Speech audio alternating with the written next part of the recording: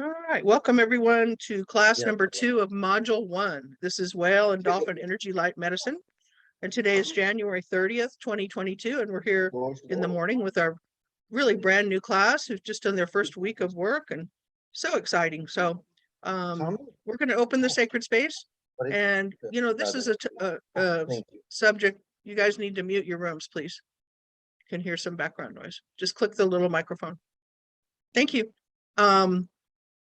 So in opening sacred space, you could spend years, really, there's multiple ways, different religions, different mystics, different courses of study. And throughout the class, I'll introduce you to some different ways that I've really grown to love.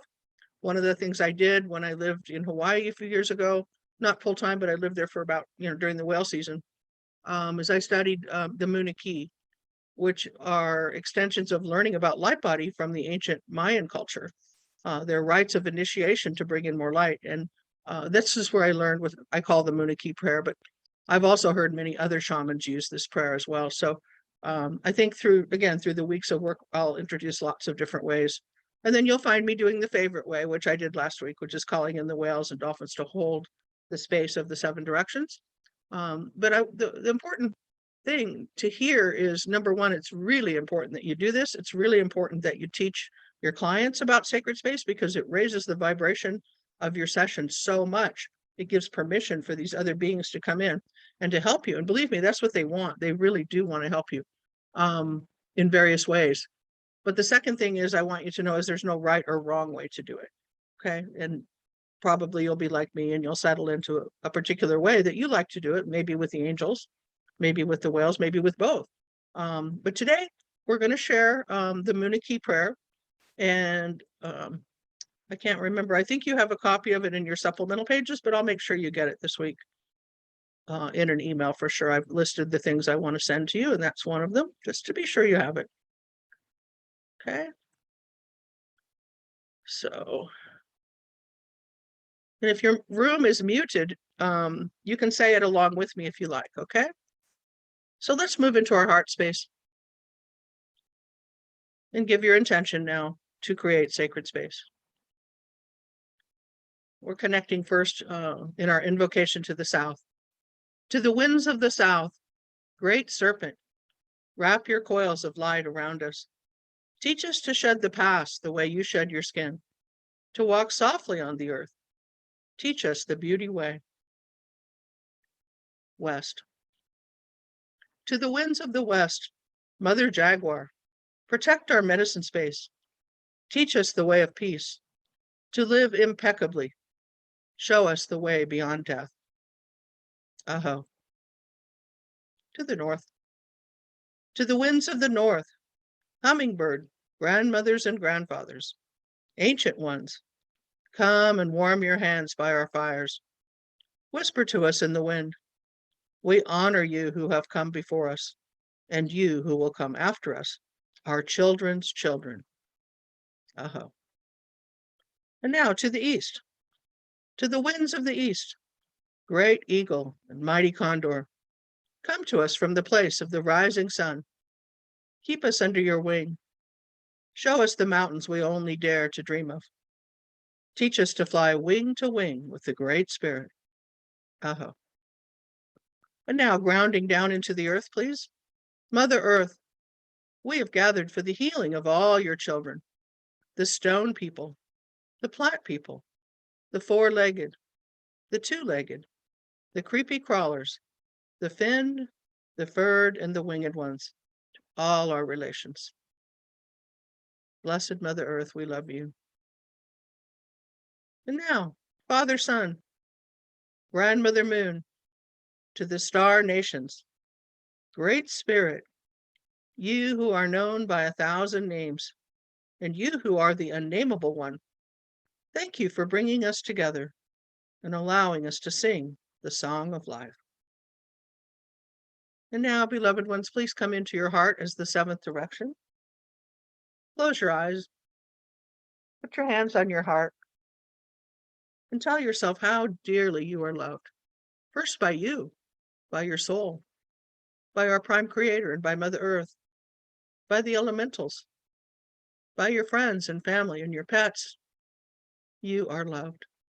And on this day, we choose to raise our vibration to the highest possible vibration, while connecting to our soul and to the great whale kingdom. We give thanks. We give thanks. We give thanks. Our sacred space is now open.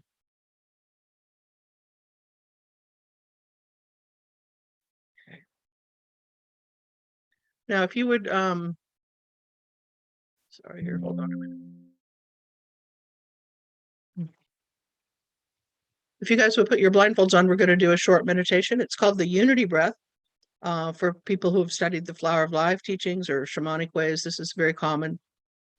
This was what I created as part of my teaching when I was in the Flower of Life school. And it's also, if you studied the Merkaba with me, it's preparatory to do your Merkaba, to balance your Merkaba each day. So it's just a few minutes, but it should, again, continue to help us raise our vibration to where we can hear the whales.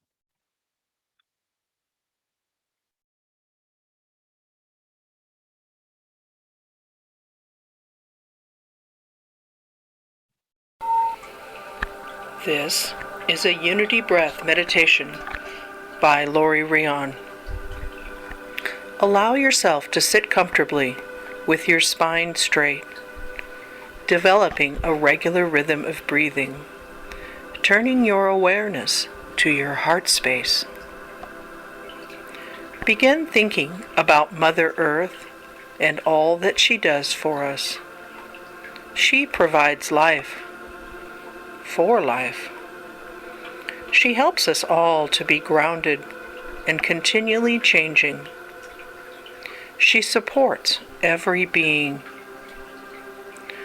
Allow your heart to become filled with love and gratitude for all that she is and all that she does. Feeling love and gratitude for the trees, the plants, the rocks, the soil, the water, the air, and the fire. Knowing that all of these elements belong to Mother Earth as we do, she will always love us. And when your heart is so filled with love and gratitude that it can no longer be contained, with your intention, send that love directly into the heart of Mother Earth, and then wait. Wait for her to send her love back to you. She always does. She has always loved us and always will. Just allow that love to stay in your heart in a tiny ball, feeling the love of the Mother inside of you. And then turn your awareness and your consciousness to Father Sky. Father Sky is the place of infinite possibilities, the bigger picture perspective, the places, beyond our imagining. And allow your love for Father Sky to begin building in your heart more love and gratitude. Love and gratitude for the planets, the stars, the comets, the meteors, the galaxies, and the universes and dimensions beyond what we are even aware of. The limitless possibilities. And when that love and gratitude in your heart can no longer be contained in your heart space, send it with a powerful intention, straight up, directly through the top of your head, into the heart of Father Sky. And then wait.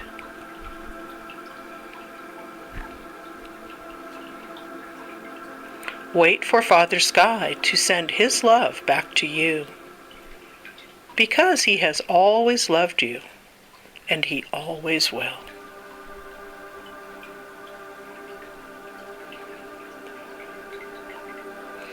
And when you receive that love, place it in a ball in your heart, next to that of Mother Earth.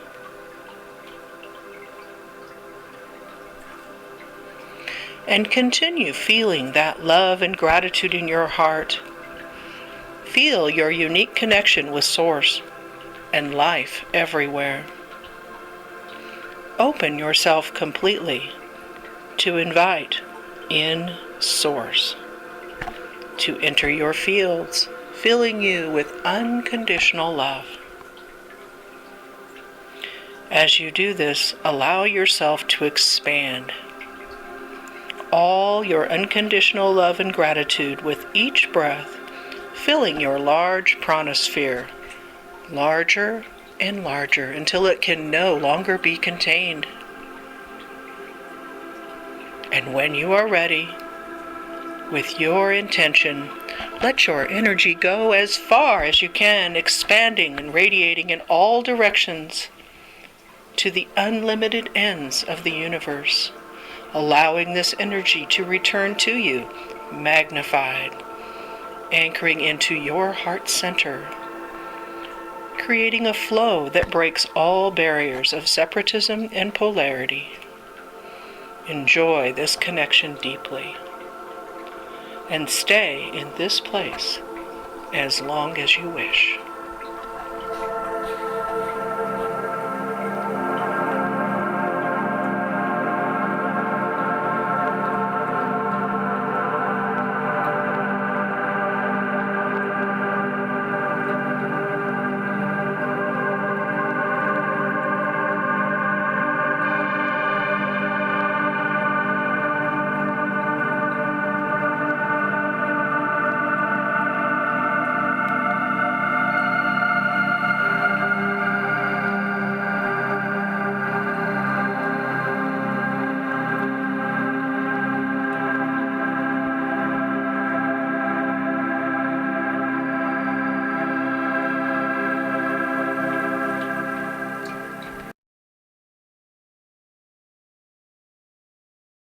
Okay. Please come back. Take some deep breaths, enjoying the sacredness of the vibration we've created together. Beautiful. So I'm excited today that we will be working with the manual this morning with wisdom and, different messages and questions. And then after lunch today, we're going to be going right into the light body activations. And throughout the course of that, you're going to hear the various stories about how those came to me and how it happened and how they've sort of fine-tuned themselves into what we call a template that I can present to you and then you can present to someone else. And we can all begin to carry more light, which is the goal. When your body can carry more light than it carried yesterday, you have the opportunity to be wiser, to be more centered, to move deeper into your spiritual mastery. So many things. And of course, we're moving closer to our true selves, releasing more of the density of this world. And again, it's not a good or a bad thing. It's a reality of the evolving intentions that we have, or you wouldn't be here. Your intention, of course, is to evolve and to find more of your true self. As we release duality. I wish you were here. You could see Lucas doing little backflips over here in the box. They say the best toy for a cat is a box. And he's proving that right now. Flipping himself. Okay, so but before we get into the manual, I just want to take a minute to welcome anybody that didn't get to introduce themselves. We had some people come in after the class was physically held last Sunday. And it'd be easier right now if you want to. Last week, if you saw obviously you saw the replay, each person got to introduce themselves and say their name and where they're from and just, a couple of things about Wales if they like. So I see we have some of those people here now. So Zia, would you like to introduce yourself? Do you have a camera? Yes, I would love to. So my name is Zia, and I'm from Buffalo, New York. And I am extremely honored to be part of this group. And I'm in health profession, so this is extremely beneficial for me. Good. Well, welcome to the class. Thank you. Yeah, and you guys got to help me out. I didn't print the roster, so rather than go into screen sharing and look for your names, if you could just go ahead and unmute yourself and say, I'm one of the new people. I'd like to introduce myself. That would be great. Hi, Jillian. Okay, go ahead. Hi, I'm Jillian from Calabasas, California. I was introduced to Laurie quite a few years ago on Telesummit, I think. Since then, I've attended a couple of her classes. Was supposed to go to Tahiti to swim with the whales, but that got canceled twice. So I just recently went to Costa Rica and participated in an animal soul connection workshop retreat there and loved it. Feel called by the whales, obviously. So I'm very happy to be here and excited. So thank you very much. Thank you. And Jillian, it's going to happen. Probably not for a little while. But you know, when I think about that, you know, the pandemic and all forced us to stay home for a while and not to travel like we normally do. The whale said, you know, think about the millions of years we've existed here. Patience is the key here. We'll still be here when travel opens up and, you know, you don't have to wear maybe a mask on an airplane. I don't know. Wouldn't that be nice? No, we don't have to worry about all that. So it's going to happen. And just on a positive note, I spoke with my captain in Bimini, that's the Caribbean, in the Bahamas. And we decided to put new dates up on the site, which will probably happen tomorrow. Over Labor Day weekend, I think we're gonna attempt to go to Bimini in September, then early September. And I'm revising, you know, retreats. I am going to do a physical retreat, but I'll also offer some live streaming up in Mount Shasta in June. It'll be a Lemurian awakening retreat, which is a big part of, you know, the work we do is helping people remember their Lemurian roots. So a couple of adjustments. They're not on the site yet, but they will be. And then long term, of course, will be probably, I mean, that would be really great if we could go in 2023 back to Tahiti, to Moorea and swim with the whales. It's one of the few places in the world it's legal to swim with the whales. Unbelievably beautiful there too. So that's my update on that. Monica, do you want to introduce yourself? I'd love to. I am Monica, and I met Jillian in Costa Rica at the Soul Animal Retreat, and we did a whale watching tour, and the humpbacks just spoke to us, and I heard about this from Jillian, and I was just the whales kind of called me in to be here, and I'm in Cleveland, Ohio, not too far from Buffalo, New York, like 3 or 4 hours. Nice. Welcome, Monica. Thank you. Sweet. All right. Again, help me out now. Who else didn't get to introduce last time? Hi, I'm Heidi. Hi, Heidi. Heidi Hirsch. I'm super excited to be here. I've listened to some of Laurie's shows through Quantum Conversations through Loren Gailey. I used to be her producer, did all her scheduling for about 4 or 5 years. And I'm super blessed I live in Hawaii.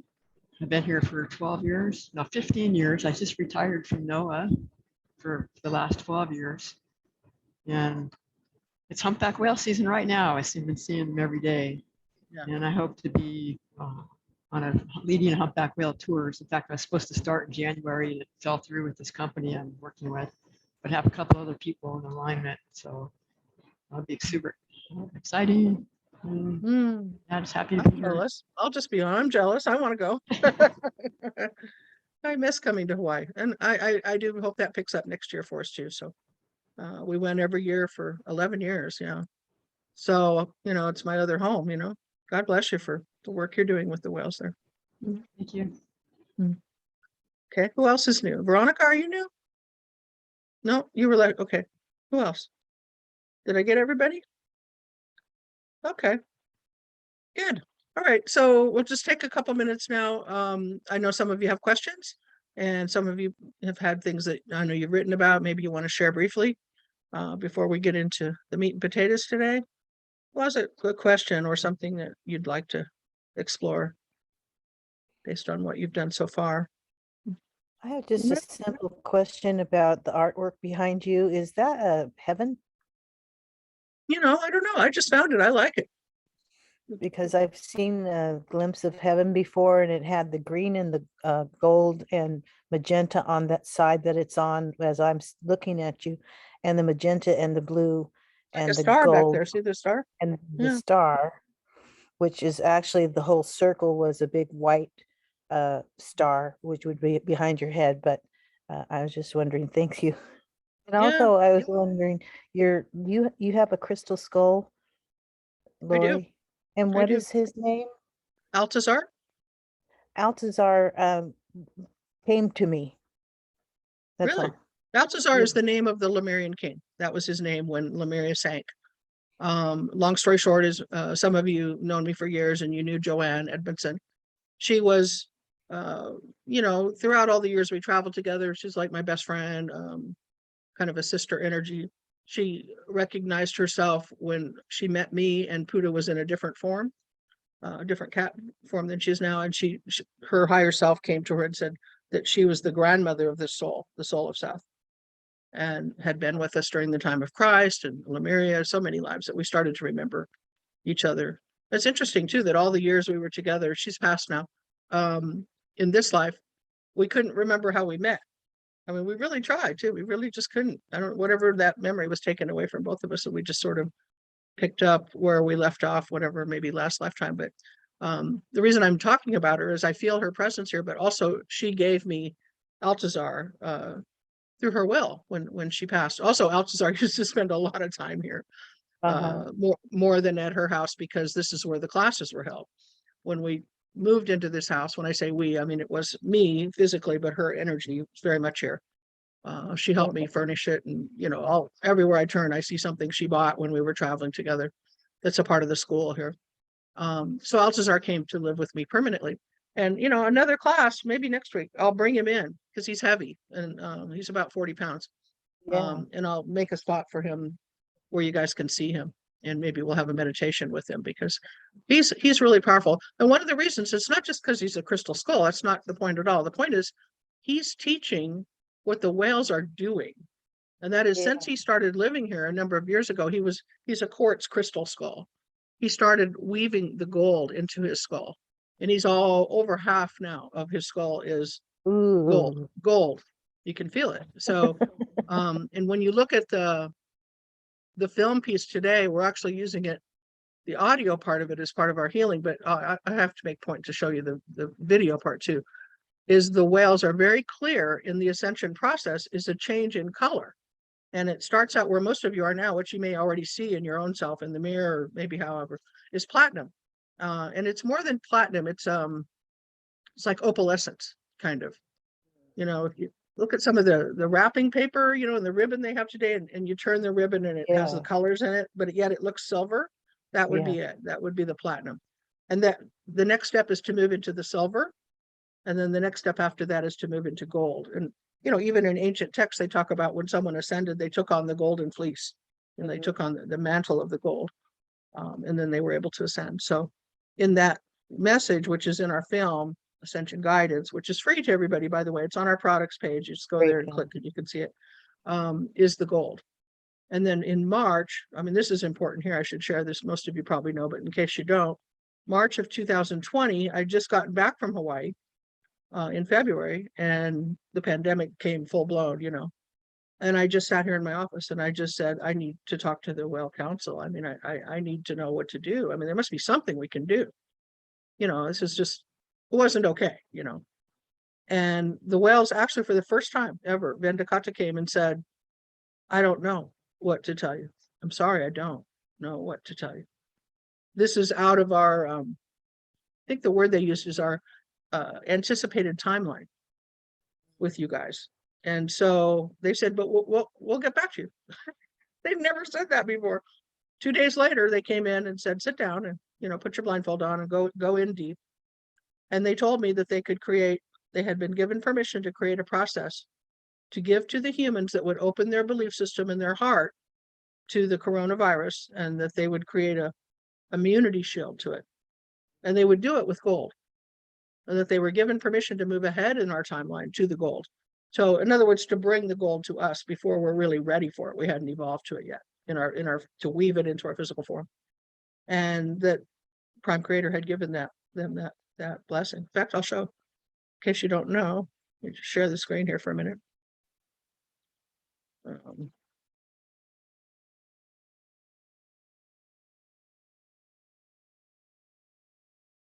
Okay.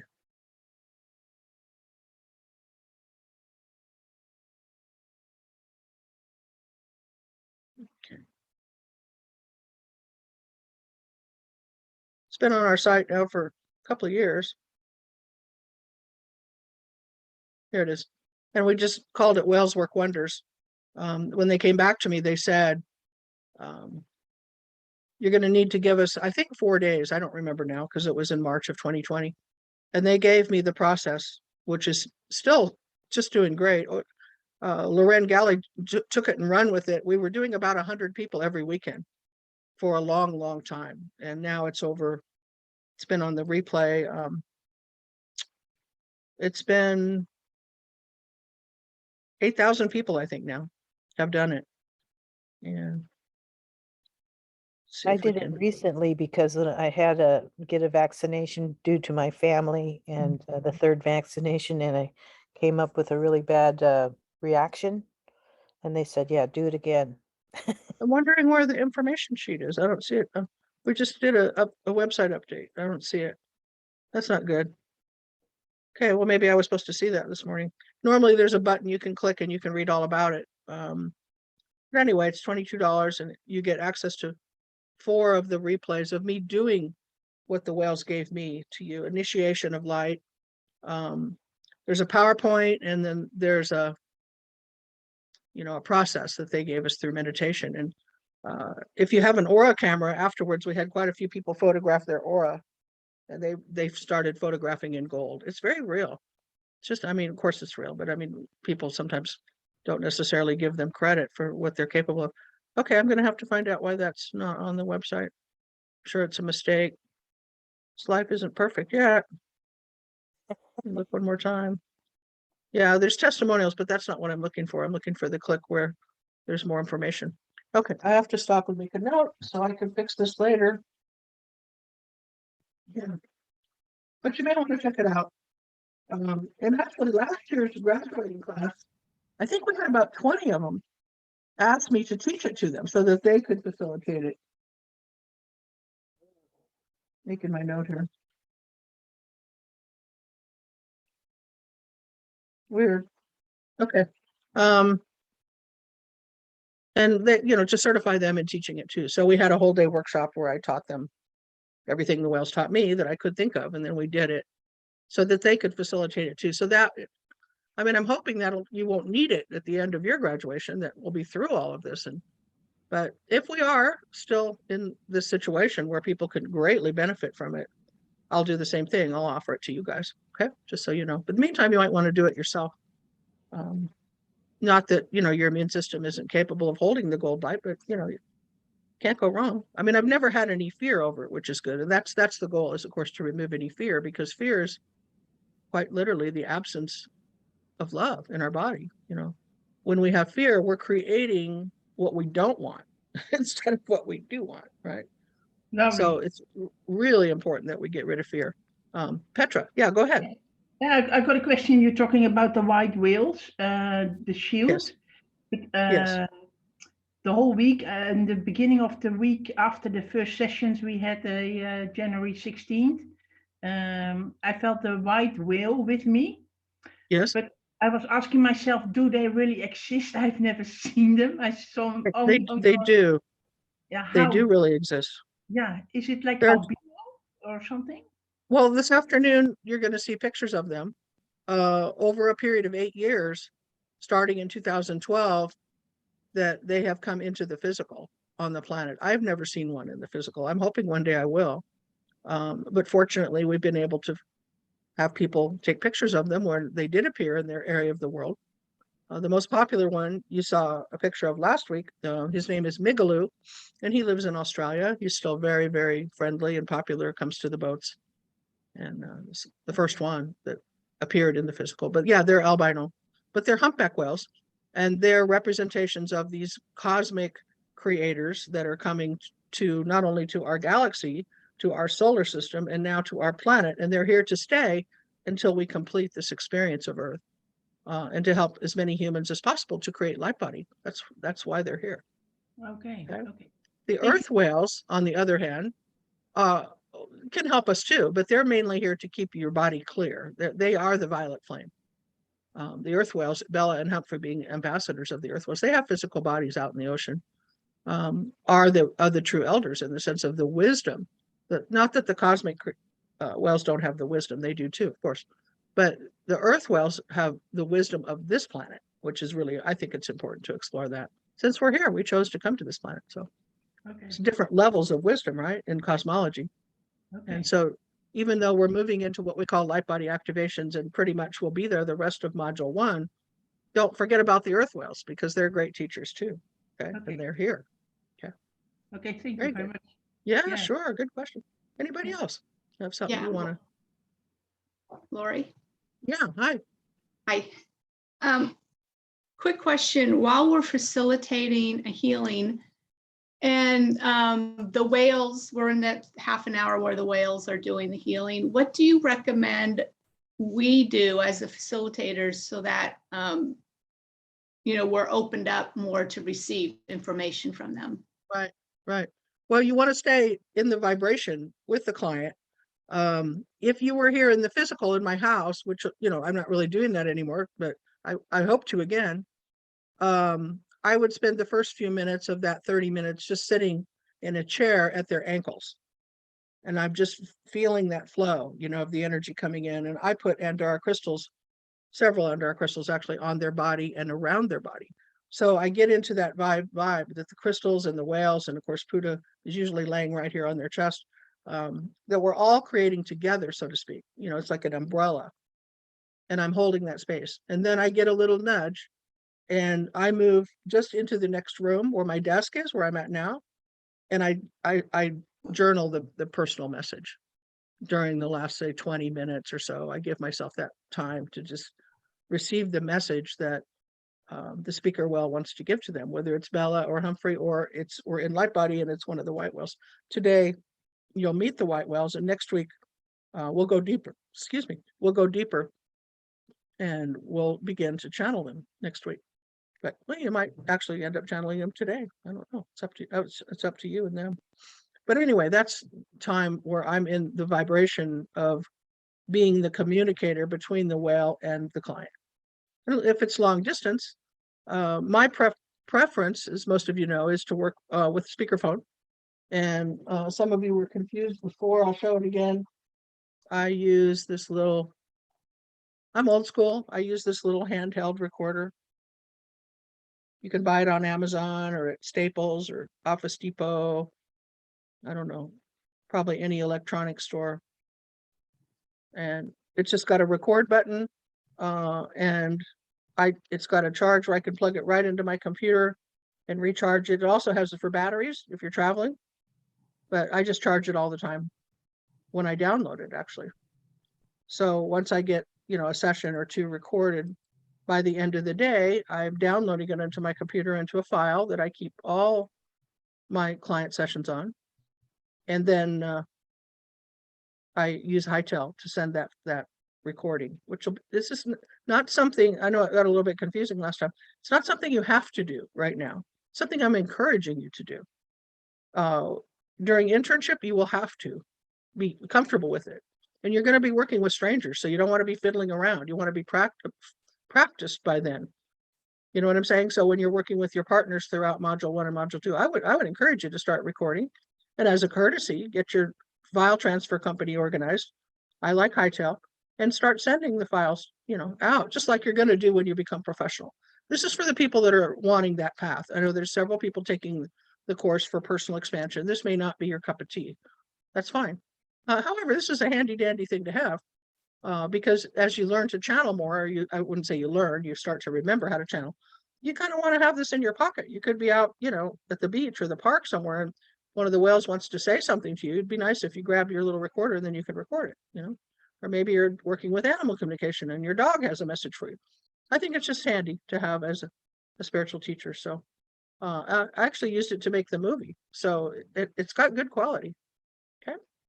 So other people sorry, are- Laurie, is that so as for our assignments to hand in, did you actually want the video or just the audio? No video, no audio. No, I said it's optional. I want to encourage you to start practicing it, because when you become as our assignment to hand in. your assignment was to use the client form that I sent you. Okay, Oh. so I'm going to go No. back to saying and it's not just for you, honey, it's for everybody. I want to emphasize how important it is to read what I'm sending you. So let's go back and look at it, okay? So here's your assignment form from last week. This is what you were asked to do. And at this point, some of you decided, you know, that you didn't want a partner anymore, that you wanted to just come to class for your personal experience, again, which is totally, completely fine. I just need to know, okay? So you're to contact your partner within 48 hours to set the appointment. And you got an Excel sheet with the class roster, so you'd have the information on how to contact your partner. You were to give your partner a whale healing and clearing session using a 90-minute time period, using PowerPoint number 1. You were also sent a cheat sheet, so because you haven't had a chance to memorize it yet, how to do it. You were given access to the replay page, so you could go back and watch it as many times as you need to, which I'm sure you will. It's going to become the most important session you'll do in the whale school because it will be the first one you give to everyone. So you'll probably do 100 whale healing and clearings to one light body as you start to explore with your clients. I mean, some of your clients will stay and go on to do light body, and some of them won't, but they'll all benefit from this whale healing and clearing. Okay, and then you were told to purchase this meditation. So it's because it has the meditation Mother White Whale Journey. And then you were told to complete the client form when you were the giver and send to the Whale School 3 Yahoo before the end of the day on the 28th. You're told to make a copy of it for your records. In other words, to start keeping copies of everything. Keep a blank form on your computer because you're going to use it over and over and over again. You're always going to need that. Okay, that was your assignment. Doesn't say anything about audio or video. I'm just encouraging you to start getting ready to do audio or video, or do it as a courtesy for your partner. It's not required. We don't want you to send them to us. Please don't send me audio. Don't send me video. Send me the form. Okay. Okay. Just to be absolutely, completely clear, this is the form that you're to use between now and the end of time. Okay? This is where Laurie, you write Thank the you. whale message. Sure. I'm sorry, I have a question. Okay. Okay, I'm not sure if what I'm gonna say sounds crazy, and I'm not sure if I understood well. But is there a difference between earth whales and cosmic whales? And Yes. I'm asking because for some reason, I think I'm really connected to cosmic whales, but not so much to earth whales. Okay. I don't know, for some reason I feel like in every meditation I do, I see cosmic whales and cosmic dolphins. But whenever I'm watching like a documentary or something, I don't get that connection or that as strong as the other connection. I don't know if it makes any sense what I'm saying. No, it does. It does. It does.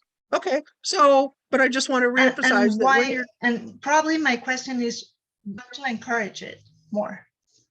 well, I want to encourage you to connect to the earth whales, particularly the 2 whales you're going to be working with, Bella and Humphrey. I'm sorry, and I cannot hear you for some reason. Can everybody else hear me? Can everyone hear me? Okay. Can you hear me now? Veronica, can you hear me? Yeah, we can hear you. Say, Veronica, can you hear me?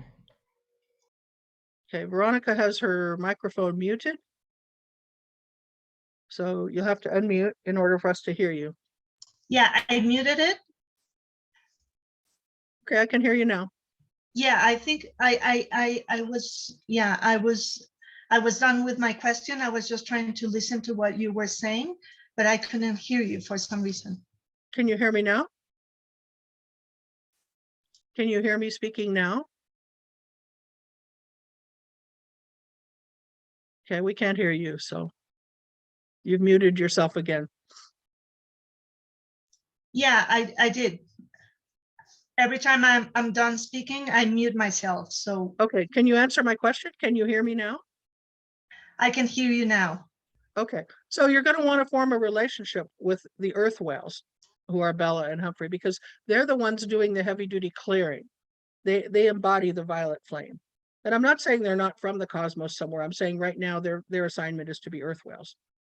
And they're here to teach and to, here comes Puddah, she's singing a song, to be ambassadors for us to connect to the elders on our planet.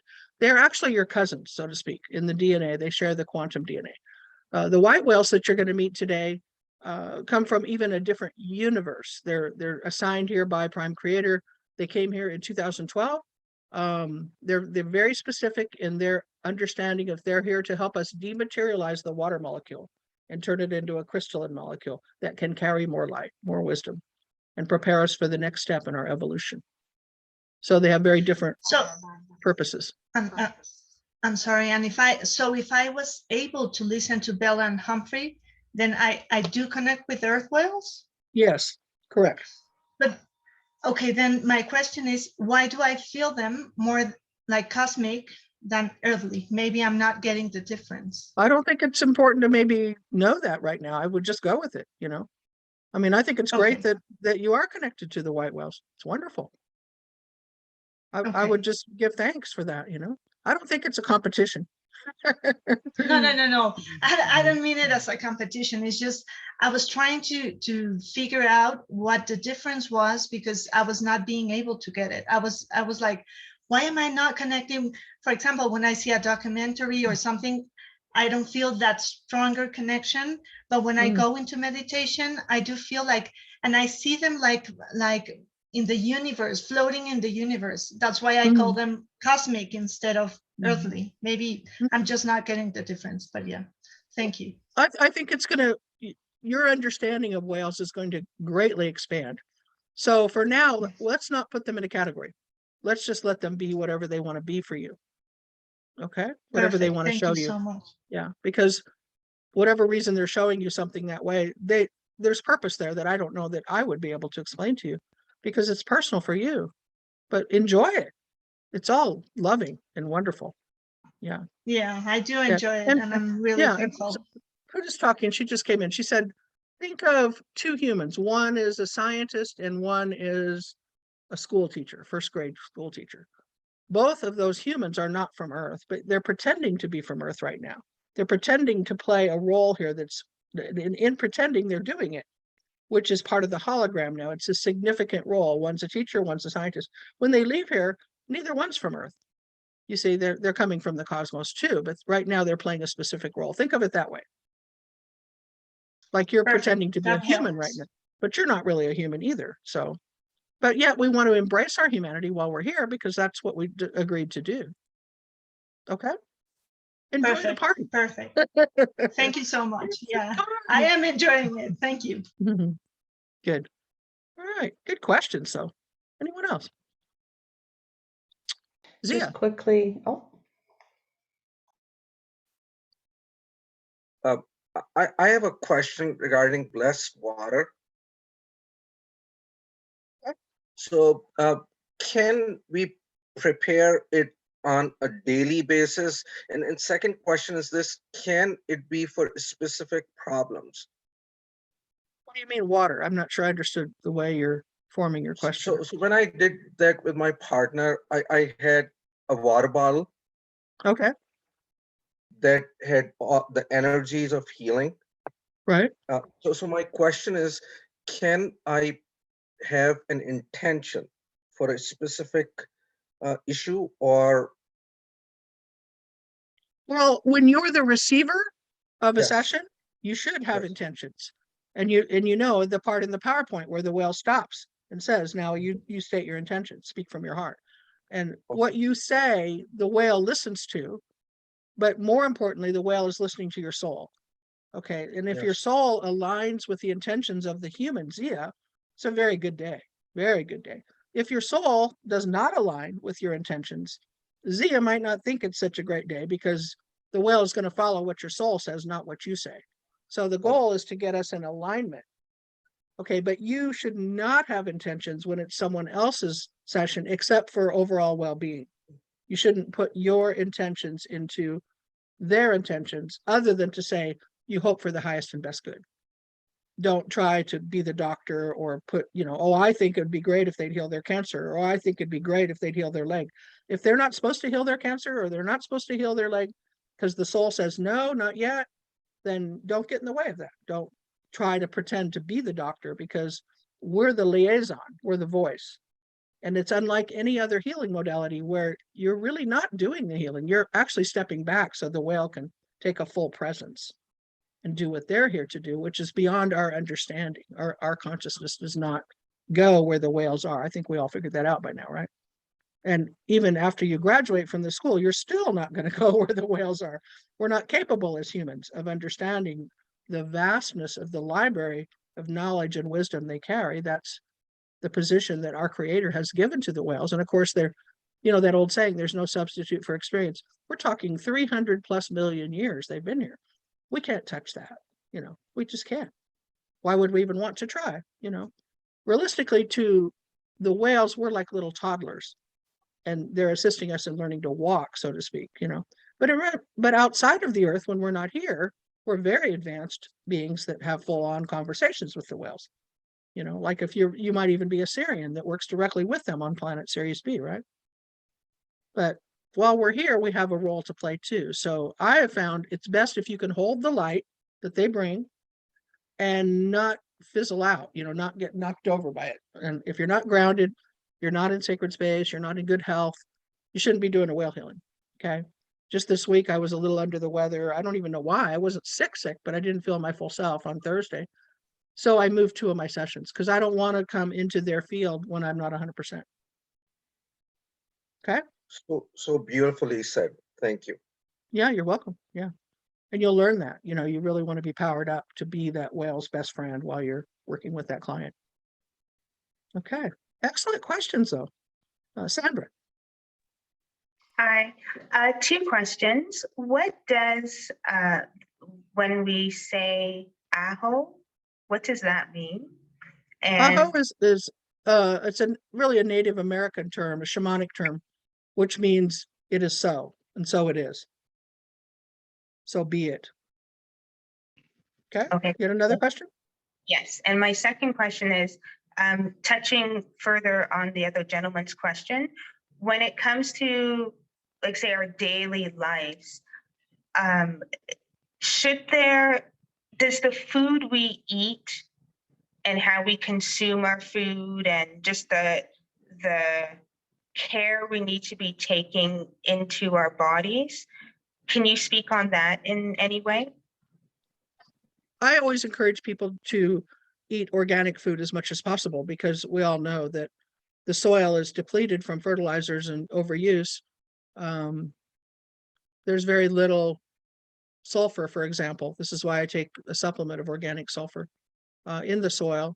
I always encourage people to bless their food. I can share a couple of different blessings if you like that I really feel are powerful. But if nothing else, just holding your food or your water and saying, bless this food, bless this water. Let's see, was it Louise Hay, I think, said, may nothing inappropriate enter my body. So that's kind of a cool one, isn't it? And it's short and sweet. May nothing inappropriate enter my body. But I can share one with you. It comes from the book Hands of Light with Archangel Ariel. And if you're holding something here, I've got a copy here, so I'm going to put my hands around it and say, I take this, the water of life. I declare it the water of light. As it comes into my body, it allows my body to glow. I take this, the water of light. I declare it the water of God. I am a master in all that I do. So be it, and so it is. Bless this food. So, and if you like, I can write that down for you or send it to you. I've memorized it, but it's from Hands of Light, which is a great book. Okay. Thank you. Yeah, try to avoid processed food. Try to avoid overcooking your food. As much healthy green vegetables and fresh food. Puddah says fresh fish every day. Andrew says,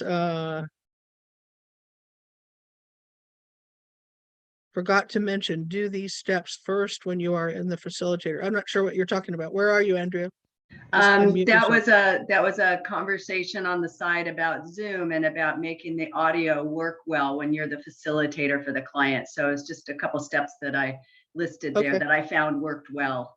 Yeah, when you first open up Zoom, and you say share screen, you click share screen. And I don't think you'll be able to see it on mine. Tell me if you can see that. At the bottom on the left-hand corner, there's a box that says share sound. There's another one that says optimize for video clip. Click both of those boxes. They're blue. Be sure to do that or the sound won't be of good quality. I don't know if you can see this or not, but that's just write down when you first share screen, click the two blue boxes on the bottom left and you'll be glad you did. Okay. Yeah, sorry, I should have mentioned that last week. I'm not a Zoom expert. You guys probably figured that out by now. I mean, I get by and I learn more all the time. But if I had more time, I'd watch some of the tutorials.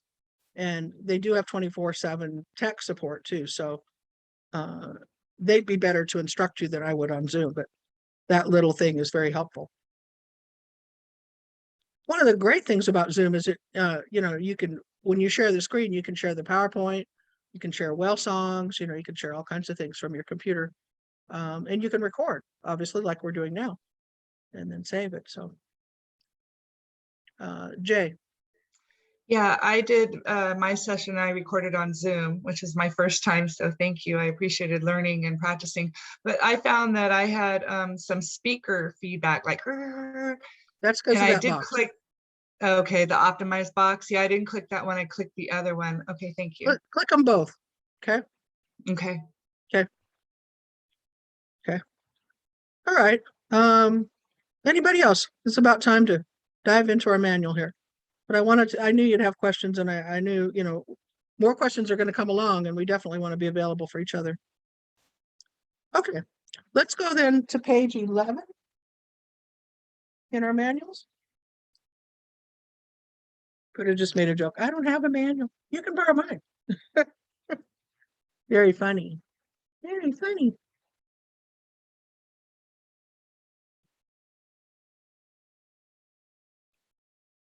Need to cut my hair out of my ass. Okay, the middle of the page on 11. The whales and dolphins are the most ancient and spiritually advanced souls on our planet. They tell us that it's time to upgrade our systems and make a conscious quantum shift within our own operating systems. These energy medicine systems of pure potentiality can create an instant upgrade for you. The processes work with your intention to heal and expand your consciousness. So I'm going to reiterate one more thing that I'll probably need to say it a lot of times is once the healing session is underway, the permission has been given through the PowerPoint and the client is receiving. That receiving, as long as their vibration doesn't drop significantly, like they go out and get drunk or, they go to listen to rap music or they get in a fight with someone, as long as their vibration stays high, the healing will continue for about 10 days, usually, sometimes 14 days. I always say about 10 days. So during that time, they should really consider themselves in a healing mode and take really good care of their vibration and stay in a receiving mode, stay in connection to the well when they go home, and that's why I send them the PowerPoint so they can repeat it, send them the audio, everything that we do, I send to them so they can continue working. It isn't just that 30 minutes, okay? Mission statement. The dolphin and whale energy medicine creates a crystalline matrix in the human form, activating dormant DNA and allowing the human to carry more light, thus preparing them for ascension. And you can see I put that in bold. You're probably going to want to put that on a note card. I read that in every session to every client at some point. It's either in my meditation recorded, which of course I know them because I recorded them, or I tell them that, or it's in materials that I email to them, which we'll talk more about, preparatory emails for your client. I just recommend you memorize it, and not just memorize it to know the words, but to really feel the value of that. Okay, a crystalline matrix in the human form. Wow, what is that? Oh, wow, more and more on that. Okay, so during an energy light medicine session, the cetaceans and the beings of light access your Akashic records and your original soul divine life blueprint. This exists within the matrix of the grid systems of the Earth. Your records also exist within the water molecules of Earth's oceans and can easily be accessed by whales and dolphins who are stewards for humanity. A whale healing and clearing session offers you an opportunity to access your original state of existence. Now, have you ever met a doctor that told you this? Anything like this at all? Me neither. It was like, oh, wouldn't it be nice if you went to the doctor and he pulled out something like this? He said, we're going to access your crystalline grid system today. We're going to look at your original state of consciousness, your divine blueprint, and we're going to look at your soul mission. What do you think about that, Laurie? I would be like, I mean, it sounds like I'm making fun, but I'm not. I'm trying to drive this point home. There isn't anything on the planet that I've discovered that can compete with this, okay, that can even hold a candle to it. So once we've discovered this, I mean, and the whale said this, I think back to me, if I go back when I think it's my first or second message I got from them, where they said that the body fluid of the human would ultimately be used as a diagnostic tool. And they don't say the words all over the world, but it's true. And it's because of Dr. Emoto. He was able to prove that water is sentient. We didn't even know that. I mean, come on, we didn't even know that the water in our body is how consciousness is measured. And by the feelings that we have, our emotional body is the creative force. We didn't even know that. We thought everything was happening up here in the mind and we're supposed to be smart. And in pursuing that, we lost really all sense of intelligence as far as I'm concerned, because we left the heart. And when we left the heart and we were no longer taught to be in the heart, or that it's sissy to cry or to feel bad, or, we were really told to disconnect from our emotions and be strong, competitive, we were taken from the spiritual truth of who we really are. So who held all that wisdom for us? All those years, who did that? Well, we warred and killed each other and raped, pillage, and plunder, right? The dolphins and whales, the cats, the dogs, the horses, the birds, they kept that knowledge for us. And they're always willing to share it, of course, but the true elders of the wisdom of first walked the earth, they walked upright, on 2 feet, and then they moved into the oceans eventually and became the elders that they are. But who knew? When I worked with Drunvalo, and I think I've shared with you, I went to the Flower of Life School for 3 years. He said he didn't think that there were probably even 10 people on the planet. And he didn't know me yet personally, not like he does now. He didn't think there were probably even 10 people that could talk to the whales on the planet. And I just wanted to go, wow, I mean, and then later, after I made some videos and he showed them there during my classes and stuff, he showed me like the first blue whale video, if you watch, he showed that and let me go up and talk about it. And he got to know Puddah and Altazar. I had Altazar there. I never really got to bring that up again with him, but once he realized who I was and that I was kind of pushing myself onto him because I wanted him to acknowledge what I was doing, because it was important. There's a chance to share it, right? He never said, I don't know how to explain it. He never doubted it. I mean, he never said, she's not really talking to the whales, or that this isn't real. If anything, he promoted me. So I think now the fact that we're how many years later, 12 years later, there's people all over the world, and a lot of you are getting messages from the dolphins and whales before you ever met me. It's happening. I mean, the vibration of the whales and dolphins are reaching out in a way where they're reaching us, or maybe before they couldn't, we were too shut down. I don't know. I don't have the answer to that. I just know it's happening. And this statement is the crystalline matrix. It's awakening us in a way that I'm not saying you can't wake up without them. I'm saying if you are waking up without them, that doesn't mean they're not helping you. It means you're not aware they're helping you, because I believe they're helping everyone. Does that make sense? Hey, Laurie, is there some place in the PowerPoint presentation that you say that mission statement, or we just added it in, whatever we think it's appropriate? You know what? Make a note that when we go through PowerPoint number 2 today and this afternoon, to look for it. I'm pretty sure it's in there. But now that you're mentioning it, I'd like to double check. So we can always add it. It's in my handout too, that I give to people that study light body, and I'll show you that. But it should be in the PowerPoint if it's not. I'm pretty sure it is though. Okay, we're on page. Hey, Laurie, are we going to learn more about the flower of life as we go along? Because I was recently reading about it, since it's a very valuable tool along with the violet flame that you can use in healing. We are. Well, the violet flame is, we're going to be studying that every time, because remember, the whales are the violet flame. Yeah. Okay. Yeah. But the flower of And life, this, like the, well, the flower's life symbol is, do you know what it looks like? Mhm. Okay, it's the sacred geometry of the seed of creation.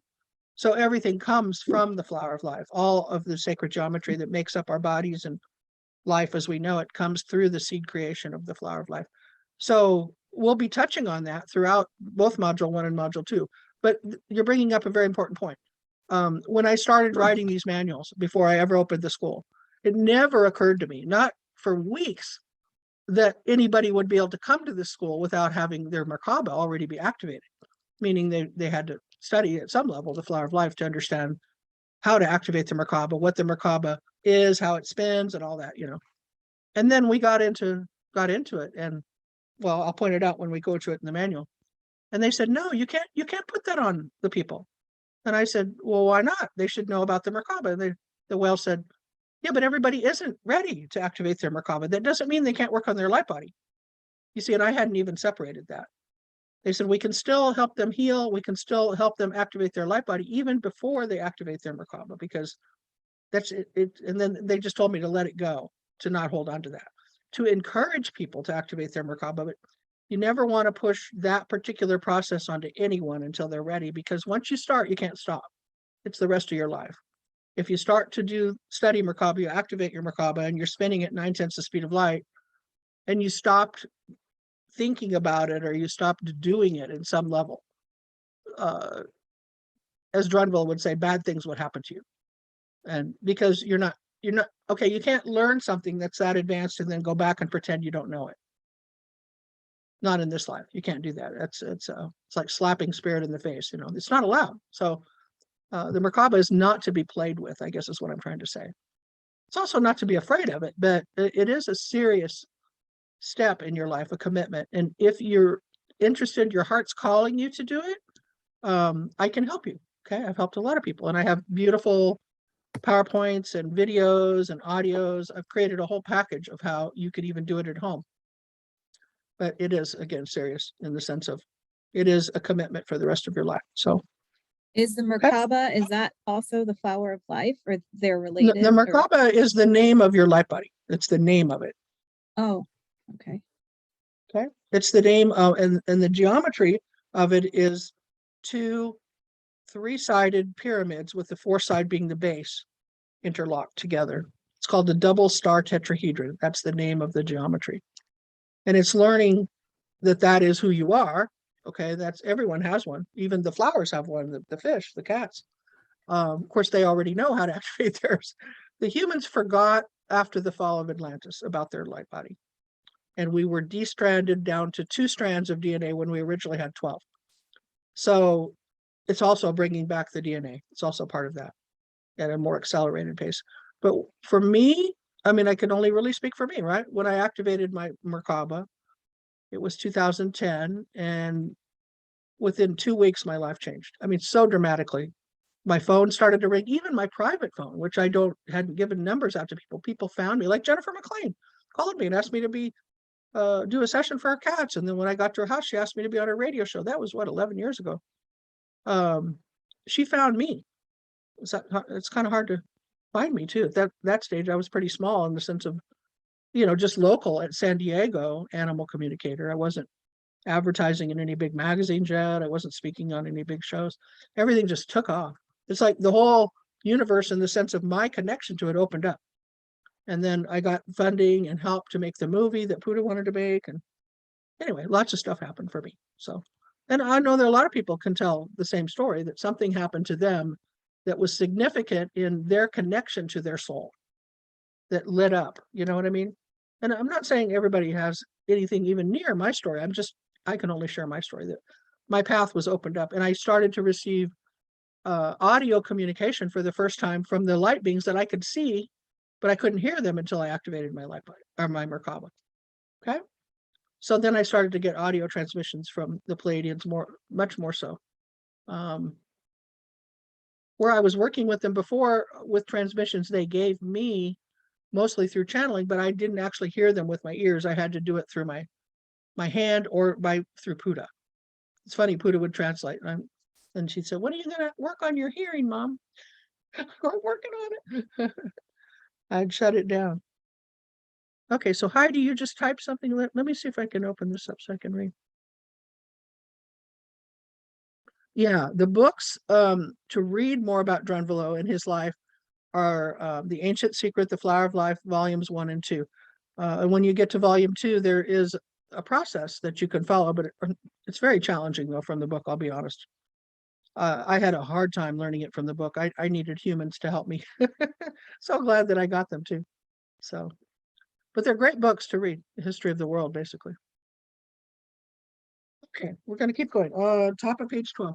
You may experience an accelerated change, growth, and a deeper connection to your soul. The processes will assist you in moving into higher states of consciousness and in raising your vibration.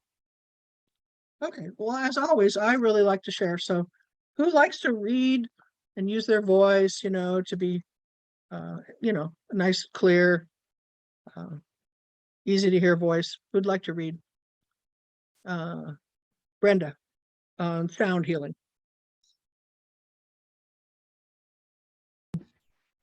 Page 12. Sound healing. Cetaceans and vibrational healers using many modalities to assist the human. They are multidimensional beings capable of using light and sound biotechnology to assist us in multitude of ways. The origin of creation is light, sound, and sacred geometry. Sound can permeate all levels of our being, affecting every level of existence and even recalibrating our DNA. For over 40,000 years, sound has been used for healing because of its incredible effectiveness. When we listen to whale songs, we are given permission for a personal calibration within our physical and emotional bodies. The great humpback whales are the ancient beings on our planet and have shown us that they can realign your energy and your body using their tones. Their songs actually open vortex tunnels or portals of spinning sacred geometry as they assist you directly in creating a higher vibration and a state of well-being. Power of sacred space. In creating the highest possible vibration for any session work, it is important to open sacred space at the beginning of every session. There are many ways to summon the energies of sacredness so that there is no right or wrong way to do this. Only remember that it is vitally important to do it in your own way, but from your heart. The organizing principles of the universe will respond in kind when summoned, and you will create a pristine and sacred space to work within.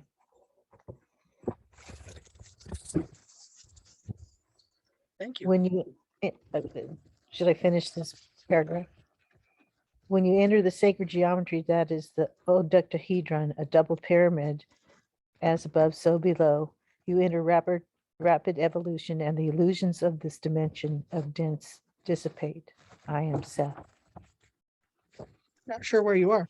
Oh, I didn't turn the page. Oh, I was at the end. Sorry. Yeah. Okay. So basically reiterating what we said in the beginning of the class today, there's no right or wrong way. Today we did the Munich version. Other times we'll do different versions. I'm going to read this next part. Our suggestions are to include some or all of the following as you set up your sacred space. Call upon the 7 directions: south, east, north, west, center below, which is grounding, center above, connect to the sun and beyond, and center within, of course, is your heart. And these are suggestions, okay? Call upon the elementals, which include air, water, fire, and earth. Call upon the cetacean ambassadors of light and ask them to hold the directions upon the sacred grid that you are creating. Laurie Reyon will demonstrate. Okay, and if you want to see me calling in the cetaceans, go back to see the replay from our first class. Okay, and somebody's not muted your room. We're hearing background noise. So please mute your rooms. Call upon 7, let's see. Create the geometry of an octahedron as you honor, as above, so below. So if you see a 4-sided pyramid over your house and you call in the 4 directions there, and then you invert it down into the earth. So you've got a pyramid on top above your house, and then you've got a pyramid inverted down below. You've got the octahedron and 8 sides. And that is the actual geometry of sacred space. There's an octahedron at the bottom of page 13. It's purple. And if you could see that sitting on your property with the second pyramid below the earth. That would be that's the goal, to do what you want to do to create the perfect sacred space, I guess you would say. Optional to call in 7 of the galactic archangels.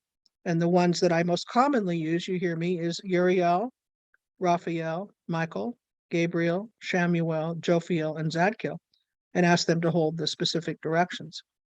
And in doing so, you'll get to know them. You know, they'll communicate with you over time. And if you're not already hearing them, you'll find out more about them and they'll become good friends. Call upon the cosmic archangels, including Lord Metatron and Archangel Sandalphon. That's up to you. These are the 2 beings that, again, are cosmic. In my world, Archangel Sandalphon is the same as the sun god, also known throughout the ages as Ra, the teachings of Ra. Call upon the ascended masters that you and the client are working with. Sometimes people will tell you they have a relationship, let's say with Kuan Yin, or, you know, with Athena, or, you know, even a lot of people now will say Saint Germain, as he's the current ascended master. People will talk about their relationship with Jesus. He was the ascended master at the time he lived.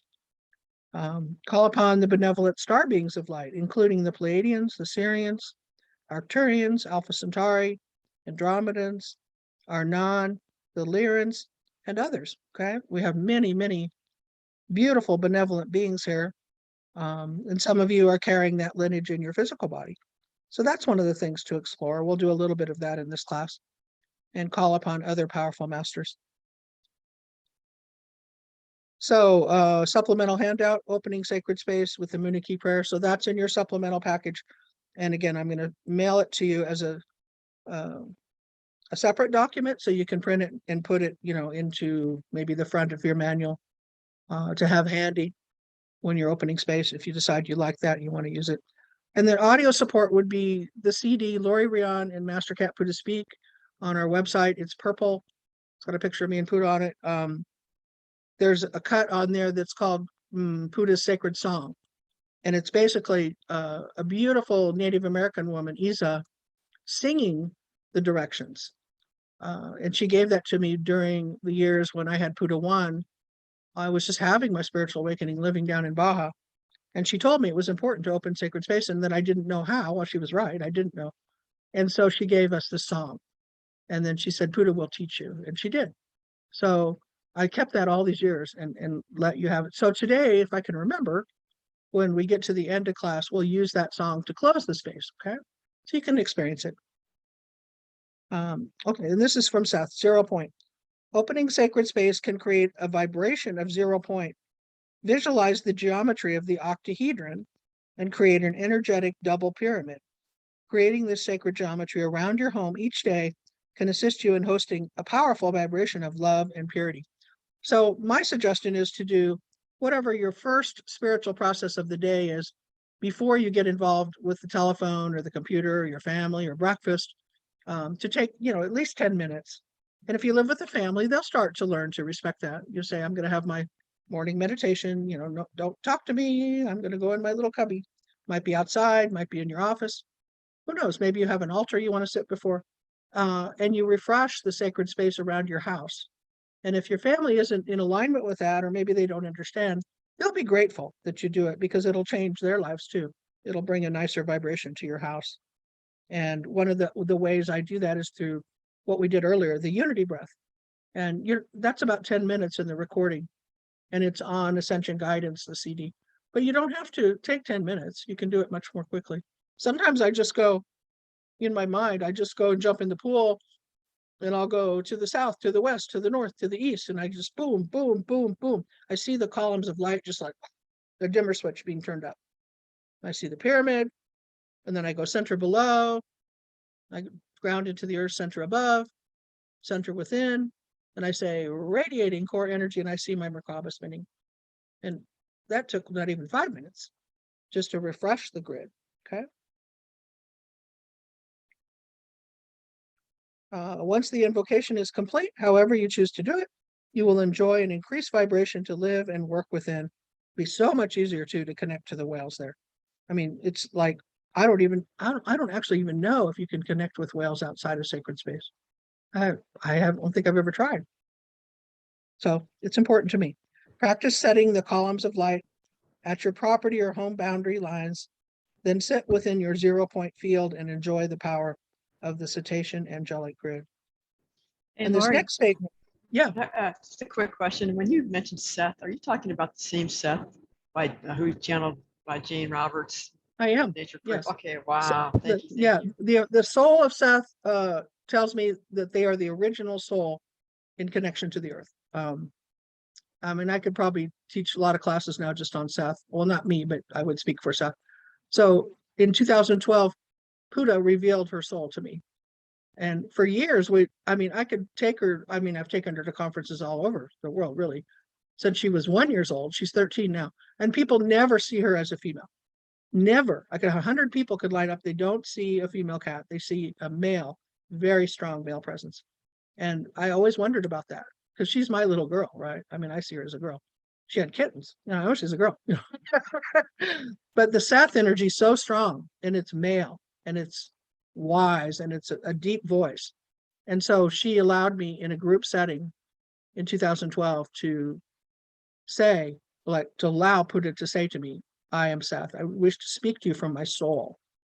And that's when the Seth teaching started. And you can look on our website now. If you go to our products page and you click on see the replays, I've got 24 classes. About half of them are Seth classes. And that's actually Seth teaching through me. It is the same Seth that Jane Roberts channeled. And Seth has appeared as many other beings all over the planet, including Socrates was Seth. I could tell you a lot of different lives that Seth has had. So Puddah is sort of a newbie in being a cat, has had more human lives than has had cat lives, but is really enjoying being a cat, aren't you? Yeah. Yeah. So kind of cool, huh? To get to teach from that would come to an animal communicator and say, okay, let's start teaching people about who's inside those animal bodies, but it would take somebody that could see that, I had to experience the teachings of Seth from a human form almost to understand it. Now I can look right at Puddah as a cat and see the cat teaching me, but that took a long time for me. I almost had to close my eyes to hear the Seth teachings and not see them as my cute little kitty telling me about the cosmic consciousness of the world or the history of the world. I just couldn't, I had my belief system was told, well, it's just a cute little cat, I had to overcome that. Now, when I'm communicating for animals, almost always in the first maybe 15 minutes or so, the dog or the cat will tell me who they really are. And they'll show me some type of light being from some part of the world, usually the Lyran system or the Syrian system, and that they've been a great master being in doing all kinds of things before they took on an animal form. And that they're really here to help their human parents, Pretty cool, huh? Sure. Yeah. I read all the whole Seth Speak series when I was in college. Yeah. It's amazing. And they're all about self-empowerment. And so it makes sense that Seth would partner with the whales, huh? Yeah. Anyway, okay, this last part, Seth on 0 point, I love it. And this is another thing. Over the years now, a lot of people chose to use this particular quote on a note card, to make little cards to use until you memorize them with your clients, okay? 0 point is the underlying energetic of absolute interconnected stillness from which all experiences are born. It provides clarity and allows the mind to stop offering you a false reality. Well, that's a lot in just 2 sentences. That's a huge statement. Absolute interconnected stillness from which all experiences are born. In other words, when you're not in 0 point, you're in duality and you're in the hologram, you're in the illusionary part of the world, which is not real. It's like going to a horror movie basically and then coming out and saying, this is real because I saw it in the movies. It's not real. What's real is love. And the only way you're going to experience love is to get out of duality, right? Which is the illusion. Clarity, to the mind to stop offering you duality, basically. 0 point is the presence of all that is, infinite and neutral. From this place, you are offered a boundless state of possibilities. So that's where you want to go. If people say, why do you open sacred space? You could read them that right there. This is why I open sacred space. I want to be in 0 point. I want to be in my heart. I want to leave the false realities of my mind. Okay. And Laurie, Next this is page. what you say that the Yandaras are at 0 Yes, point. they exist in 0 point. all the time. You can't take them out of zero. You can throw them across the room. You cannot take them out of 0 point. Oh, and speaking of the Andaras, I communicated with Mickey, and I was really hoping the new order would be here today. He said it'll be here Tuesday. So sometime next week, I'll create a viewing, because I know a lot of you want to see, and you should have first chance at what's coming. I don't know. I asked him for all the colors. I asked him for elders, and I put in a big order. So you'll be hearing from me if you want to connect in on that new order. Okay, top of page 14. When you enter the sacred geometry, that is the octahedron or double pyramid, as above, so below, you enter rapid evolution, and the illusions of this dimension of density dissipate. How's that for explanation? Why open sacred space? Do we want to move out of the illusions of this dimension and move into rapid evolution? Yeah, we do. Very good. Okay, your personal vibration. Your vibration is a direct reflection of your ability to love and honor yourself. Raising your vibration to become a powerful healing partner for the whales and dolphins depends on your ability to access that part of you that is sacred.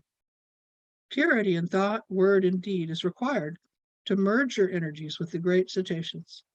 The human that can enter their heart space and surrender the mind and analytical process is on their way to living, creating, and playing outside of duality and karma. Nice. Love it. Okay, so we're going to take a moment. Going to look at an inspiring video here.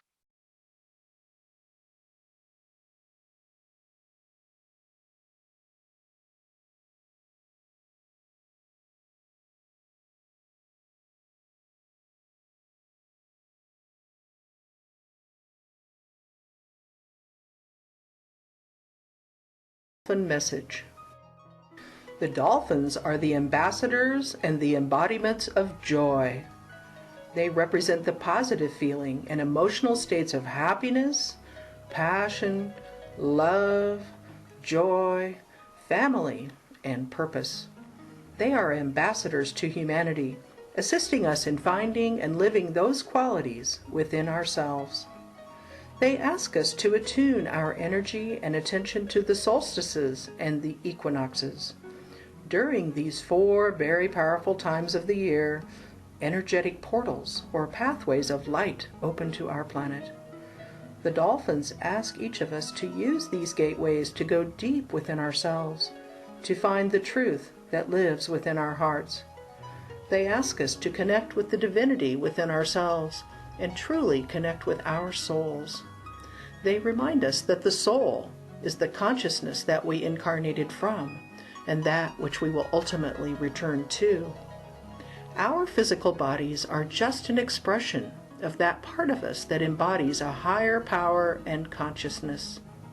Our souls want nothing more of us in the physical than for us to be happy and live a joyful and magical life. It is only through creating joyful feelings that we can achieve a higher vibration and can truly connect to and communicate with our higher selves. So the dolphin message is quite simply to become aware of how easy it is to monitor our thought forms and just choose to change them if we find our thoughts anything other than joyful.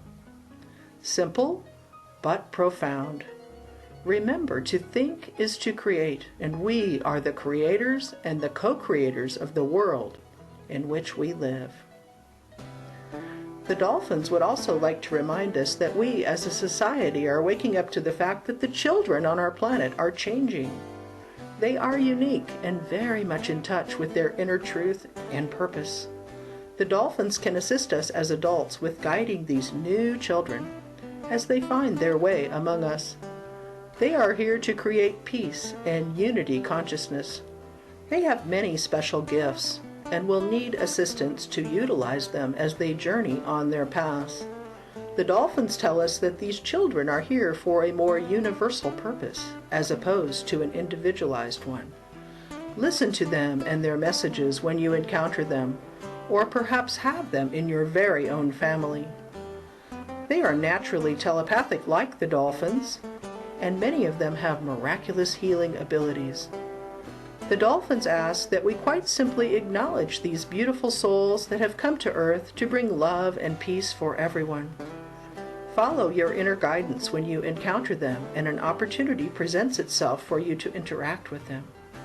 It is important that they are encouraged to find their unique gifts and that they connect with their divine life missions.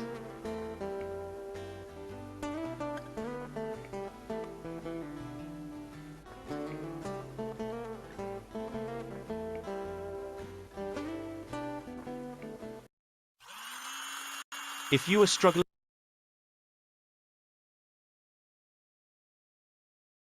Okay, I'm going to show you one more, just because we made these new changes that I talked about earlier. Hoping to go to Bimini over Labor Day weekend. That'd be this coming September. I ran across this little clip. This was taken with our group. I think it's 2018. I happen to have a really good photographer with me on this trip. I think you'll like it. Get you in the vibe. These are the Atlantic spotted dolphins.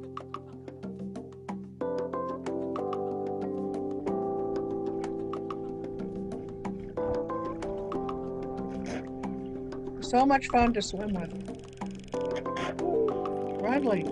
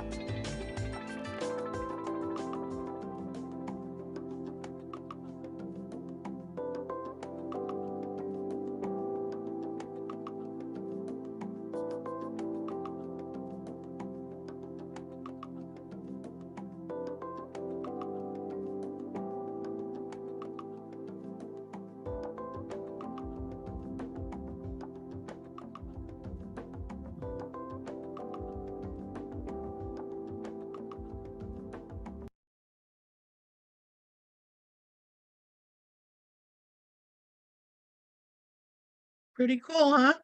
So if you like warm water and you like dolphins, these are often considered the friendliest dolphins in the world. Unbelievably beautiful. So, and I was going every year. Now it'll be 2 years in the fall. But something to look forward to. And we're going to revise our marketing, so you'll get an email ultimately telling you about it. But just excited at the possibilities of being able to go back. And unlike everything else we do, if for any reason you would say put a deposit on this retreat, and because of the pandemic and travel restrictions and so forth, we were unable to go, you would get your money back, where normally we don't. We put money down on the boat and it's not refundable. We couldn't get it back if we wanted to, but it's different. The last 2 years, everybody knows now that we have to be flexible. And God bless our captain. He's still in business. Thank God. He hasn't had any work in 2 years, but he's not giving up. He's hoping, things will pass. And, he's had this glorious life of taking people to see the dolphins, and, he's can't wait to get it back, just like the rest of us can't wait to come and see it. So Okay, we're going to take a very short break. Let's see, it's 11:33. Come back at like 10 minutes, 7 minutes if you can. Let's come back at 11:40. Just get something to drink, stretch your legs. I'm going to pause the recording and I'll see you in a few minutes. Okay, welcome back after the break. We're going to go back to our manual, page 14, where it says watch the Dolphin Joy video. We did that. I'm going to start there. The biggest challenge that you will face as a whale and dolphin energy light healer is releasing limiting beliefs that you have been exposed to that are now a part of your perception and awareness. If you believe something to be true, nothing outside of that belief can enter your fields. This is a part of the power you hold as a creator with free will.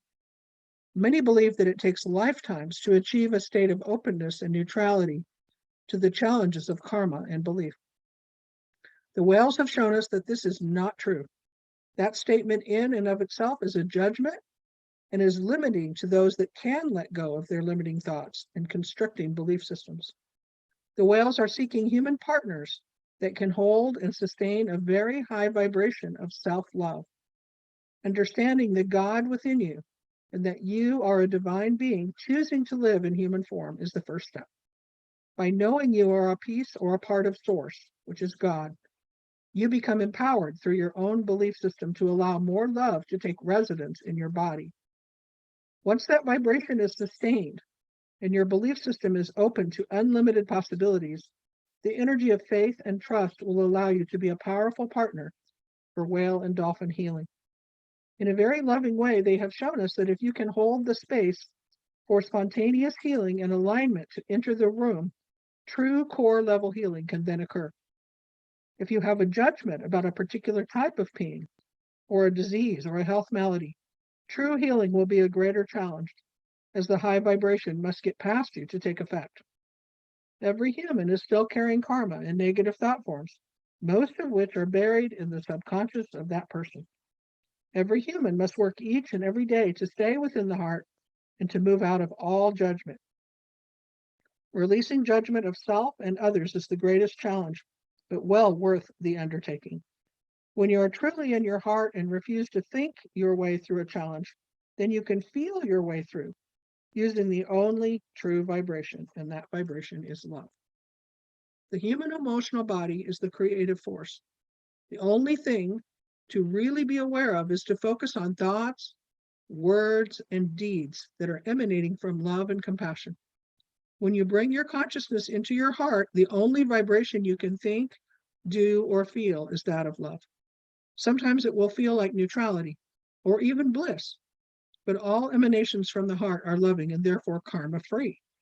There is no polarity and therefore no karma created when you live and create and operate your life from your heart. That vibration is where the animals live. They have no karma and therefore are stewards for the earth, and some, like the cetaceans, are stewards for humanity. The animals are the greater body of healers and teachers on this planet, and that's a Seth quote.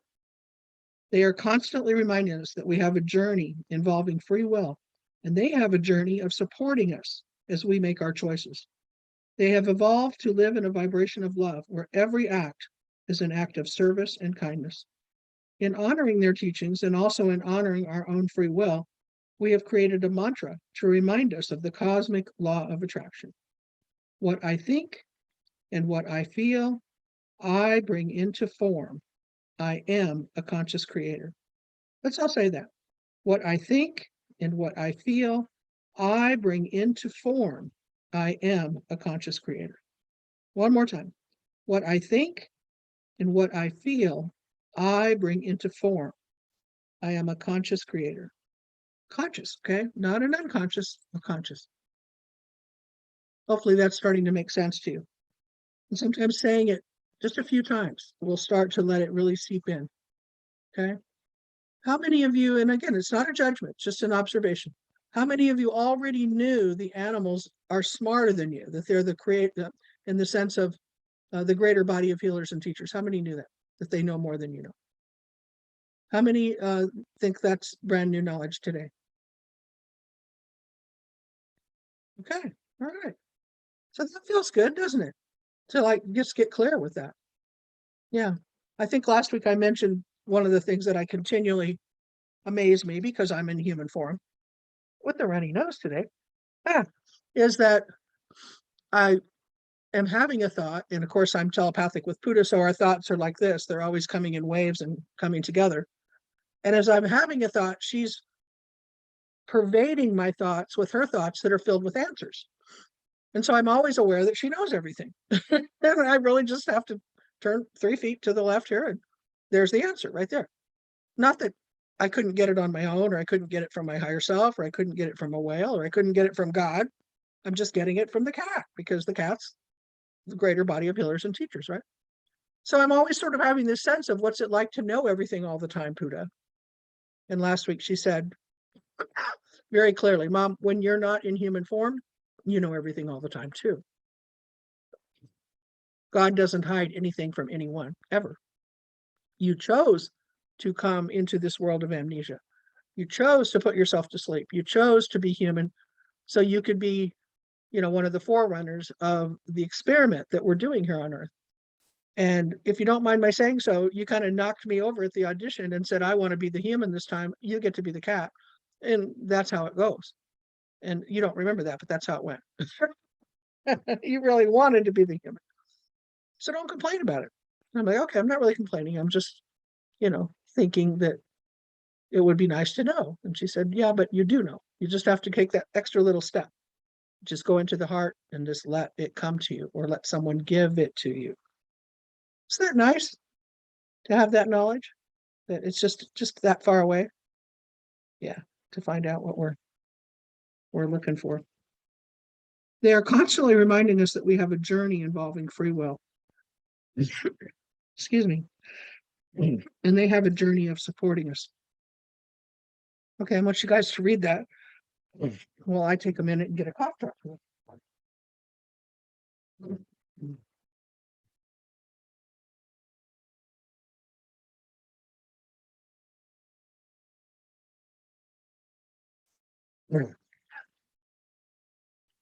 So what I think and what I feel, I bring into form. I love that. Okay, page 16. Let's have a volunteer. Who'd like to read? I'm always open to read. Okay, Heidi, I just saw your hand go up, so take it away. Thank you. Vibrational partnership with the cetaceans. Can you speak up louder? Can you hear me? How's that? That's better. A pristine vibration filled with joy, enthusiasm, and deep gratitude for our life is a must. In order to be a successful and powerful healer, you must choose to move out of duality in all ways. This means releasing all addictions to chaos, disorder, fear, drama, and most importantly, judgment. All paths of choice are honored by the divine. You are given free will to choose to be loving or not to be loving in every moment. The holographic nature of the third dimension can seem very real and create disharmony in a variety of ways. It is your job to remember that everything that is not loving is an illusion. Everything that is not in alignment with your heart and the eternal multidimensional vibration of love is an illusion. These illusions are offered so that you will have a choice of how to behave and make choices that create your life and your health. Once awakened, it's our journey as light workers and healers to remember that anything less than love is an illusion. Every challenge or negative situation is only a part of the holographic of the game. Remembering that you are an eternal and immortal being, masquerading in human form will help you take back the conscious control of your choices and therefore your vibration. Then you can play the game and remember that you are the actual one programming every part of it. You can have whatever you want if you are willing to match your vibration to it. It is not a struggle. It is only a remembering and then magnetizing yourself to that which you desire. Then there is no resistance within your vibration to the constructs of linear time. When this concept becomes a part of your vibration and belief system, you will be much more comfortable living in the linear time frame, and the polar nature of duality will be neutralized in your life. We strongly suggest that you embrace and use the tools that will be shared in your daily routine as a self-realized spiritual healer.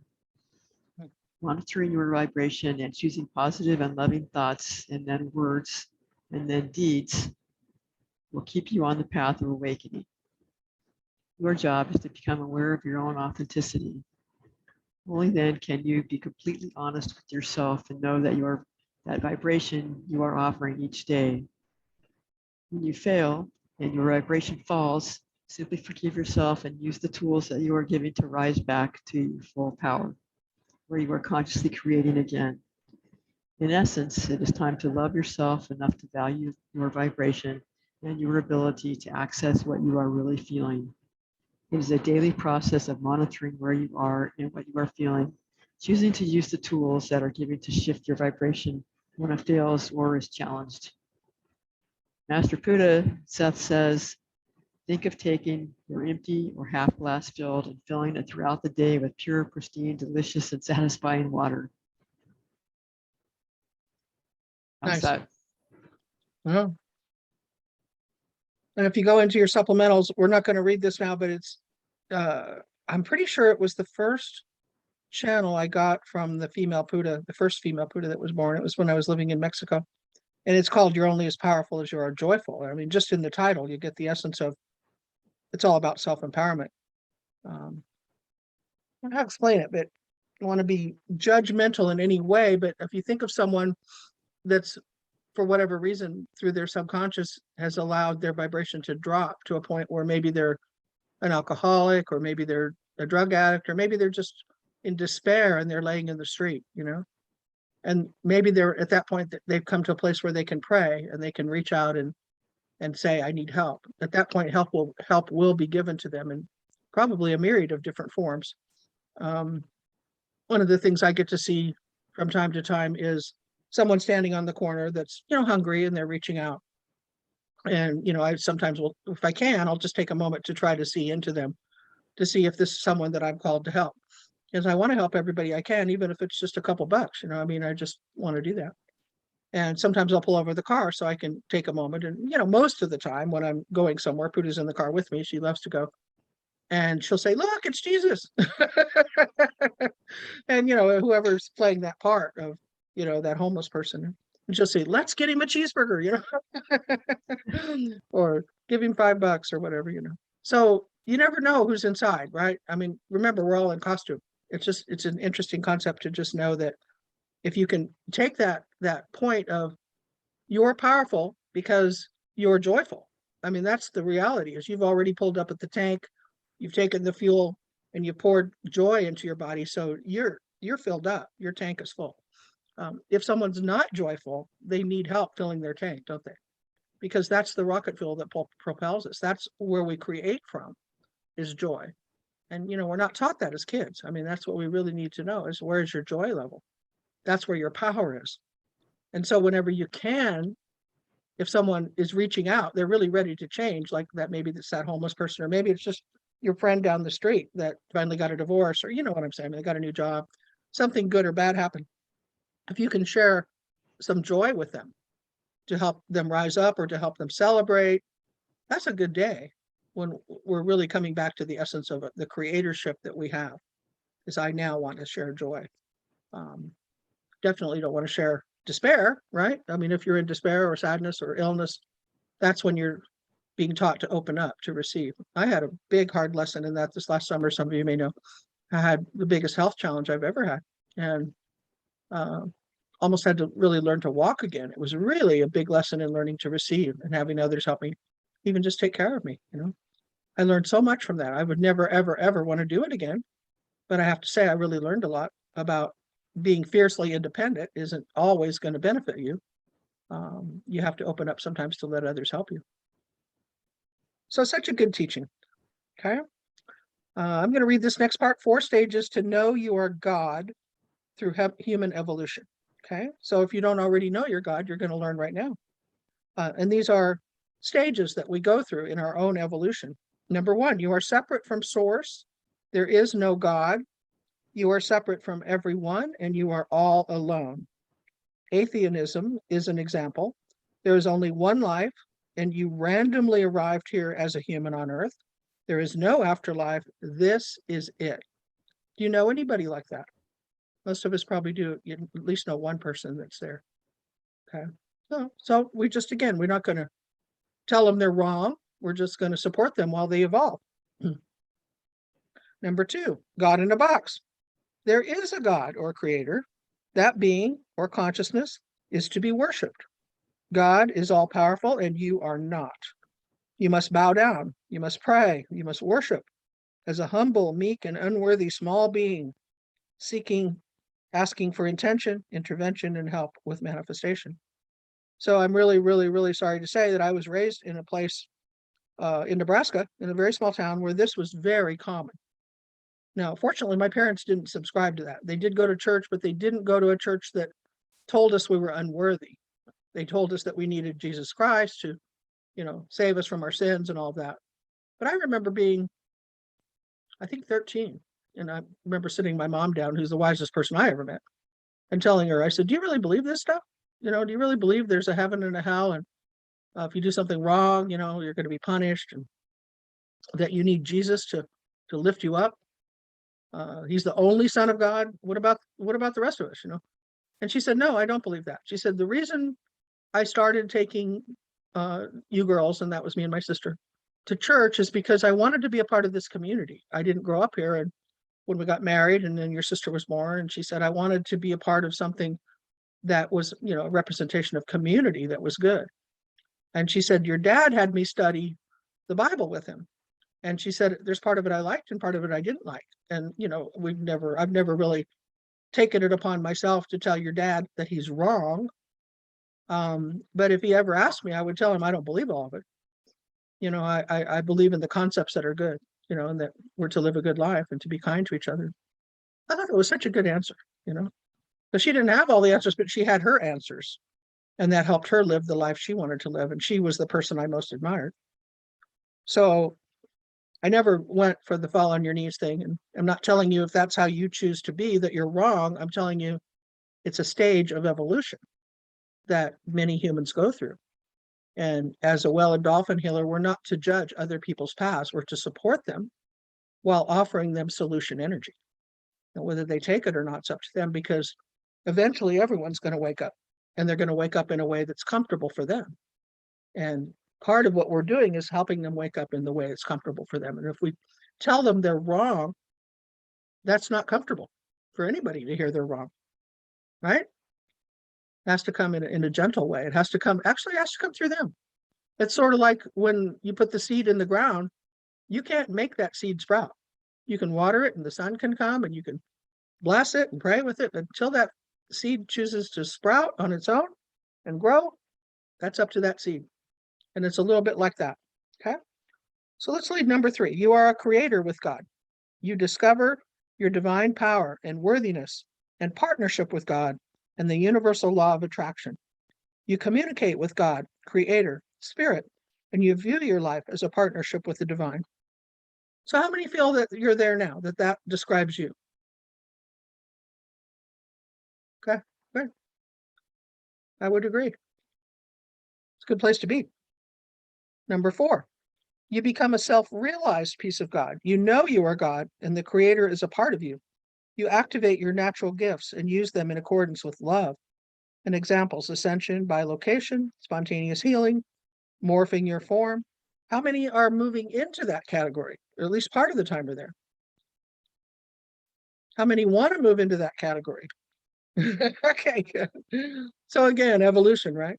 Intentional evolution is words that came from Seth, and then of course now I hear it all the time from the whales. Intending to evolve, and that it was just another stage that will always, be shown more.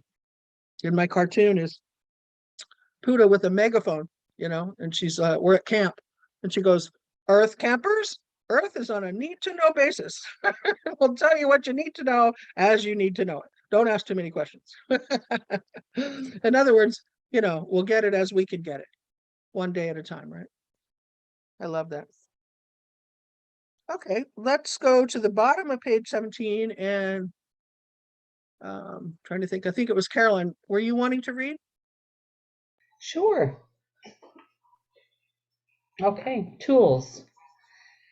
Meditation. We suggest a minimum of 15 minutes in the morning and 15 minutes of silence or quiet time before bed. I apologize for the water in the background. My garden tower just started, so it'll be done in a minute. Yes. Use this time to ground yourself and get centered. Use this private and sacred time to further your listening skills for spirit to work with you. Unity breath. Yes. Just for a minute, and we're going to look at a little clip on meditation. Okay. Here we go.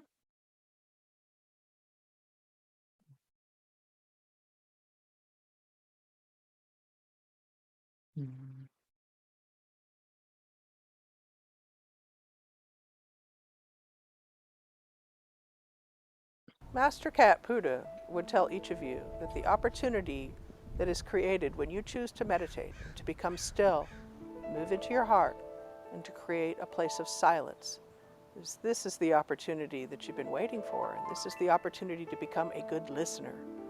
The universe, the spiritual hierarchies, the angels, your master guides, and your higher self have so much to share with you. If you would create the opportunity in your life to be a good listener first thing every morning, you will be amazed at the information that they would share with you.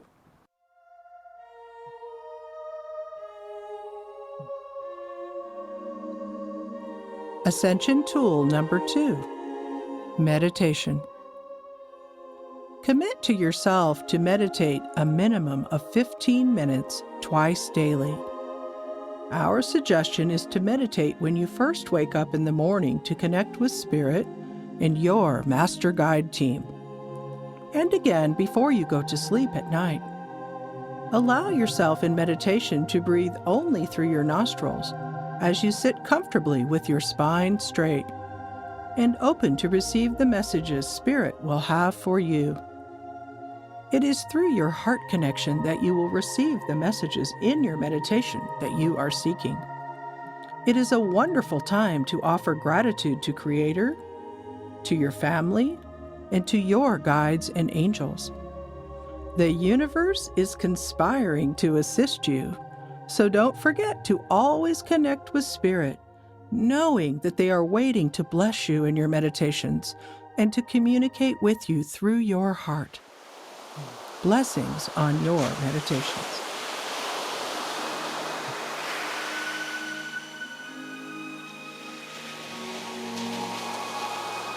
Master Puddah says, gratitude is the key to the universe, so don't forget where you left your key. Gratitude is one of the number 1 keys to claim the energy for your ascension. Gratitude allows you to feel love of self and love of others. Gratitude opens the portals of transformation and raises your vibration instantly. If you ever feel your energy spiraling down, or you feel anger, despair, or frustration, you can shift these energies by consciously moving into a higher vibration we call an attitude of gratitude. Begin to count your blessings, and when you begin to list those things that you are grateful for, you will be there for a while, and you will forget why you were upset or why you ever felt despair, anger, or frustration.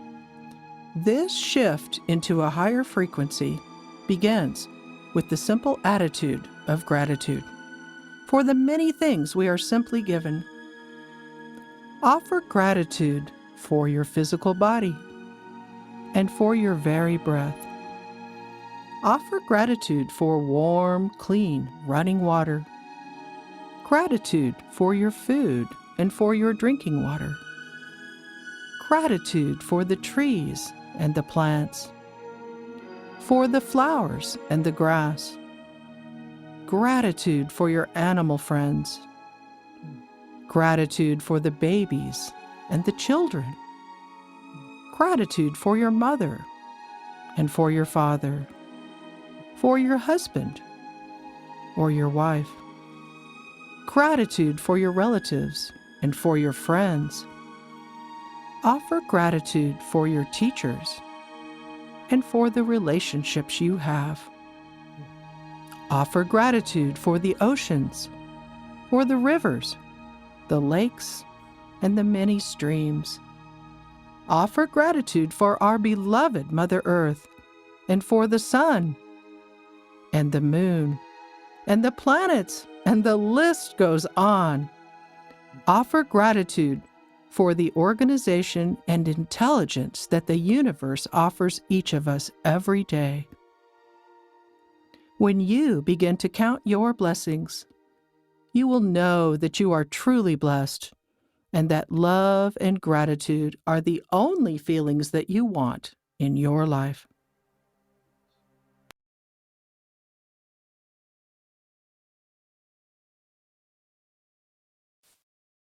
Nice. I love that piece. So Carolyn, would you read the paragraph on unity breath?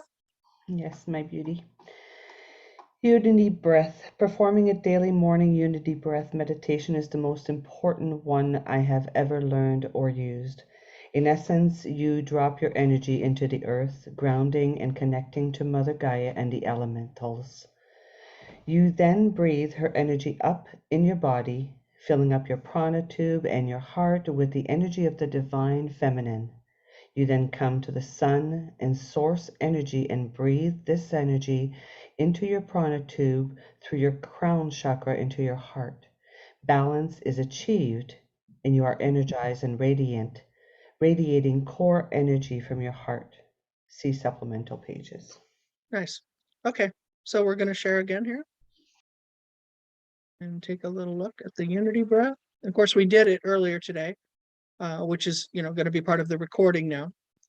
If you want to hear the audio, and here is the video.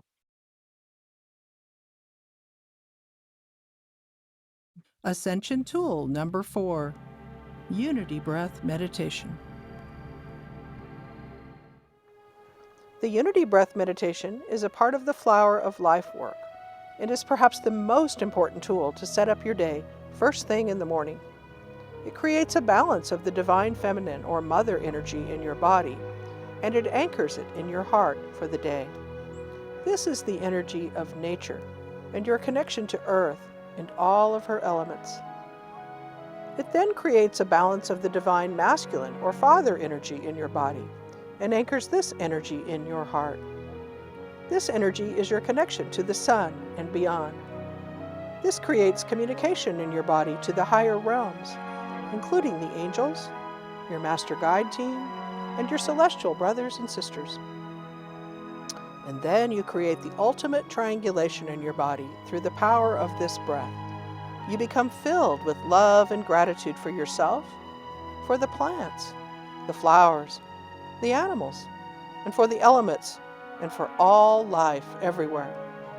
And as you send out this love and gratitude from your body into the world, it returns to you magnified and expanded, radiating in all directions to the ultimate ends of the universe. You move beyond polarity or duality, and you are perfectly balanced and prepared for your day.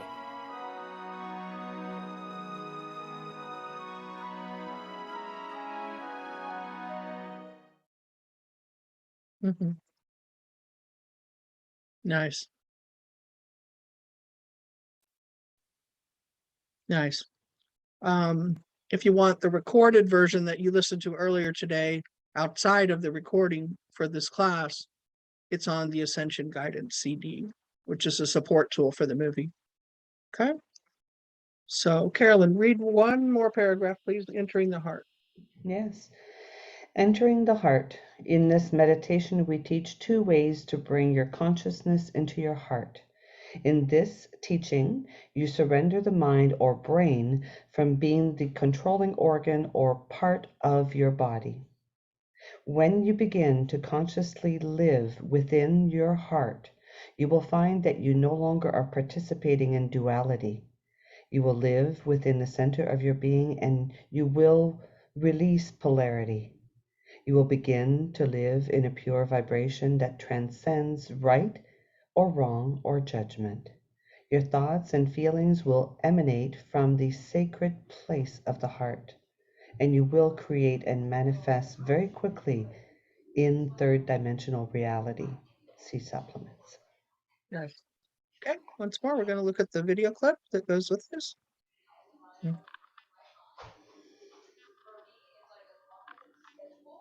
And everyone, please mute your rooms so we don't have background noise.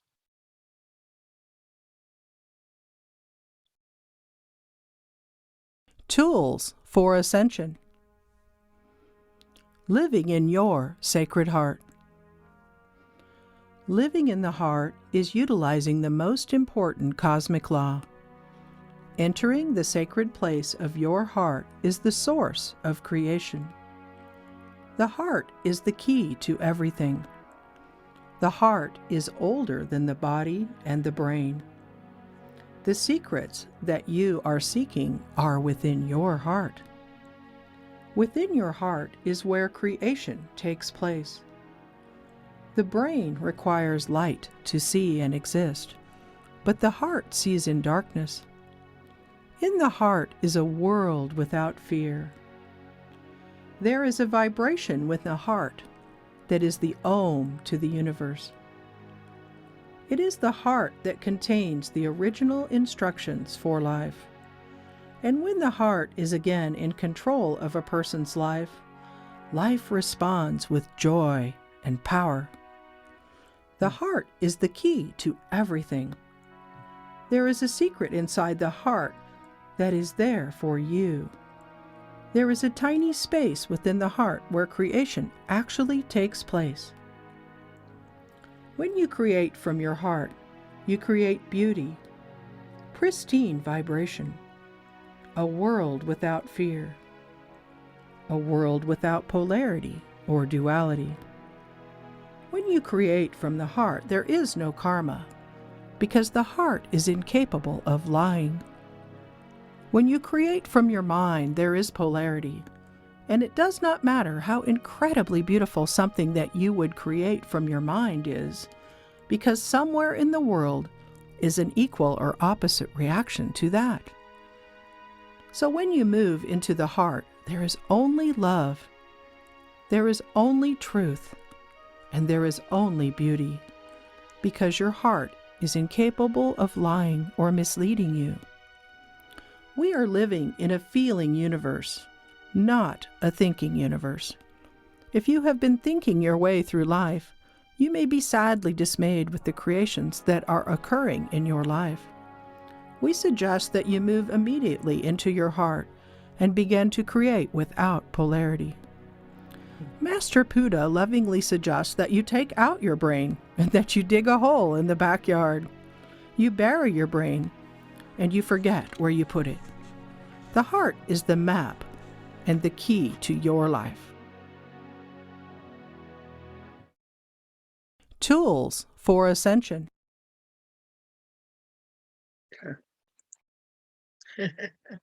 She tells that joke pretty often to get us back in her heart. Pretty cool. Okay, so there's one more paragraph, Carolyn, on that page, affirmation of gratitude. Would you read that? Absolutely.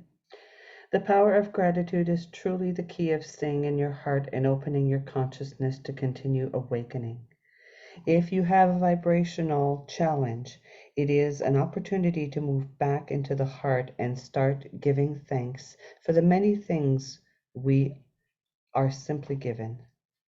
Everyone has a multitude of things, people, and activities to be grateful for, all that enrich our lives. I further study our DNA with In further study of our DNA, you will learn that the vibration of gratitude extends to telomeres of your DNA and offers you an extended and healthy life. Start saying, I am grateful for many things. Master Puddah says, gratitude is the key to the universe. Don't forget where you left your keys. Yeah, in module 2, we work a lot more with the DNA and understanding what the telomeres are, and telomerase, which is the enzyme that helps make all this possible, and a little bit more about the genes. And of course, the dolphins very, very much want to help us in getting those DNA strands back online, calibrating the 12 strands of DNA. So exciting.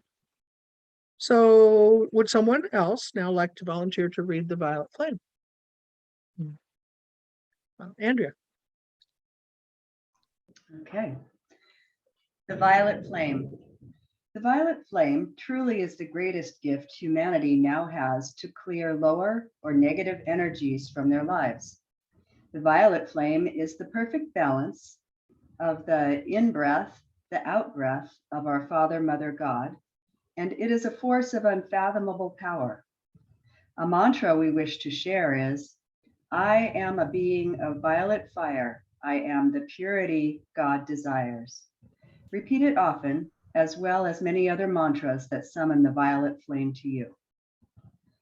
Another very important aspect of using the violet flame energy is to embrace the idea that the whales literally embody this light. When I do healing work with individuals and groups and summon the humpback whale energy for clearing and healing, the entire room and area fills with the royal purple light, which is the Merkaba of the great whales. What I have come to understand is that the whale living light fields actually contain and embody layers and layers of the violet flame for clearing and transmutation of lower energies. The whales are the healers of the healers and are masters of alignment. They are literally able to use this divine dispensation and spin the violet flame around and within us to manifest deep core level healing. See supplemental. Okay, so that's in your supplemental pages, and it's that what you just read is an audio, which will actually be part of your assignment this week to use with your partner, and it's in the video form too. So we're going to look at that now. So you'll get to see it again, but you'll actually see the whales. Some of you, I'm sure, have had the experience of maybe not even realizing it, but being near humpback whales, maybe on a boat, and as soon as they come close, the water turns purple all around them. So it's kind of cool. See that happening. You'll see it in this video. Who knew? And I saw that for years and still didn't get it. So it's really kind of slow. It's like took me a long time. It was actually Grandma Chandra who helped me come to terms with this, and just believe it for starters. Ascension tool number 8, the violet flame. The violet flame is God's gift to humanity. It is the most powerful tool humanity has for transmutation and transformation. It is time for humanity to reclaim our divine destiny. It is time for us to remember that we are all the beloved sons and daughters of Creator. The angels and the beings that make up the heavenly hosts have come through the veil to meet us, and they brought with them the sacred knowledge of how to utilize the violet flame. The violet flame is a powerful and magical gift that can be used to transmute any and all pain and negative thoughts or suffering that you may be experiencing. When most of us were born on this planet, we willingly allowed ourselves to create a state of amnesia for ourselves, not remembering who we really are. We have willingly incarnated onto planet Earth, choosing to live in the third dimension where duality or polarity is the current state of existence. If you have been going about your life and have not been conscious of the power of your thoughts, words, and deeds, you have probably misused your energy at times. You may have forgotten that you are a very powerful creator and that you are a son or daughter of God. Because of the misuse of our creative energy through negative and painful thoughts, words, and deeds, this great gift of the violet flame is perhaps the most important and powerful tool you can claim and begin to use daily. The violet flame truly is the greatest gift humanity has to clear lower or negative energies from their lives. The violet flame is the perfect balance of the in-breath and the out-breath of our Father, Mother God, and it is a force of unfathomable power. It is my honor and my joy to commend our beloved Ascended Master, Saint Germain, for the gift of the violet flame. Saint Germain is the current Ascended Master on our planet and is responsible for the ascension portal from the earth plane. Master Puddah tells us that the violet flame is a very, very special and most powerful gift here on earth now. Saint Germain has used his own personal energy and has asked for this divine dispensation, for the energy of the violet flame to return to earth as a gift for humanity. Saint Germain has literally brought us the sacred knowledge of how to use the gift of the violet flame to clear, transmute, and heal ourselves. This incredible royal purple light can instantly transmute and clear any and all lower or dissonant energies at the subatomic level. It is our intention to assist you in claiming this royal light and begin using it in your life every day. A mantra we wish to share is, I am a being of violet fire. I am the purity God desires. Repeat it. I am a being of violet fire.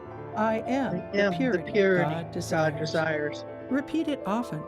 I am a being of violet fire. I am the purity God desires. Another very important aspect of using the violet flame energy is to embrace the idea that the whales literally embody this light. When I do healing work with individuals and groups, and I summon the humpback whale energy for clearing and healing, the entire room and area fills with the royal purple light, which is the Merkaba of the great whales. What I have come to understand is that the whales' living light fields actually contain and embody layers and layers of the violet flame for clearing and transmutation of lower energies. The whales are the healers of the healers and are the masters of alignment. The whales are literally able to use this divine dispensation and spin the violet flame around and within us to manifest deep core level healing. On a very positive note, Master Puddah says the goal in life is to become non-reactive. All true masters embody a wonderful emotional balance where they can move about and remain completely non-reactive to any negativity or chaos around them. They have used the power of the violet flame to literally sand down any buttons they may have had. Think of your emotions connected to a control panel that is right out in front of you. Take note of the feelings you personally have as you move about your day and might find yourself reacting emotionally to the words, behaviors, or energy of others around you. Checking in on your emotional set points each day is key to finding out where your buttons are and making a conscious choice to sand them down when they get pushed. Master Puddah's reality check is, no one can push your buttons if they are quite literally sanded down. Master Puddah also says, I do not have to attend every argument that I'm invited to. Seek to have a nice, smooth control panel out there in front of you with no buttons left to push as you consciously move into balance, alignment, and peace. The power of the violet flame will greatly assist you in transforming your reactiveness to the drama, chaos, and negativity in the world around you.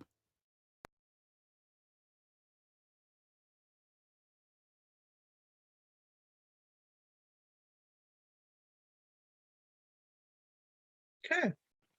It's nice to see those whales, huh? Yeah, beautiful. Good. Okay.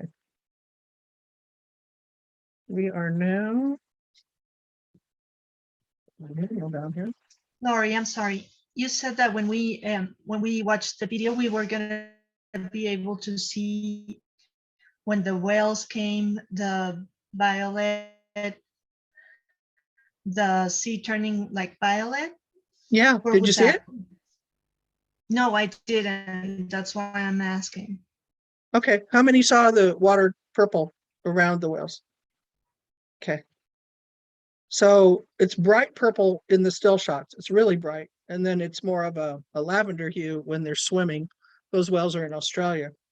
So I'm happy to show it again. I don't know why you didn't see it because it's really clear to me. Let's see if we can, because I think this is important. Let me skip ahead here. Ascension.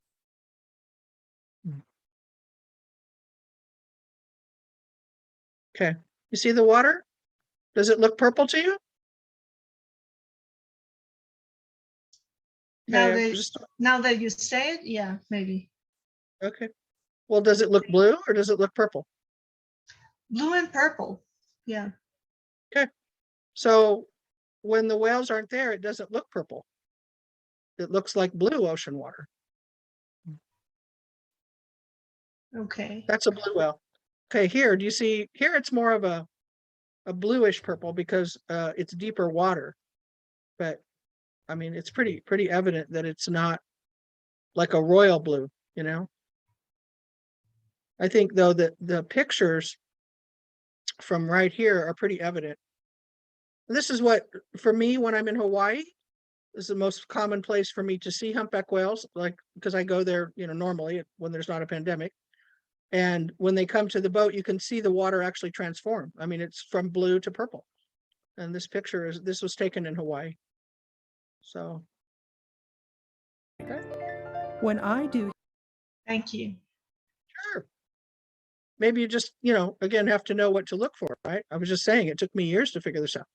I like kept going, but they look purple. And then they told me that they use the violet flame. So did they turn the water purple? And they went, yeah. And I'm like, oh, okay. So how has anybody experienced the room turning purple when you're doing a whale healing?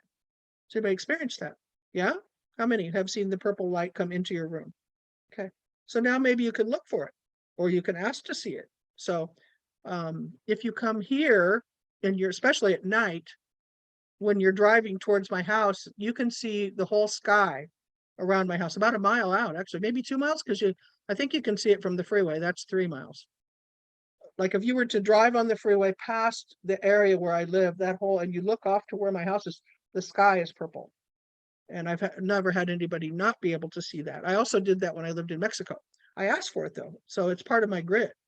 And it's not just, you know, where my house is, it's rippling out into the world when the whales are coming here every day practically and doing healings. The neighborhood's turning purple. So Laurie, every time I drive at night, I see purple lights outside of my car. I feel like that I'm being protected Yeah, because yeah. where I live is very dangerous driving. And every single time I'm driving at night without fail. So you've got the whales with you and the violet flame. I mean, I guess the point I'm trying to make is they're not really separate. I mean, the whales are agents of the violet flame as they carry it. Saint Germain is an agent of the violet flame. He carries it. Now you're an agent of the violet flame. Okay, does that make sense? So it's how that deep core level healing occurs. And we study it from every angle, from color, from sound, to the sentience of water, to obviously experimenting with it to see it in our own way. But that's the energy that you need to know that's coming in, that's clearing those cells so quickly. That it's called the violet flame. And if you study it and you go back to one of the great books is Gnosis or Psychosis. There's the story of how Sanat Kumara brought the violet flame from Venus that originally was a gift to the planet after the fall of Atlantis, and the councils of life that support Earth did not agree to it. They said that when we gave it to the people before they abused it, we're not going to give it to them again. And then Sanat Kumara said, well, then, you know, the Earth's going to be destroyed again. People aren't going to make it. And they said, well, then that's their free will to destroy the planet if that's what they want to do. And he said, well, they don't want to do it. They're just not awake. And so he petitioned to use his own, I guess you can almost call it money dispensation, to bring it from Venus to the Earth and to take responsibility for what we did with it. In other words, he put his money on the line for us and he said, I believe in humanity. I believe in the Earth. He's Arcturian, by the way.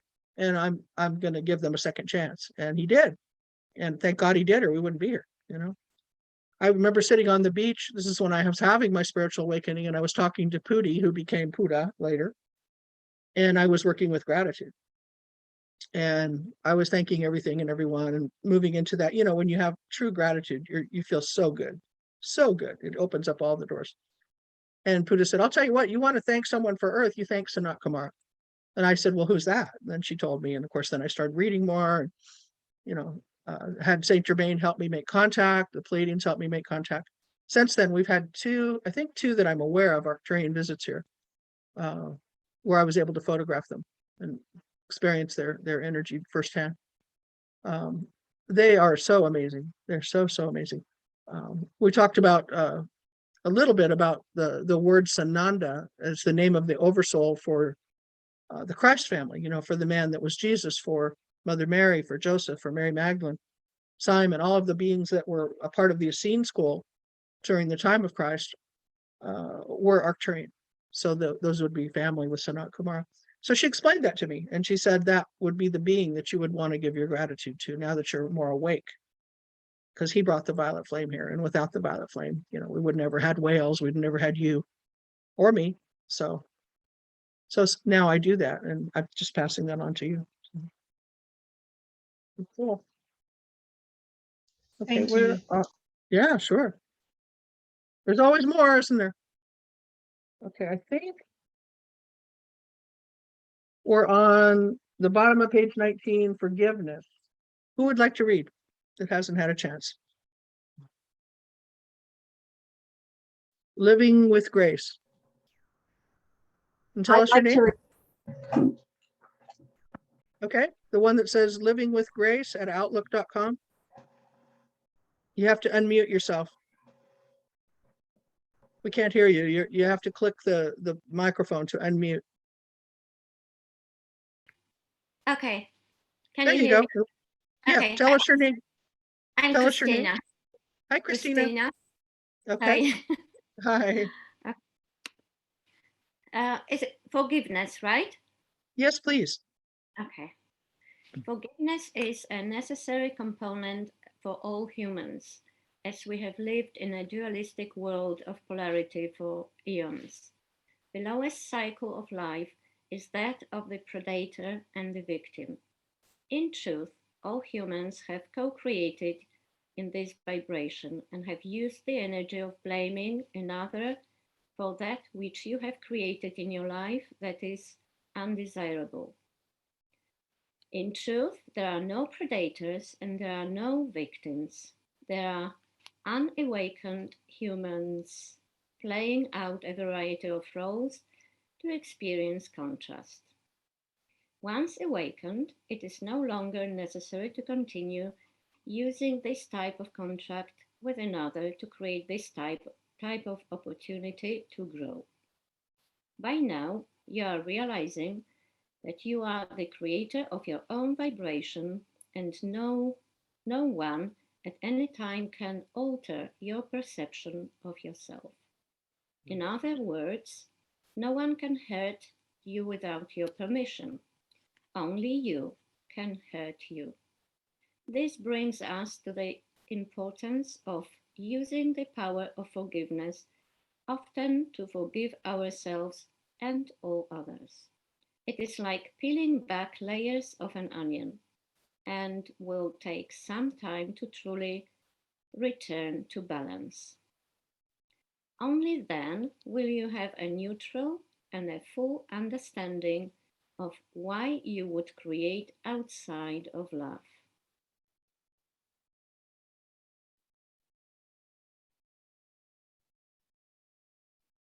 You can go ahead and read the partial channel. Okay. If you are still seeing yourself as a victim, then you are not taking responsibility for your part of co-creation. When you see the manifestation of your co-creations, what it teaches or reminds you, then you are able to move beyond victimization and truly forgive and forget. We will also say to you, anytime you are not in the present moment, you are operating within the mind, which again means you are not in your heart and you are perceiving things from a fear-based, limited perspective. If you are fully engaged with the present now moment, it is impossible to reference the past. The moment you disengage from the now, you move out of the operating system of the heart and back into the mind. We understand that you may be challenged with this message, but we promise you that this is the true nature of reality. Sometimes humans will say it feels more comfortable and safe to go back to the illusion of the mind, where you take only partial or even no responsibility for your part in a situation that was created. So, real forgiveness means no judgment. If you are still judging the situation in any way, we remind you, you have not truly forgiven. Beautiful. So as I've mentioned before, and I'll mention again many times, is the gray whales are some of the smaller whales. They migrate in my world from the Arctic Circle down the coast of United States, past, California, down into Baja, Mexico, to the lagoons. And I think it's 4, maybe 5 years we did retreats to go down to the lagoons. It was like a camping retreat with these beautiful little cabins where we go out on these pangas, these small boats, and you'll get to see that in the video we're going to show. And they come right up to the boats. The mothers bring their babies and you can pet them, you can touch them. They rub up against the boat. I mean, they're just incredibly friendly and loving. These are the greatest teachers I've ever seen on the planet for teaching forgiveness. And in the times that I've been able to channel them to give the most powerful messages. So we're going to share that now. And then in the future, this particular message in YouTube will become one of your assignments. There's actually people I'm thinking now in Florida that use this message as a meetup group. And they meet, I think once a month, I'm not sure. They play the video and they listen to the message and then they have discussion about it. They think it's, one of the more powerful messages on forgiveness. And I have to agree, they're very wise, very loving. So give me a minute to set this up and sit back. You may want to take some notes. You may want to put your blindfold on. I don't know. Then again, you might enjoy looking at the pictures too. But if you look at the pictures, feel the power of the message that's coming through the speaker well that made contact with me. And people ask me, when am I going to start going back to Mexico? Probably 2024. I'll probably go back and start the meetup groups again. And I usually take, I don't know, how many did I take? I think 20, I don't know, somewhere, a small group, but it's incredible experience to go down there and to be on the land and go on these little boats and see them every day. So.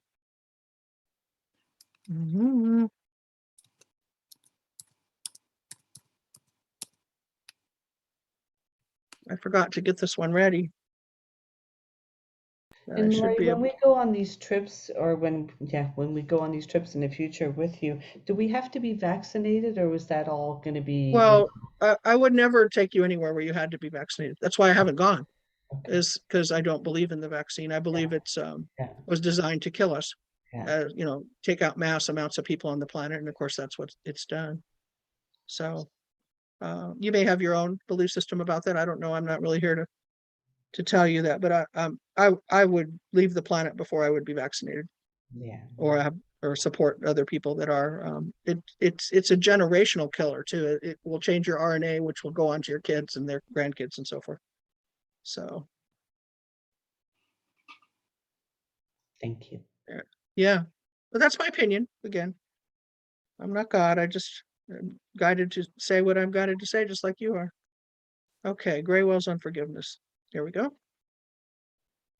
Okay, This is the world's first reusable cotton swab. It removes up to 5 times more excess wax. And enjoy. This is a message from the gray whales on forgiveness. As a human species, you are currently operating under the universal law of attraction. We align with your mantra, what I think and what I feel, I bring into form. When you agreed to incarnate as a human into the third dimensional frequencies of Earth, you knew it would be a challenge to see the truth of who you really are. We know that you see your worthiness and empowerment as a challenge, as much of your reality here on Earth comes from a place of limitation. We tell you this is part of your understanding and the successful use of the law of attraction. When you remember the basic principles of this law and begin to use it consciously, you can then perceive yourself as a reflection of your own vibrational frequency. From this place, you can observe that you are creating and generating 100% of your reality, 100% of the time. Not sometimes, all the time, and at all levels. Everything you apply a judgment to, as good or bad or in between, is a direct reflection of your vibration in that moment. This is quite simply an example of how to observe and track your emotions, which are creating your experiences and therefore your reality.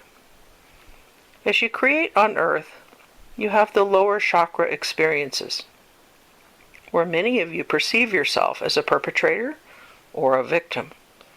This system of energy and judgment is created from the operating system of the brain or the mind.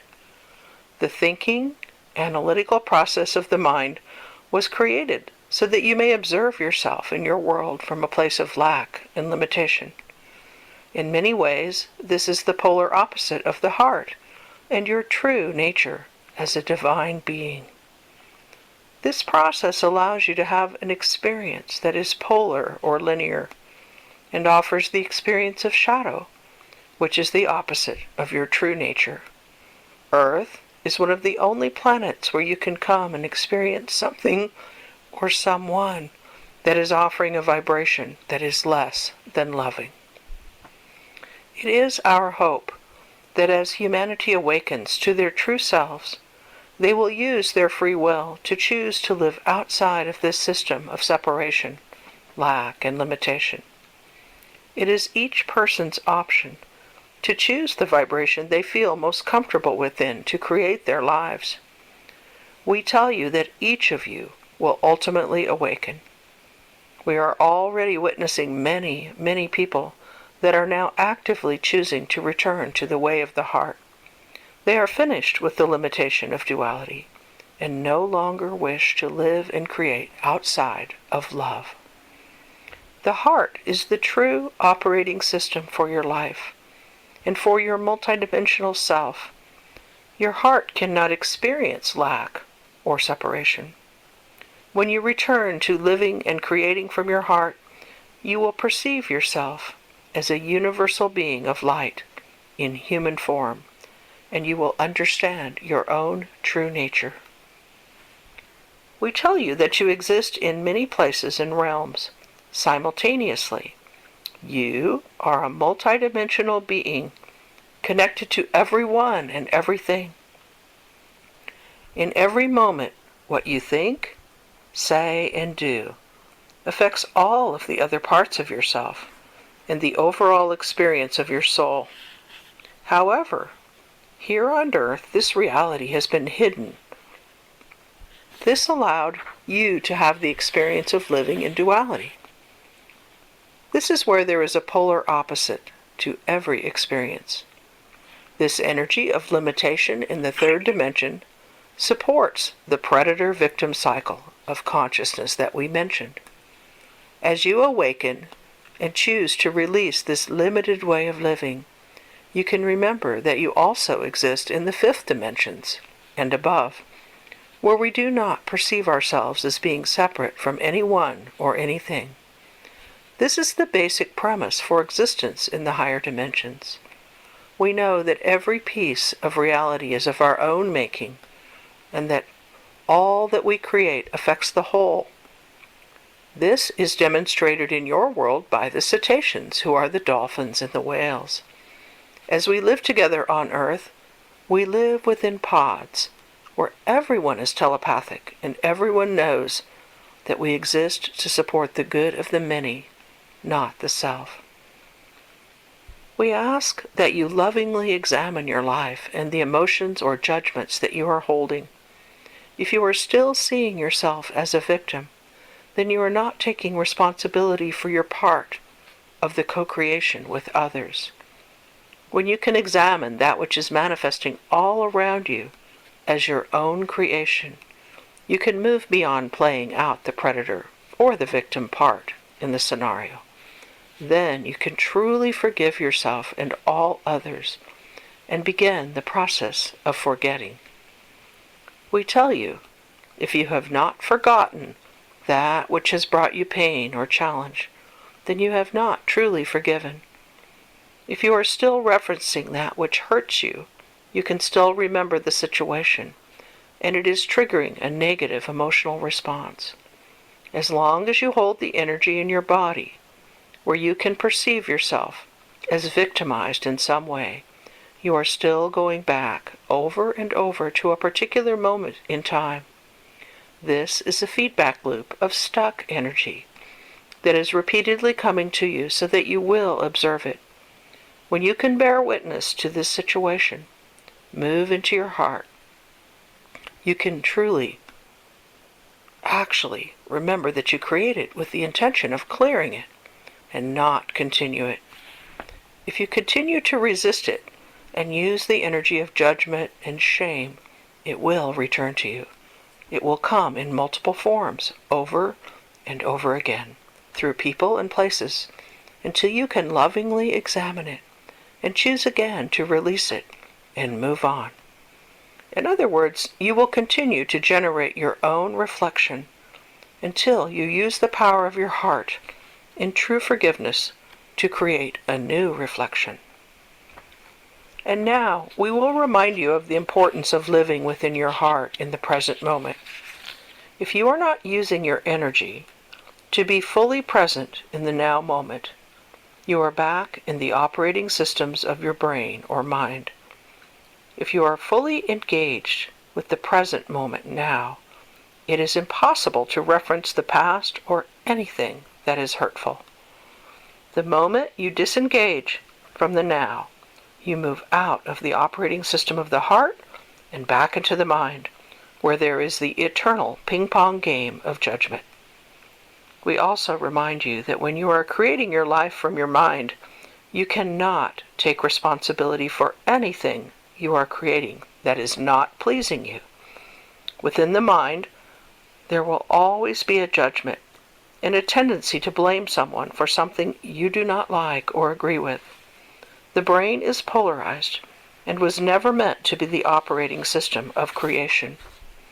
This premise is one of the most misunderstood principles of creation on Earth. Your society has decided to teach you to be smart and think your way through things.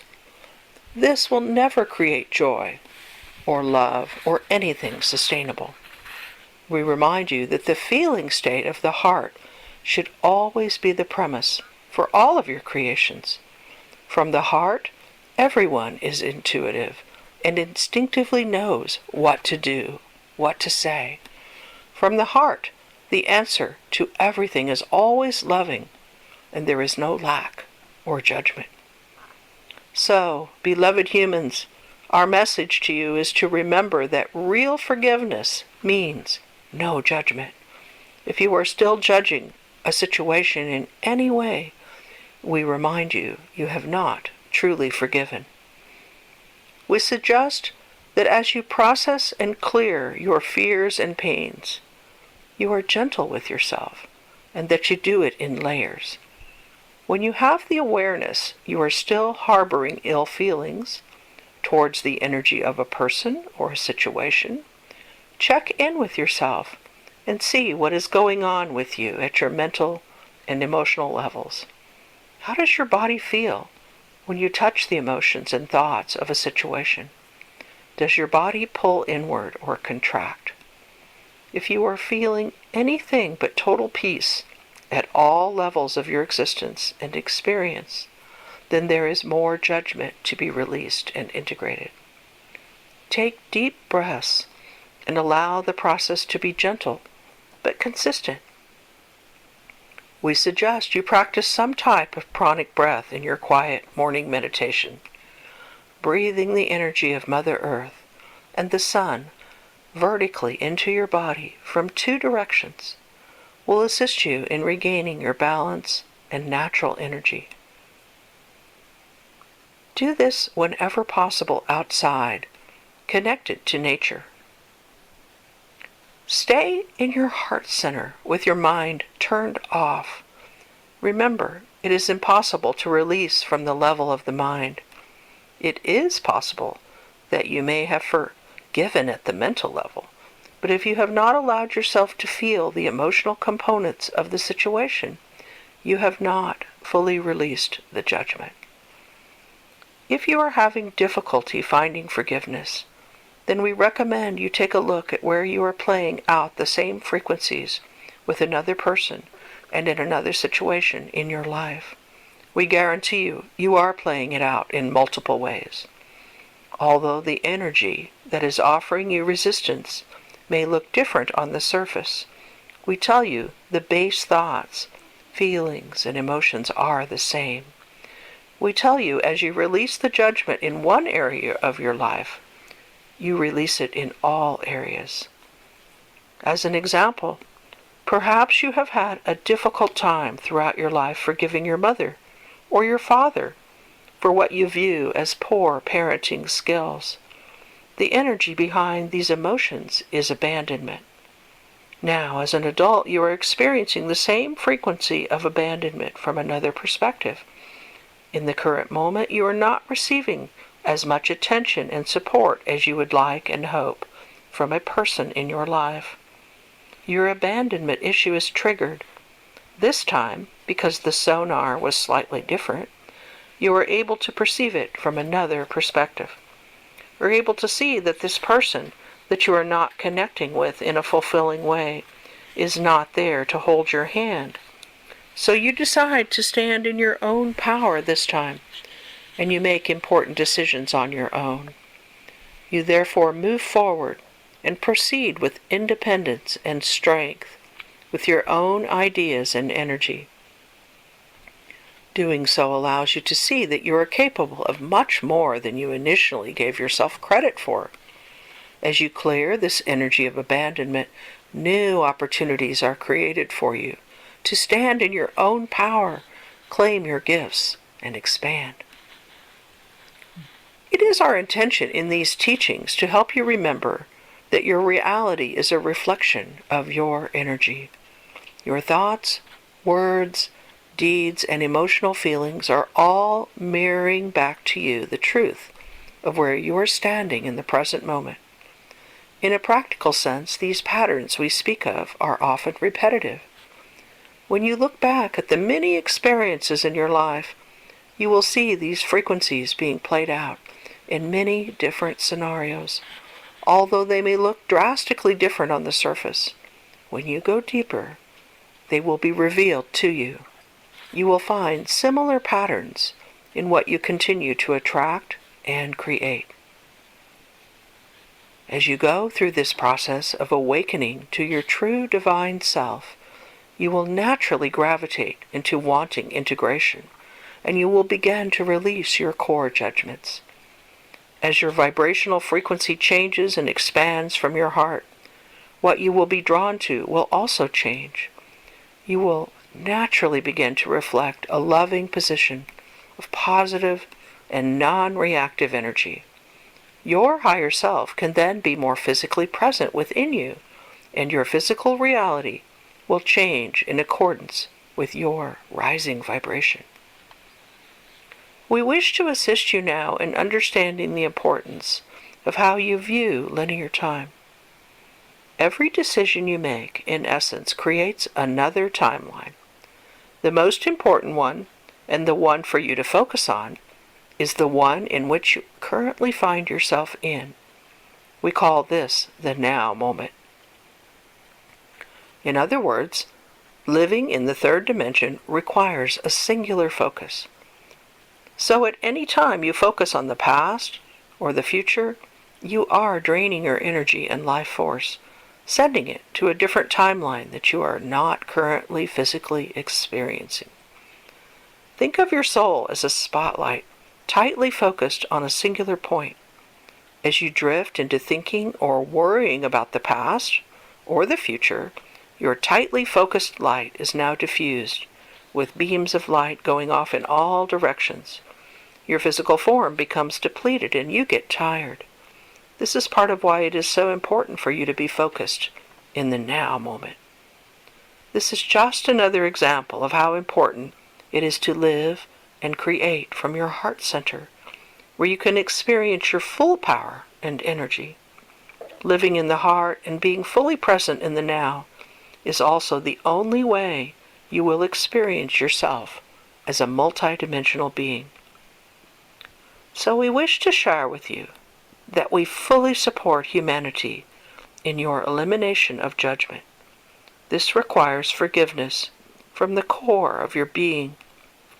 As you choose to let go and clear the old linear ways of thinking and feeling, also please understand that forgiveness is not quite the same thing as no judgment.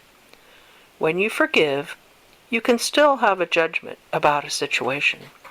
You can eliminate the thinking process that triggers anger or despair through forgiveness and move forward while still holding on to an emotion of judgment around the core issue.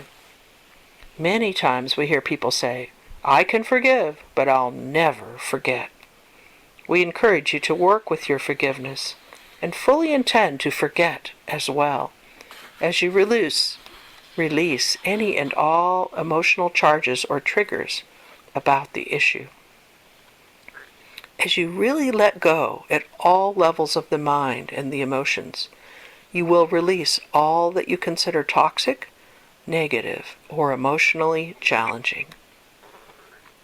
There are many tools that are given to help you clear your path to living in balance and in love with all parts of your lives.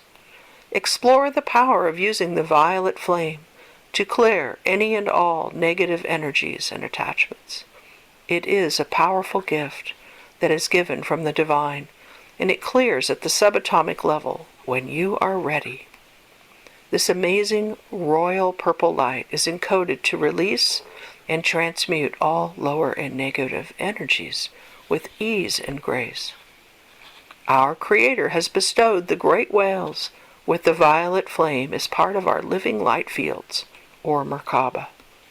It is our destiny and soul desire to serve humanity by using the power of our living light fields to assist each of you in clearing your fields. Simply summon our energy into your life and ask for our help. Remember to call upon us often as you work through the emotional baggage you still carry. We are here to assist you in clearing physically, emotionally, and spiritually, and helping you transform your physical bodies back into crystalline light. We are the ancients of this world, and we remember how to use our energy to help each of you return to the remembrance of who you really are. We are with you always. We are the great gray whales.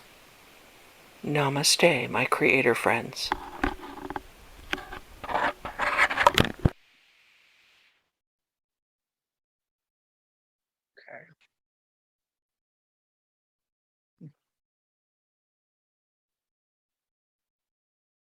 There we go. I hope you enjoyed that.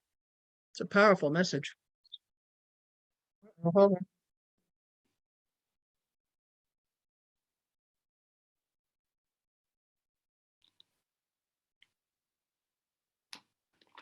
To turn this off.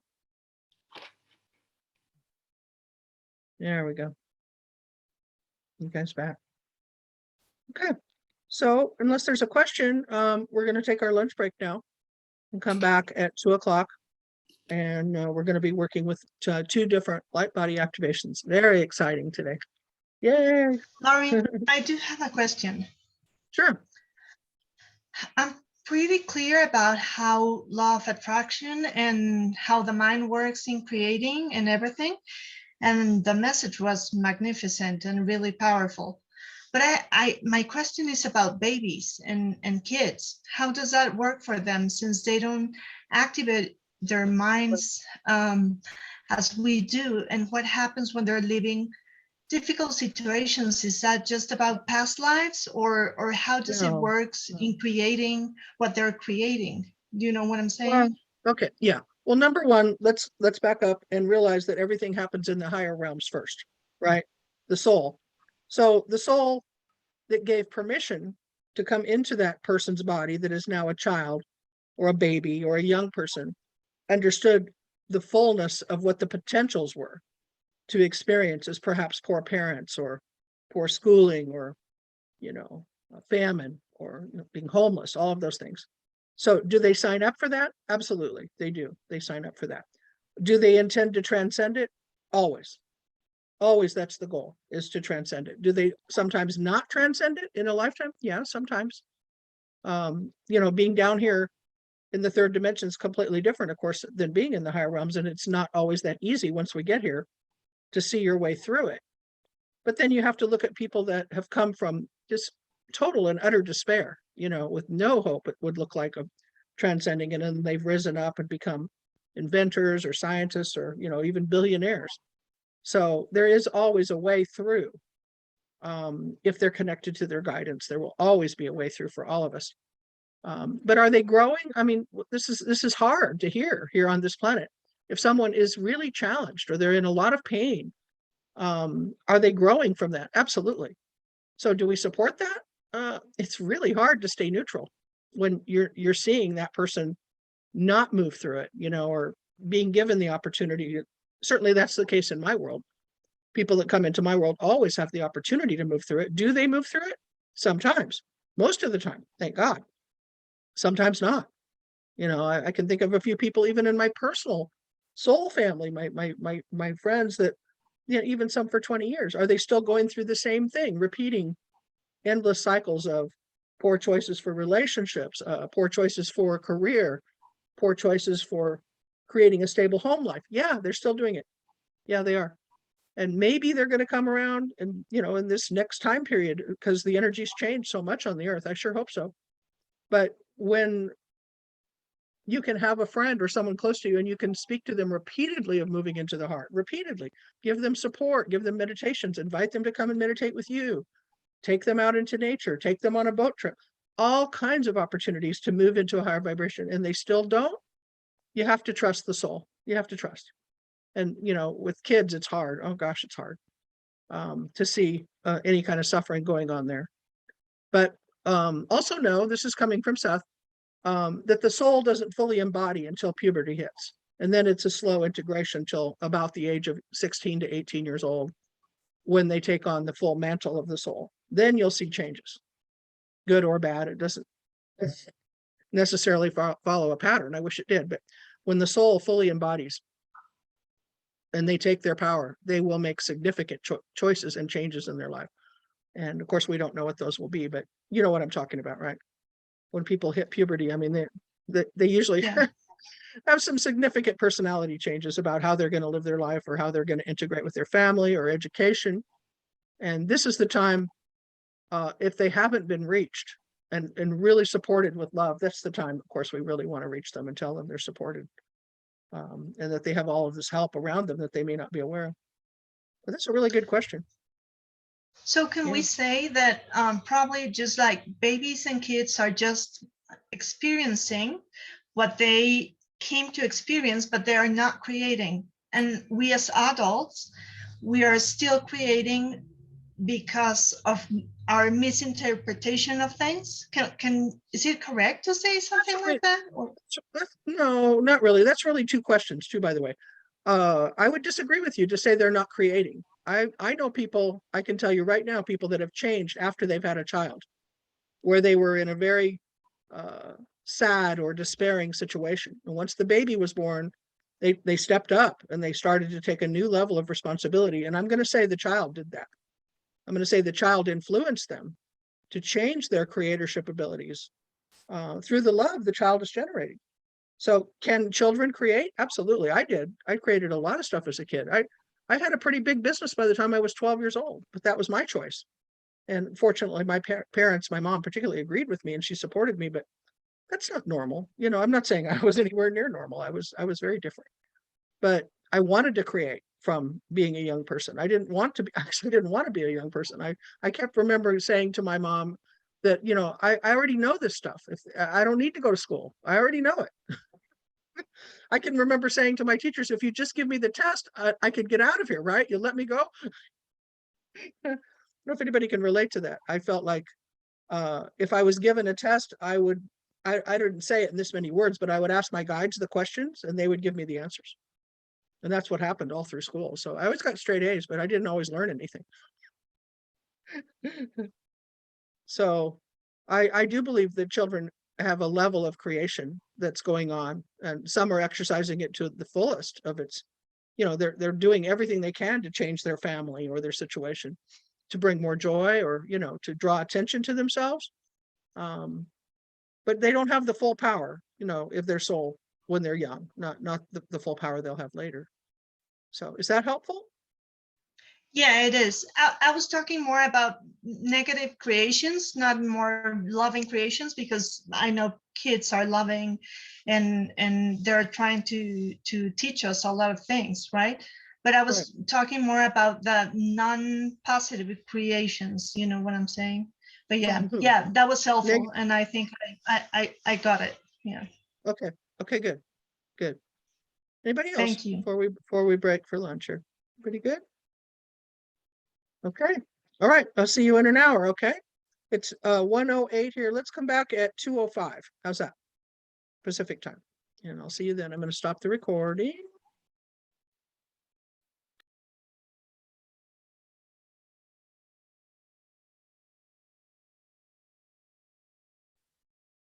Welcome, everybody. We're back after lunch on January 30th, 2022. This is our second Module 1 class in the afternoon session. And our intentions are to do 2 of our first light body activations, beginning with template number 1, which you'll see a description of on page 49 of your manual, which is your physical body and operating systems. As I mentioned earlier, after doing the first session with your client, whoever that is, in this case, it's going to be your partner, and the next session comes in real life, you'll want to muscle test and ask the whales if it's appropriate to go on. You know, in other words, how did they integrate session number 1 to see if their body's prepared to do another one. And usually they're about 2 weeks apart in a perfect world. I wouldn't, if the client wants to sign up to do a series with you, I would check in with them in about 10 days after the first session, see how they're doing, email them, call them. If they're paying for, which we'll talk about the business side of this, if they're paying for a package of sessions with you, you'll still want to check in with them to see when the appropriate date is.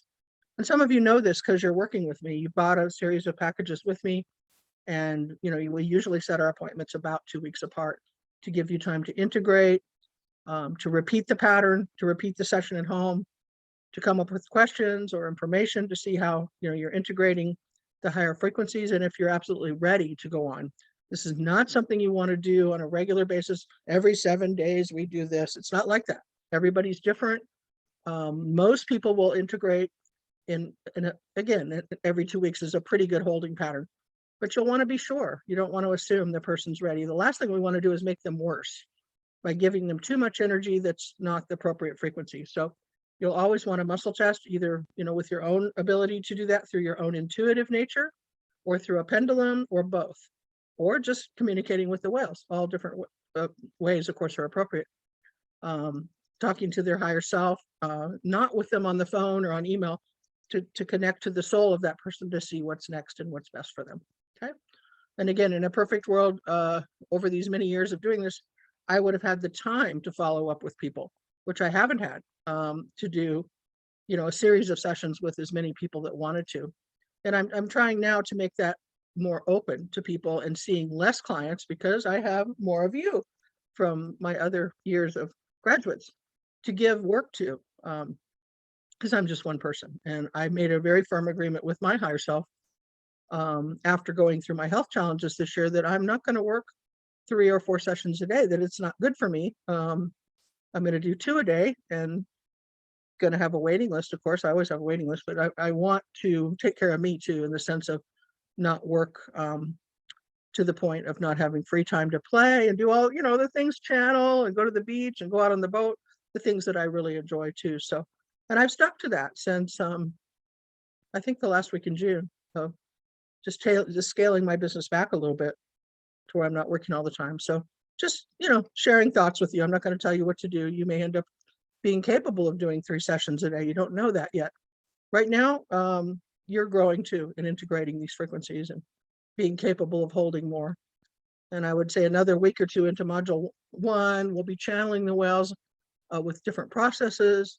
It's just going to get better. That's all I can tell you. It's going to get better. It's going to get easier to communicate with them. And your fears will melt away as you get more comfortable with Zoom and with I call it the choreography, where you set up a session, you have everything ready, the different levels of music you want to have, different whale sounds, and your client form, and you're ready to go, Okay. So let's just get ready. Let's make sure you have your blindfold, and let's pretend that you've signed up to have your first light body activation with me today. And we're on Zoom, of course, and that we've already done a whale healing and clearing, which is true. And in this case, it's exactly 2 weeks ago, and that we're ready to go. Okay. And at any point, something doesn't make sense, or you have a question, you're going to want to do what we've always done. Not in the middle, of course, of the healing meditation, but certainly during the PowerPoint and all of that, you're welcome to ask questions. And it's important that you get clarity both from a student in the whale school and from being a recipient of your first #1 light body activation. Unless, of course, you've done it before with me, this will only enhance it. Some of you have done it before with me. Okay. All right. How long would this take, Laurie? This will take 90 minutes. All of the sessions are 90 minutes, sometimes a little more. Okay. Okay. Yeah. Anybody else before we start? Yeah, one more well, question, Laurie. For the other meditation or the other session and this one, the clearing, I understand the part for clients, but what about us? Can we repeat it constantly, or yes, or is just not very recommended, or no, just I would recommend you muscle do it. test or whatever? No, listen to what your heart's saying. If you want to do it every day, it's okay. Okay, perfect. And I would also go back to doing the whale healings and clearings, like, maybe once a week anyway, for yourself. Okay. Yeah. Okay. Thank you. Sure. Sure. So, You guys are on the fast track, to implement. Heidi, you had a question? Yeah, so we're doing a light body activation for 90 minutes right now. Yes, right now. Oh my God. Okay. I had no idea. Yep. And then we're going to do another one right after it. So, you might get fried today. That's just how it's going to go. We're working up to doing actually 3, but today we'll do 2. Laurie, you had a question? Yeah, is it okay to sit, or do you prefer us lying down? Well, right now we're going to sit. We're going to open the space. We're going to do a water blessing. We're going to look at a PowerPoint. And then when it comes to the healing meditation, I'll ask you to lie down and put your blindfold on exactly like you would your client. Okay. Okay, so right now you're the client. Okay. We're pretending in your world you're the only one, that this is a session for you, even though it's for all of you. Okay. Any other questions? I'm going to ask to come in. Okay. Carolyn, go ahead. Yeah, thank you. I'm going to ask to come in on my phone. Okay, so you'll see me here twice. So when I go lay down, I'll just be ready with my phone. Okay, sure. Thank you. The only thing that's really different is that I obviously won't be giving you a personal message, because I can't do that in the time frame. Usually that's the closing part of our session, is the personal message that I get. And of course, that's not going to happen. So Someone else had a question. I Laurie, heard of this it. healing will also last for 2 weeks. For you, again, I want you to do it more, not just in 2 weeks. But yes, it will last at least 2 weeks. Yeah. Okay. But the more often you repeat it, the better. Remember, you guys are not just doing it. Well, today, right now, you're doing it to experience it. But in the future, you're going to be doing it to memorize it. You're going to learn to memorize the stories that go with the slides. I should tell you too, I've had people in the past make flashcards so that they can remember the stories. And even with their clients, they can look at their notes. It takes a while to memorize everything, particularly the key stories. And today you're going to hear some key stories that are a part of this work that are important that you do memorize. I don't want you to script it though. I don't want you to speak it exactly as Laurie spoke it. I want you to speak the stories and the key note signatures that go with each slide, because each slide is important. And each of the slides in the PowerPoints you're going to get are the words that are on the slides are given from the whales. The stories come from me. Now, until you have your own stories, I think it's important to at least tell a short version of my story to your clients when you get your clients until you have your own stories. Does that make sense? So in other words, people are going to say, well, who are the whales? You're going to tell them who the whales are, like that slide that's in PowerPoint number 1, where you're standing and holding hands in a center with a group of people. And then there's 4 points to that, which we're going to talk about. And I'll continue as the weeks go on to make more little cheat sheets for you, but it's up to you to do your own too. If you don't remember the story from a slide, you should have written it down. You should have your notes with you. It's not okay to skip a slide. It's not okay to skip a story. It's a minimum of 90 minutes for them to get the history of the whales of the world, plus have the healing and experience a huge transformational change in their body. You owe it to the whales to give the story that goes with each slide that's not written, written out. Okay. They're not just there for like, wow, wow, wow. They're there to make a point. Okay. And PowerPoint number 2, which you're going to get, as part of your email assignment today, is the longest one. So sometimes the sessions go over 90 minutes on PowerPoint number 2. I don't seem to be able to cut any out though, to make it shorter. Okay. I've tried, it just doesn't work. We missed something that's really important. So someone else had a question? Yeah, just Laurie? real quick. Can you explain why you have us lay down if some people want to sit? Can you just explain the difference between laying down and sitting? During module 1 in the healing sessions, you must have your back flat against the earth plane to fully experience this. This comes from the whales. This is how they work. They work with your spine in a lying down position. You could go in a recliner chair if you can go flat, or on the floor, or on a couch, or on a bed. Okay. When we start module 2, you don't lie down. You sit upright, and the dolphins work on your spine upright. That's how they do it. Yeah. Can I fully explain that? Probably not. But that's all I needed. Thank you. Thank you for the explanation. No, I'll tell you when I'm just the voice and don't completely understand it. It's the way they want it. Okay, good. Laurie, sorry, one more question. Sure. Can we start after doing sessions with our partner, or after doing the session with our partner? Can we start doing it to family members, or not? Yes. Not yet. No, your assignment this week is actually to give a whale healing and clearing, which was what you learned last time, to a friend or a family member and turn in the sheet. Okay, now they're not to give it back to you, but you're to give it to them because they're not training. Perfect. It's more giving, and that is part of your assignment. As far as this healing, the light body activation, you will be partnered for that. You'll both give and receive with your new partner this time. Okay, thank you. We'll go over all that at the end. Okay, good question. Anybody else?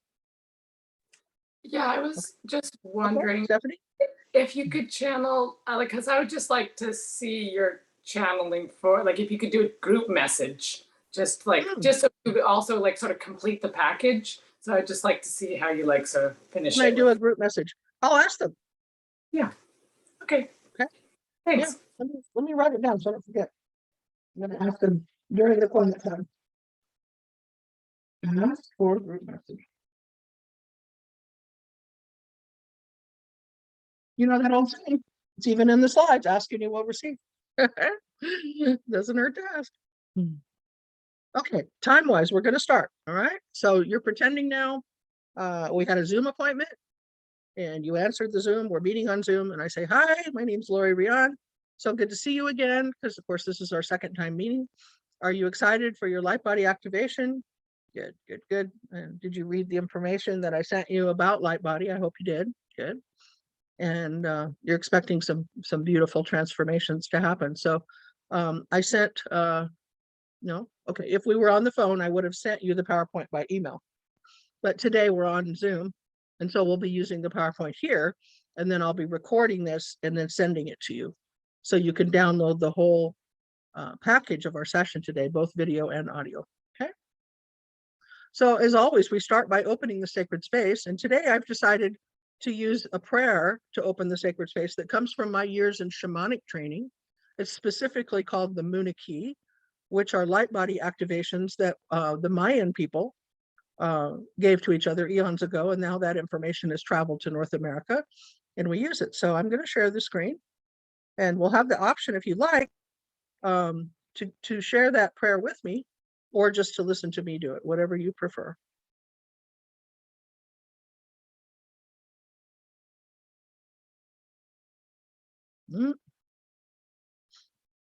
Get an adjustment here.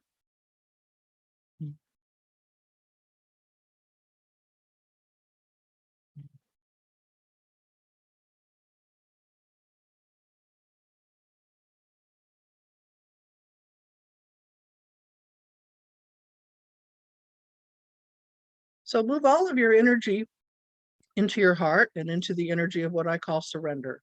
Okay. And we're going to turn our energy now to the direction of the south. Okay. And here's our prayer. To the winds of the south, great serpent, wrap your coils of light around us. Teach us to shed the past the way you shed your skin, to walk softly on the earth. Teach us the beauty way. Aha. Now turning your attention or energy to the west, to the winds of the west, Mother Jaguar, protect our medicine space. Teach us the way of peace, to live impeccably. Show us the way beyond death. Aha. And now to the north, to the winds of the north, Hummingbird, grandmothers and grandfathers, ancient ones, come and warm your hands by our fires. Whisper to us in the wind. We honor you who have come before us, and you who will come after us, our children's children. To the winds of the east, great eagle, mighty condor, come to us from the place of the rising sun. Keep us under your wing, and show us the mountains we only dare to dream of. Teach us to fly wing to wing with the Great Spirit. So all four directions now around your home are open, and I'd like you to connect with the earth, just sending your light down into beautiful Gaia, grounding. And we say, Mother Earth, we've gathered for the healing of all your children, the stone people, the plant people, the four-legged, the two-legged, the creepy crawlers, the finned, the furred, and the winged ones, all our relations. And now, turning your attention to the sun, Father Sun, Grandmother Moon, to the star nations, Great Spirit, you who are known by 1,000 names, and you who are the unnameable one. Thank you for bringing us together and allowing us to sing the song of life. And now, with your eyes closed, I want you to visualize your property, your home, whether it's a large property or it's an apartment building, and the four columns of light around you that we opened in the four directions, forming into a beautiful four-sided pyramid of light.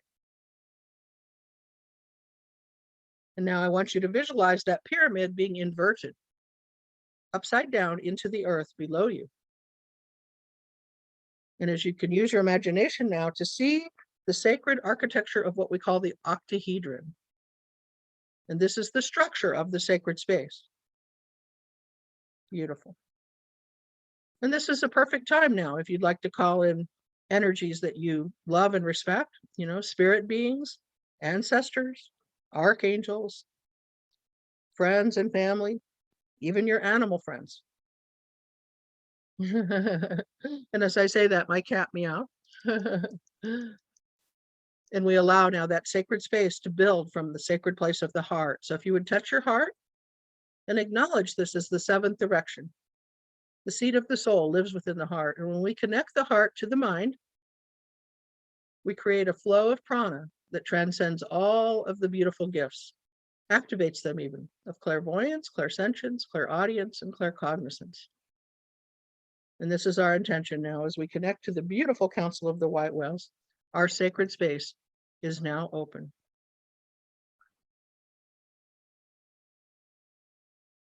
And I'm going to read to you now a little bit of information that's been given to me by the whales, okay, about the template that we're doing today. It's called Your Physical Body and Its Operating Systems.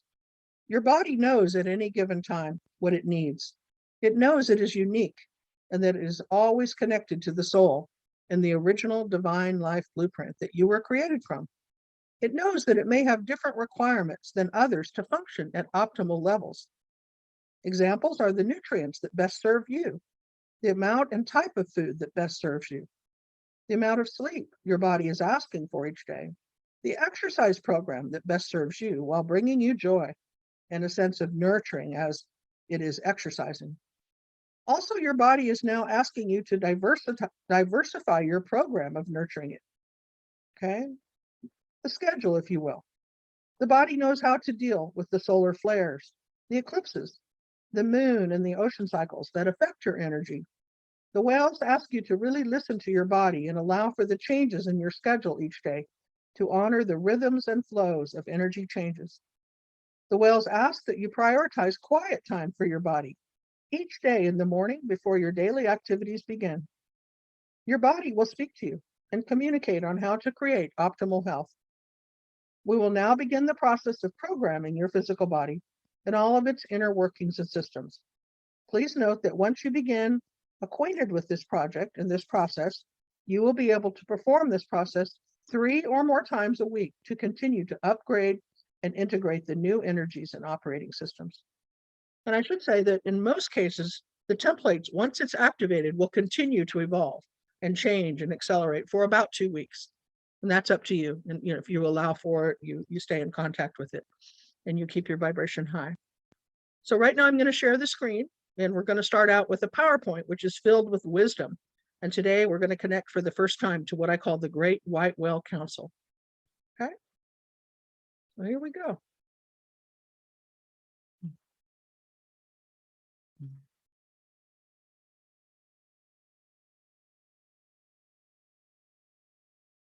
And one more time.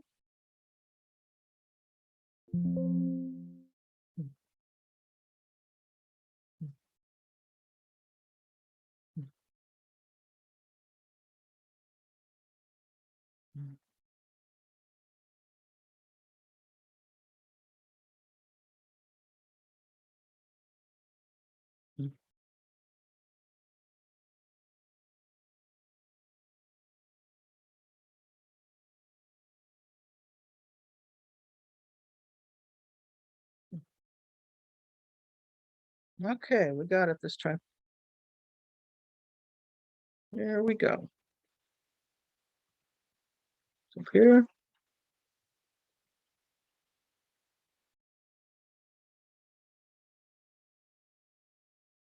And there's a picture of our beautiful dolphin friends. Remember that they're multidimensional beings. They're not just in the ocean, they're in the etheric. And dolphins are actually toothed whales, and they set a really nice vibrational frequency for us. So here we are with whale and dolphin energy light medicine activations.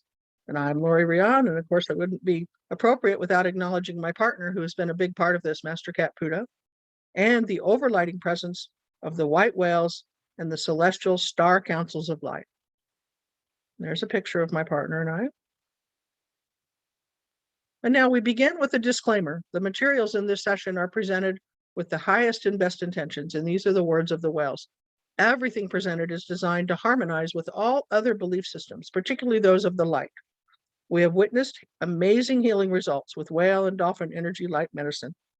We encourage everyone to open to their own power with this work, opening your hearts and belief systems to know core level healing is available through your connection to the whales, the dolphins, and celestial light beings that serve them. Okay. Meaning if you do Reiki, or maybe you do acupuncture, maybe you're a chiropractor or you get chiropractic work done, or maybe you do matrix energetics, all of these things will harmonize with the whale work, okay? So this is a beautiful message from the whales that I received some time ago. And it's short, but it gives so much information. So I'd like you to open your heart to receive this. Beloved humans, we are your elders, and we are the molecular librarians of Earth's history. We embody conscious creation, and we have the experience and intention to assist you with core level healing. It is our intention to assist humanity in claiming their mastery and restoring their physical forms to radiant health. As you awaken your dormant DNA, you will naturally evolve into awakened geniuses. You will then live and create from your hearts in communities across the globe, where you change the outdated and broken structures of medicine, of education, government, and sustainable living. Connect with us now, and we will accelerate your intention to evolve. We are solution energy. We are the great whales, and we represent the cetacean nations of Earth, and we are cosmic creators. So note to whale school students, you would have your client read this out loud. You would not read it for them, okay? Just so you know, ask them to read it out loud during the giving session. These are the names of the healing templates that the white whales have given. You might remember in the first session we did where I talked to you about how I was guided to go to the island of Kauai on March 3rd of 2012. And the reason we were guided to go there is to open the Stargate that's on the northeast corner of Kauai. It's actually called Anahola. And when we got there, and it rained and it rained and it rained, but we were actually able to be there on March 3rd to receive the white whales through the Stargate, which prior to that I knew nothing of. This was all coming through the prophecy of Seth, who is the oversoul for my cat, Master Puddah.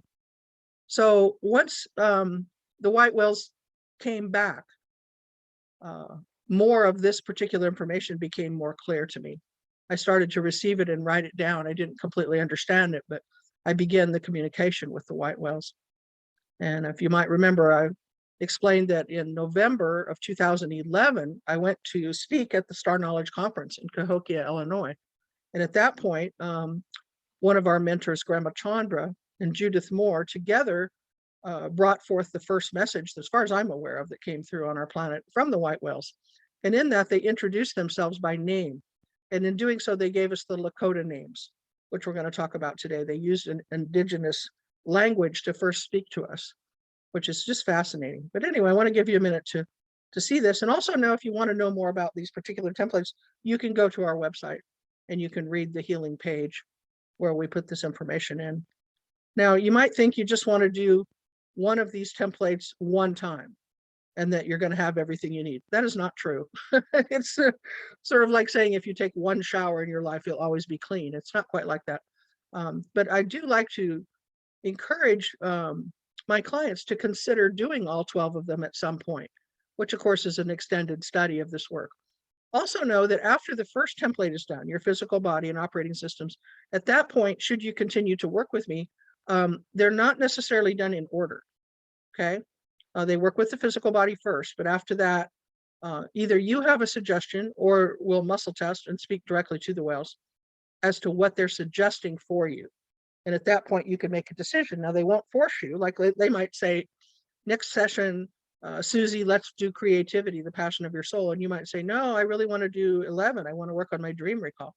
And they would probably say to you, that's just fine. We'll do that instead. So they will work with you if you have a particular thing that's kind of coming to you that you know you want to do. Another example is number 4. 4 comes in 2 sublevels. And it's, for me, number 4 is a template that I will probably do the rest of my life, because I've made a career out of learning to communicate telepathically with all different life forms, both visible and non-visible, meaning, you know, reindeer to dogs to Pleiadians. And so I'm always wanting to communicate more clearly and understand more different types of languages. So I'll always do that particular template until, you know, probably my dying day. So that gives you some information. But today, again, we're going to work with your physical body, with the organ systems, the blood flow, the operating systems themselves.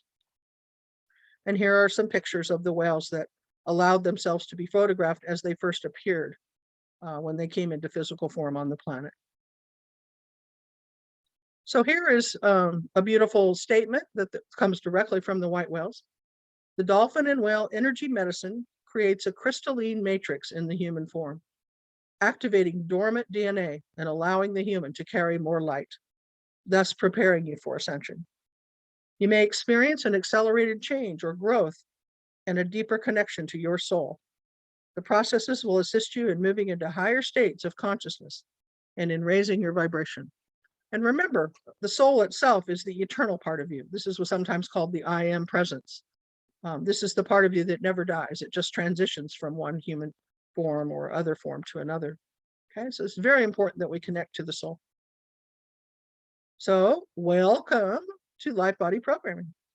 And these beautiful whales were taken from a boat trip that I was on in Maui. And I think they're setting that jump up together, don't you? Little bookends.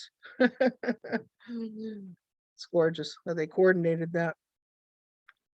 And here's the picture you saw before in the first PowerPoint I sent you. This is a whale that was in San Francisco Bay that was tangled up in the nets and was cut free by the divers. And such an expression of gratitude coming from the whale wanting to connect to us.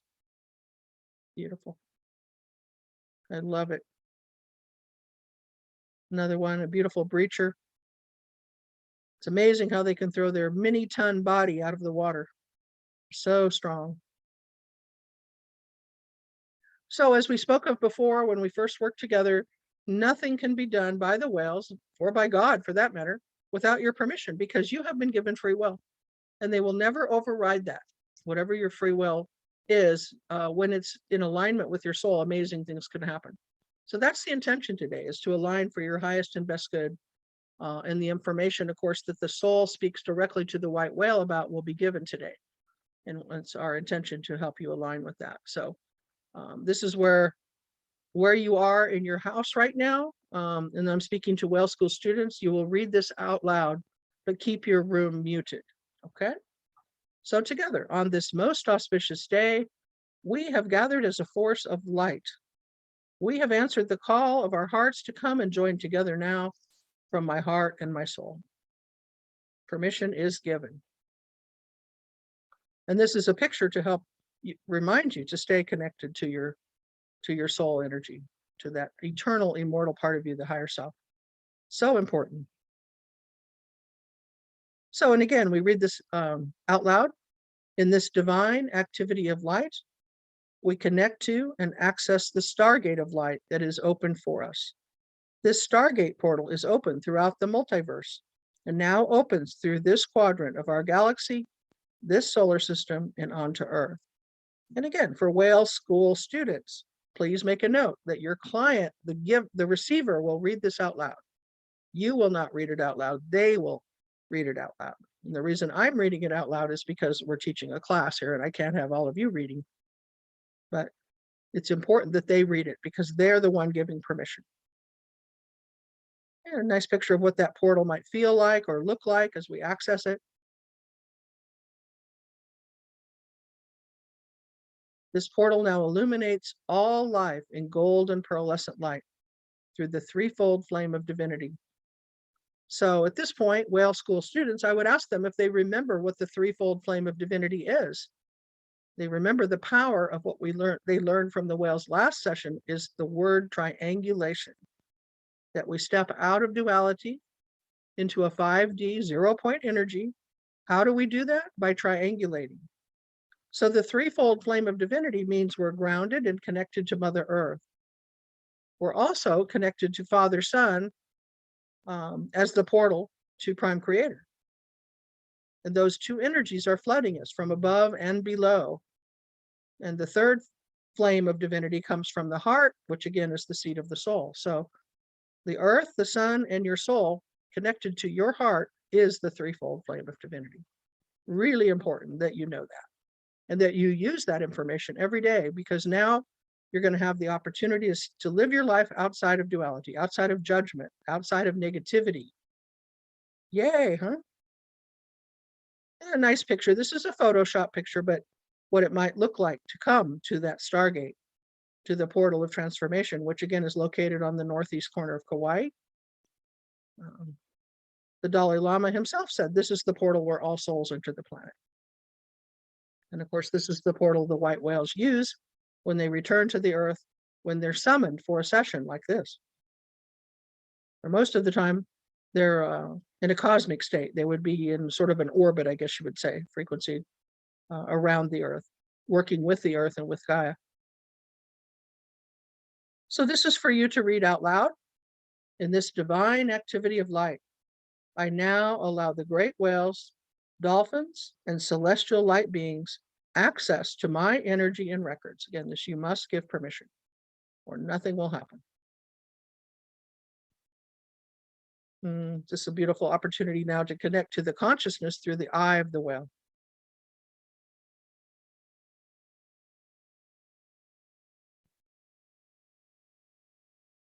And again, please read this out loud. I ask now to connect to the heart and soul of the great cetacean nations who are the whales and dolphins of planet Earth.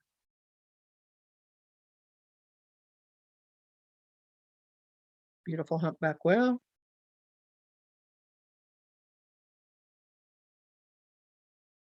I love this picture. Surprise!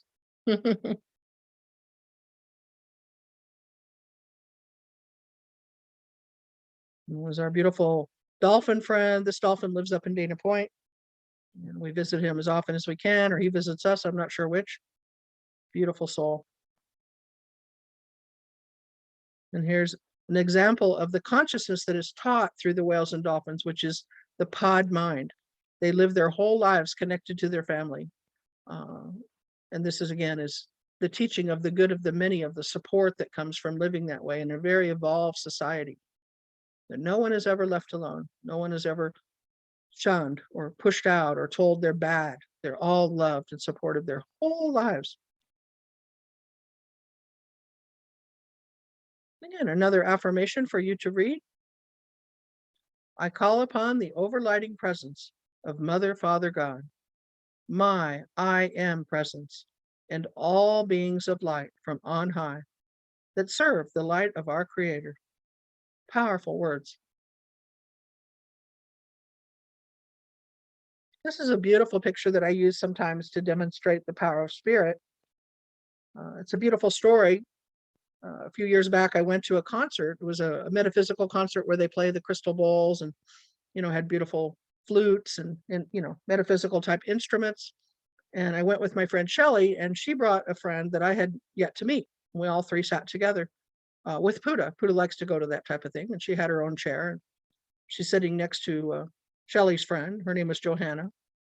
And at the end of the concert, she came to me and she said, would you be able to email me a picture of Puddah's face? I would like to see her eyes. I felt her communicating with me throughout the concert, and she would like me to draw her portrait, and I'm an artist.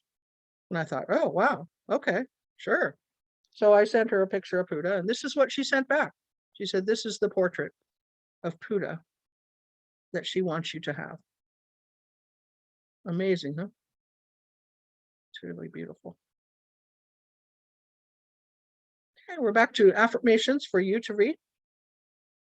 Out loud, please. I personally acknowledge that I am a part of the co-creative council that is in service to Mother Earth and her inhabitants through my soul and my human vehicle.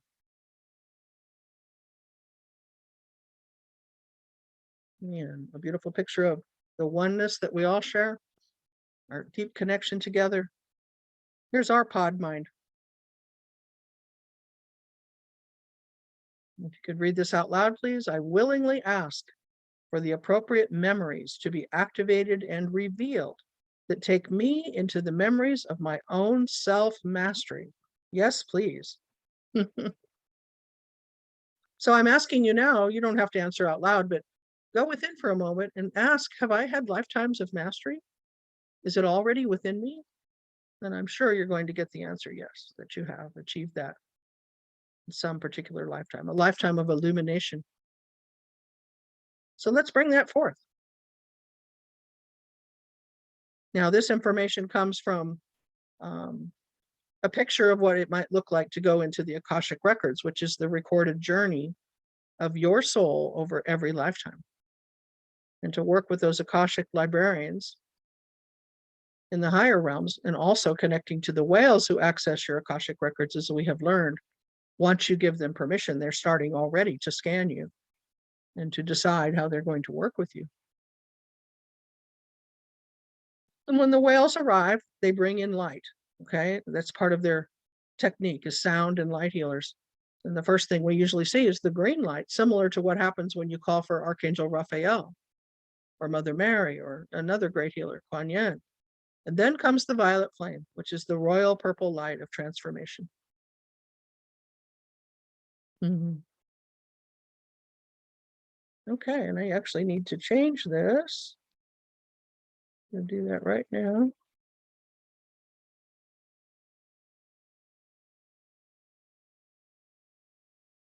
Okay, let's do this out loud.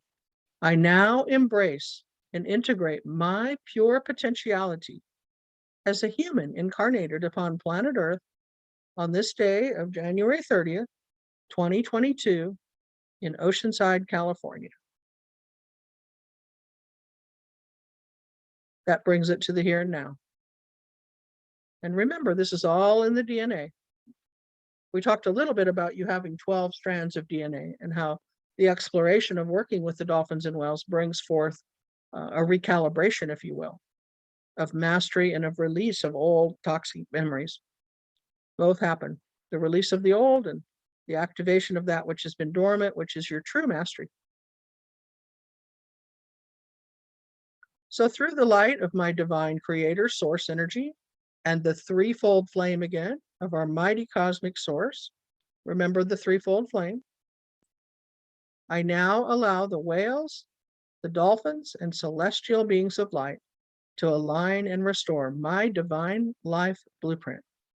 Now remember, it all comes through the flower of life. That's the geometry, which is called seed creation, that all geometry springs from this particular sacred geometric form. The grids within the earth, all life in their living Merkaba field. And this is a picture here below of the living Merkaba field. It's two three-sided pyramids interlocked together with 8 points of light. Okay, 1, 2, 3, 4, 5, 6, 7. And on the opposite side of this point is the 8th one. And those 8 points of light correspond to the original 8 cells in your body when you first were in gestation. When the sperm met the egg, then there were 2 cells, and then moments later there were 4, and then moments later there were 8. And those 8 cells form the seed creation of your Merkaba for your whole life. Okay? Well, this is what it might look like to experience the multidimensional self, again, the divine blueprint.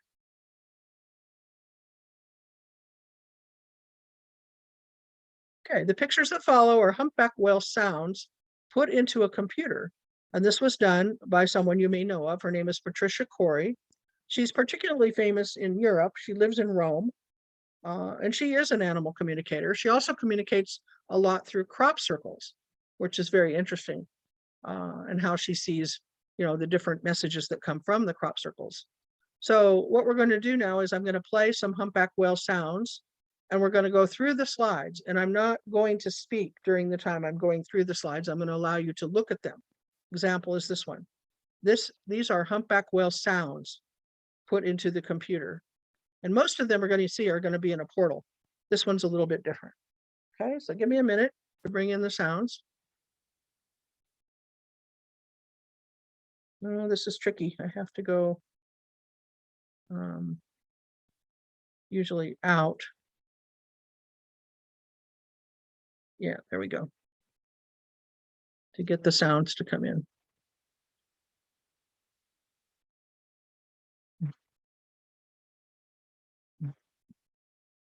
But we're going to experience some whale sound healing by looking and listening.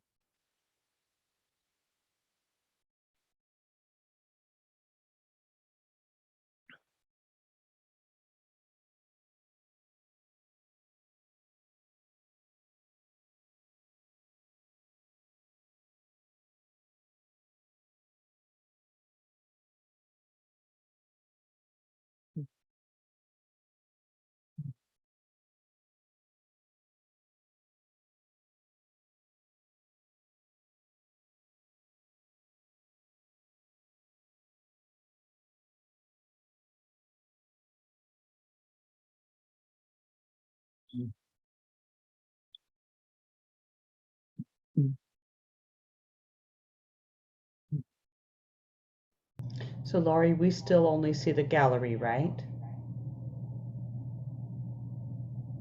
Do you see the picture that says honor great mother? No. No, No. and no sound either. Yeah. Okay. Thank you All for we see, telling you're me. welcome. Important to know.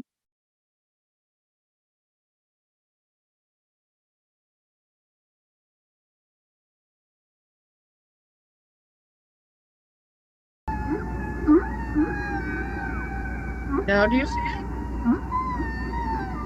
Hear the sound and we see it, yes.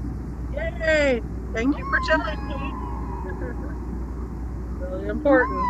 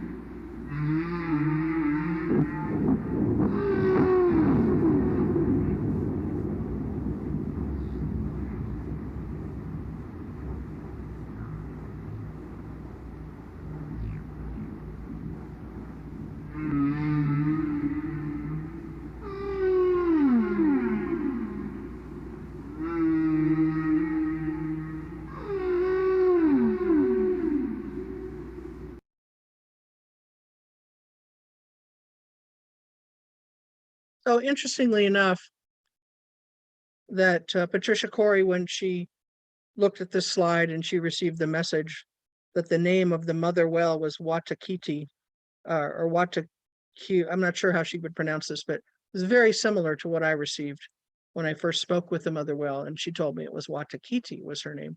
I thought that was a really nice synchronicity. And a couple of things is you go back and repeat this, you may be guided to stay longer on one of these than the other and kind of be drawn into the portal of the whale sound. Really, really amazing. I've used these for years and I never get tired of them. And I always see different things, experience different things when I look at the portals that these sounds are creating. And I remember that, Dr. Emoto has proven that just in 30 seconds, when we listen to whale sounds, our whole molecular structure begins to change through the liquid in our body, particularly the blood. And the star tetrahedron crystals begin to form, creating the life body. So these are so powerful. I would have the client stay with them longer if, we have to, in our business, I guess you'd say, we have to structure things. And again, I try to keep it to 90 minutes, sometimes a little bit longer. But, when you're running a business and people have busy schedules, they have expectations, that I let them have a little time and then encourage them to go back and repeat this. And the same goes for you. It's a powerful part of the teachings is this, what Patricia did. And I'm very grateful for the work she's done with the hydrophones, to record the sounds of the whales and then put them into the supercomputer. Okay. So a little history now. The 13 white whale star code names, as we said, were first revealed at the Star Knowledge Conference in the Lakota language by Grandma Chandra and Judith Moore on 11/11/11. And here's Grandma. For those of you that don't know, she lives in a disabled body. She's probably about 50 or 60 pounds, a very small body. And only in recent years has she been able to walk a little bit without the walker. Her legs are very tiny. And she speaks only telepathically. So she trains people like myself. I was one of her students to speak for her. So when we do events together, I usually am in her voice. And this one particular time, I think it was in 2010, she came to San Diego to do 3 different nights of different topics. And of course, I had been selected to be her voice.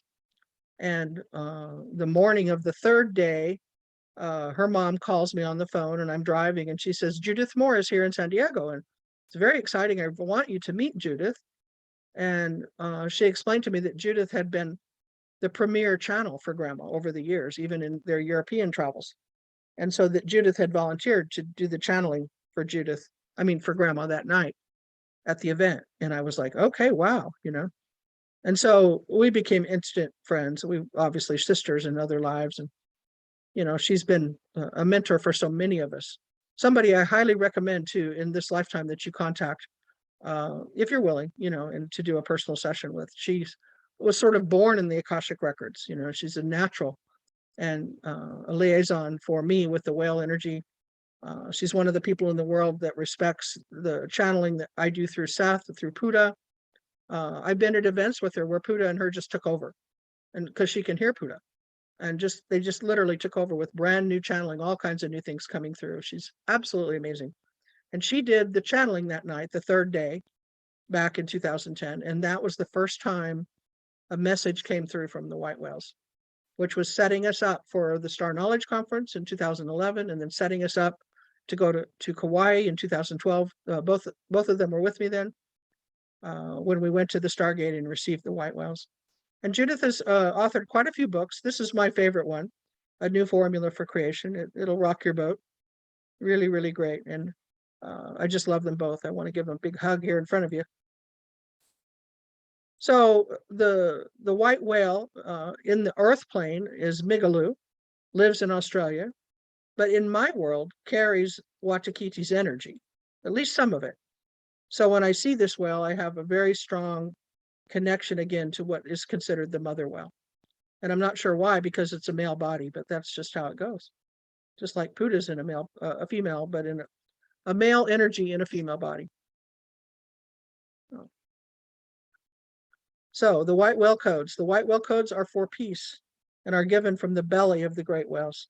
The whale codes represent the birthing of the living light and are to create manifestation in our lives. And this is a quote directly from the whales.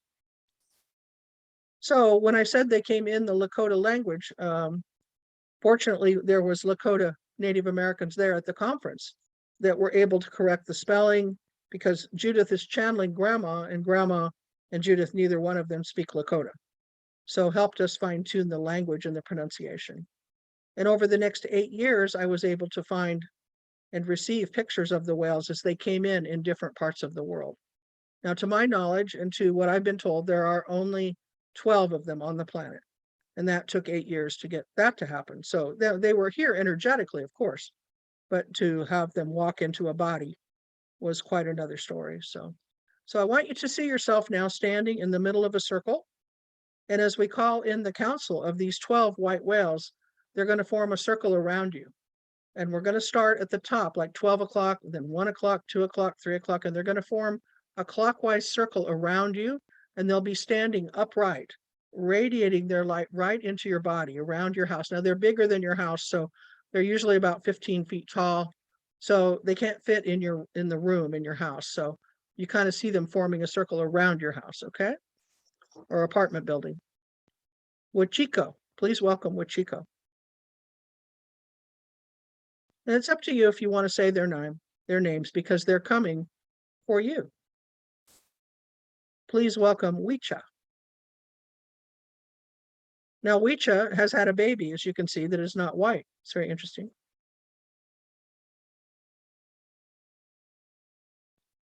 Please welcome Wikoka.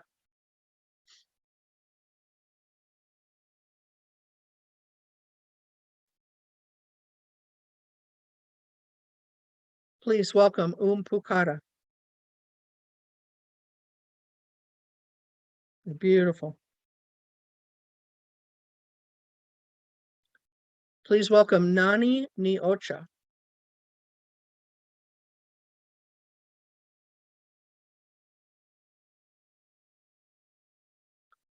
Please welcome Pakacha.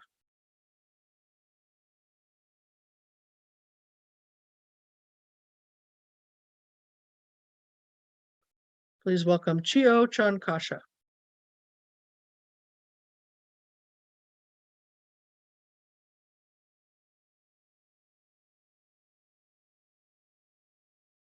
And now welcome Ni'i Picha.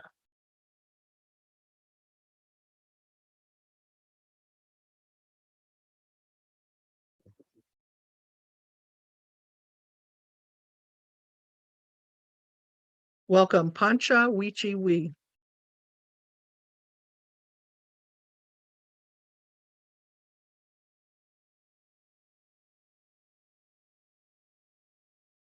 Welcome Win Shipaka.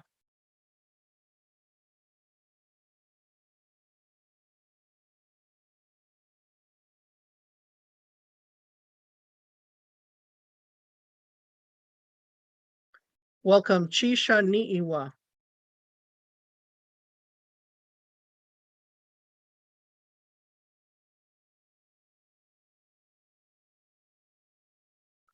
Welcome Vendakata.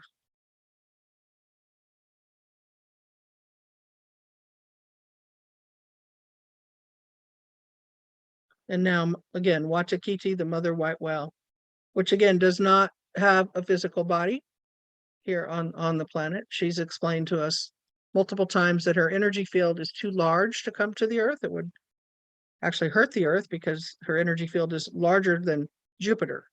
So, but she has an overlighting presence, and occasionally she does speak to me, almost always when I'm in a group. She doesn't do personal messages. So the white whale codes, the Lakota star names were given on 11/11/11 in Cahokia, Illinois at the Star Knowledge Conference. And this is important knowledge, not only for you to have, but your clients to have.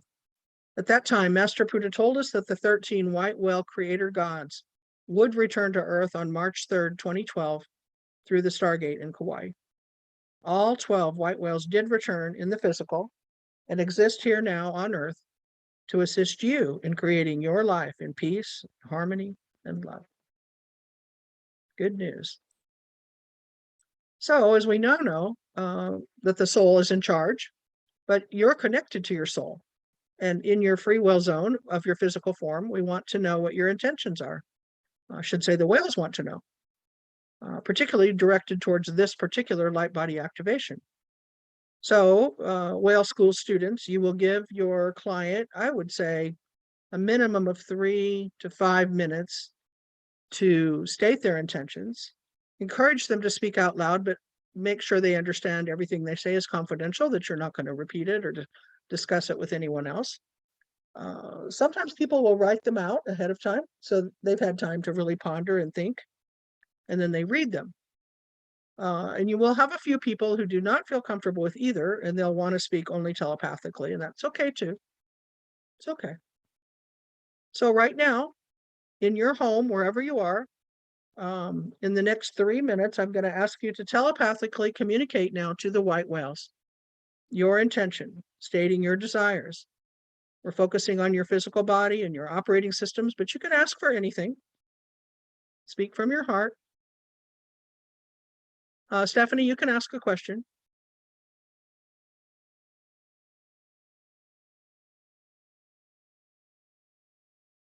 Just ask your question out. I have to unmute yourself. Oh, I don't have a question. I think it just accidentally did that. Oh, okay. Okay, awesome. All right, so I'm gonna have silence now for a few minutes while you guys make your connection to the whales and state your intentions. Many blessings.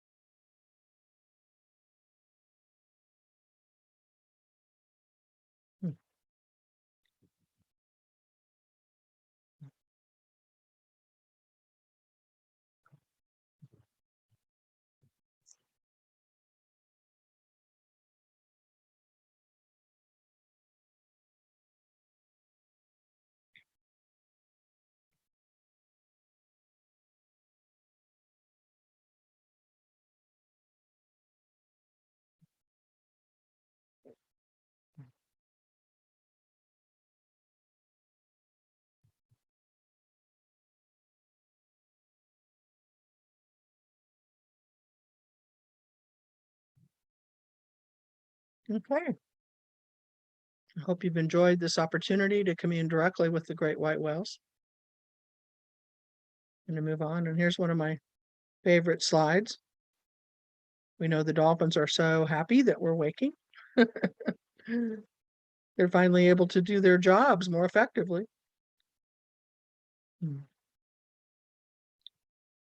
And remember, in our manual, we spoke briefly about the golden dolphin being, the ambassador for the whales eons ago when they left their ice planet to come to the Sirian system in our galaxy and to become the great geneticists that they are today.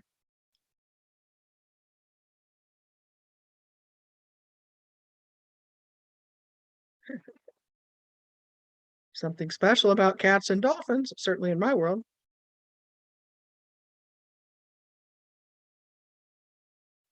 And we might often ask, what makes love real? You know, if it doesn't seem real to you, the whales say, share it. Go out and create something and then share it with another.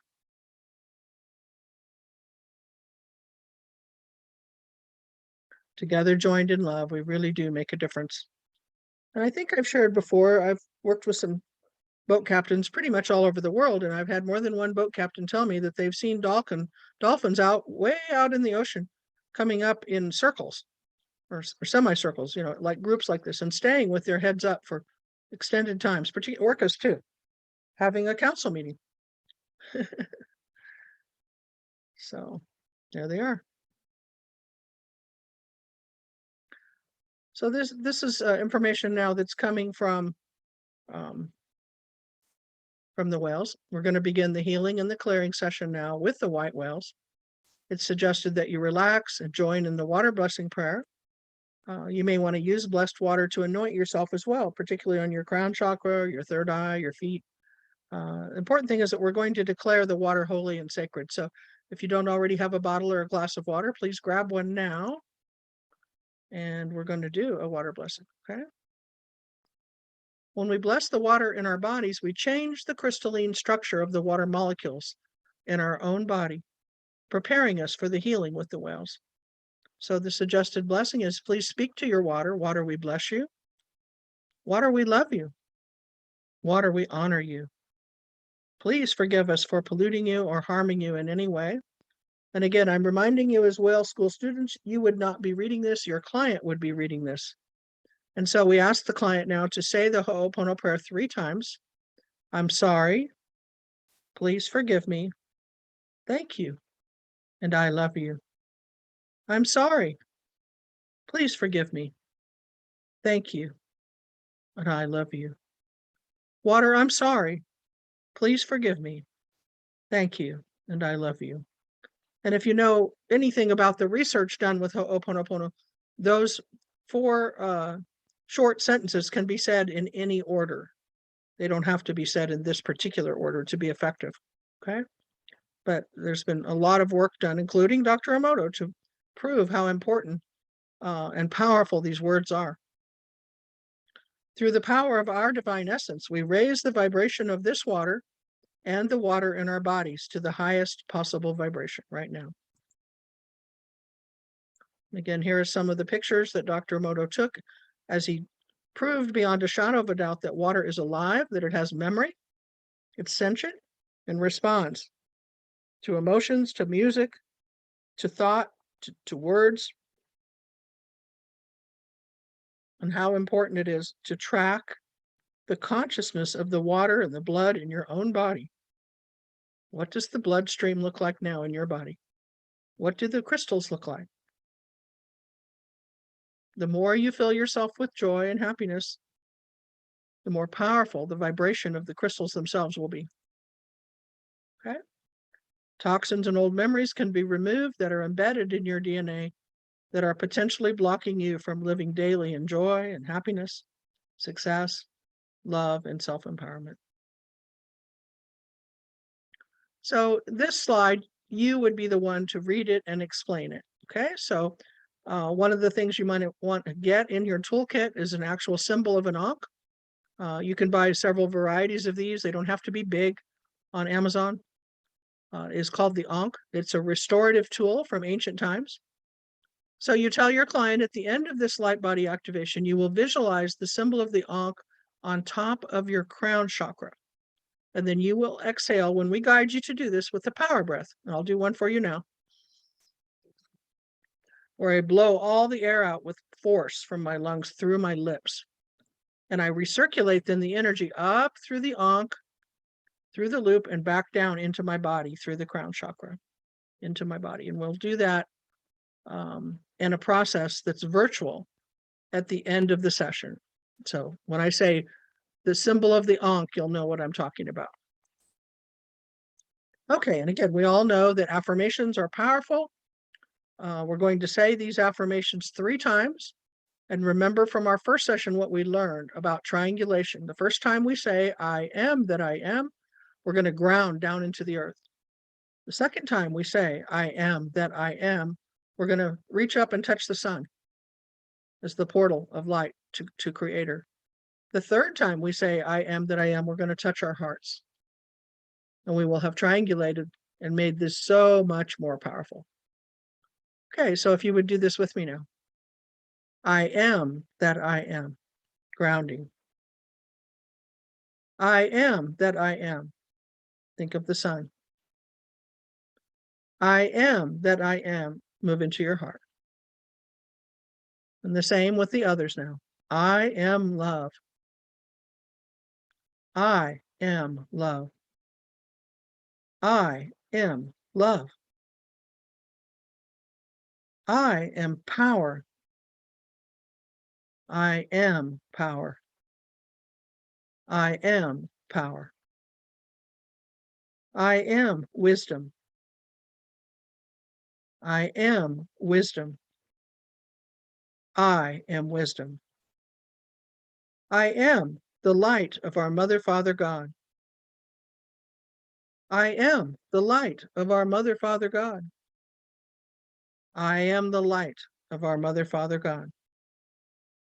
I am all that I am. I am all that I am. I am all that I am. Triangulating each of those. Thank you. These last ones we say one time each. I am here. I am ready. I am open. Please guide me. And of course, we're speaking to the whales and our own guidance system. Let us rejoice together as we see and envision a beautiful outcome to this session today. And now I want you to let go of the mind completely, just surrender it, turn it off. Imagine a switch where you just turn out the lights to your mind. And we come completely into the heart and the innocence and the beauty of you when you were a little child. And when the meditation begins, you're going to move into the left eye of the great white whale. There will be a white whale that will come for you. And at the end of the session, I will give you the name of the great white whale that came for you out of the 12. They will all in a circle around you now because you have called them in. But one of them, of course, you will merge with and will work with you and will speak to you. Okay, and then you can ask them then if they have any questions. Okay. And there's a beautiful picture again of Migaloo, who I associate with the Watakiti well. And there's our Master Pudah's logo, activating the Merkaba again in the third eye. Okay, so we're going to take a minute now for you to get comfortable. I want you to get your blindfold or a scarf at the very least, I should say. And I want you to get comfortable lying down where you can hear the healing meditation that we're going to play for you while the whales work on you. Okay, so go ahead and get ready. And I'll be starting the music in just a couple of minutes here.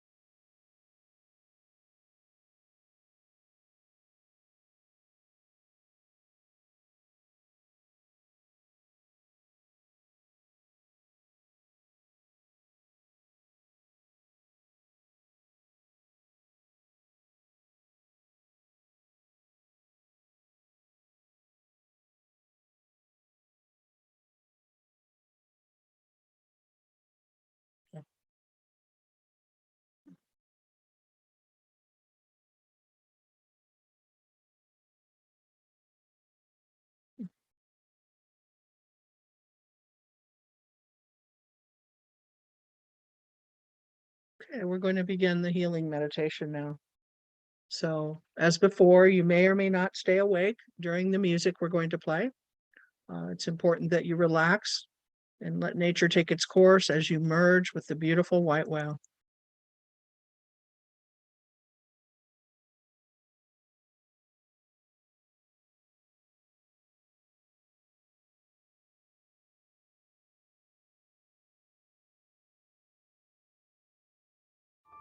The violet flame. The violet flame is God's gift to humanity.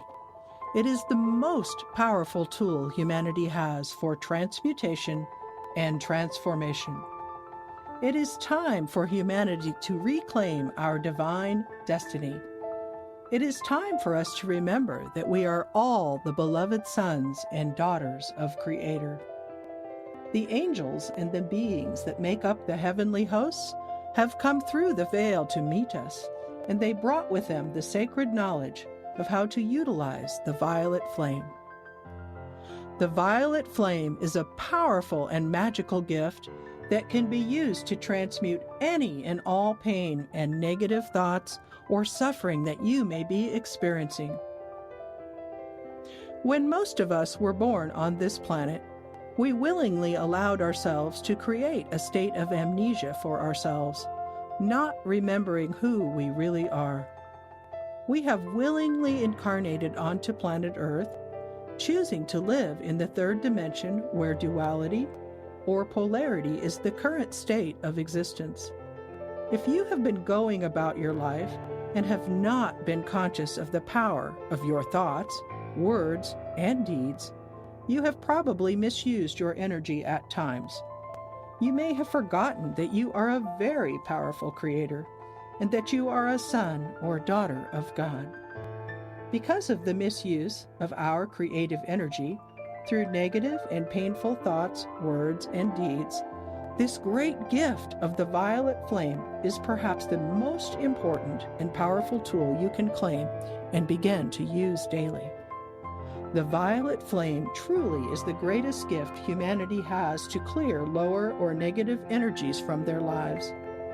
The violet flame is the perfect balance of the in-breath and the out-breath of our Father, Mother, God, and it is a force of unfathomable power. It is my honor and my joy to commend our beloved Ascended Master, Saint Germain, for the gift of the violet flame. Saint Germain is the current Ascended Master on our planet and is responsible for the ascension portal from the Earth plane. Master Puddah tells us that the violet flame is a very, very special and most powerful gift here on Earth now. Saint Germain has used his own personal energy and has asked for this divine dispensation, for the energy of the violet flame to return to Earth as a gift for humanity. Saint Germain has literally brought us the sacred knowledge of how to use the gift of the violet flame to clear, transmute, and heal ourselves. This incredible royal purple light can instantly transmute and clear any and all lower or dissonant energies at the subatomic level. It is our intention to assist you in claiming this royal light and begin using it in your life every day. A mantra we wish to share is, I am a being of violet fire. I am the purity God desires. Repeat it. I am a being of violet fire. I am the purity God desires. Repeat it often. I am a being of violet fire. I am the purity God desires. Another very important aspect of using the violet flame energy is to embrace the idea that the whales literally embody this light. When I do healing work with individuals and groups, and I summon the humpback whale energy for clearing and healing, the entire room and area fills with the royal purple light, which is the Merkaba of the great whales. What I have come to understand is that the whales' living light fields actually contain and embody layers and layers of the violet flame for clearing and transmutation of lower energies. The whales are the healers of the healers and are the masters of alignment. The whales are literally able to use this divine dispensation and spin the violet flame around and within us to manifest deep core level healing. On a very positive note, Master Puddah says the goal in life is to become non-reactive. All true masters embody a wonderful emotional balance where they can move about and remain completely non-reactive to any negativity or chaos around them. They have used the power of the violet flame to literally sand down any buttons they may have had. Think of your emotions connected to a control panel that is right out in front of you. Take note of the feelings you personally have as you move about your day and might find yourself reacting emotionally to the words, behaviors, or energy of others around you. Checking in on your emotional set points each day is key to finding out where your buttons are and making a conscious choice to sand them down when they get pushed. Master Puddah's reality check is, no one can push your buttons if they are quite literally sanded down. Master Puddah also says, I do not have to attend every argument that I'm invited to. Seek to have a nice, smooth control panel out there in front of you with no buttons left to push as you consciously move into balance, alignment, and peace. The power of the violet flame will greatly assist you in transforming your reactiveness to the drama, chaos, and negativity in the world around you.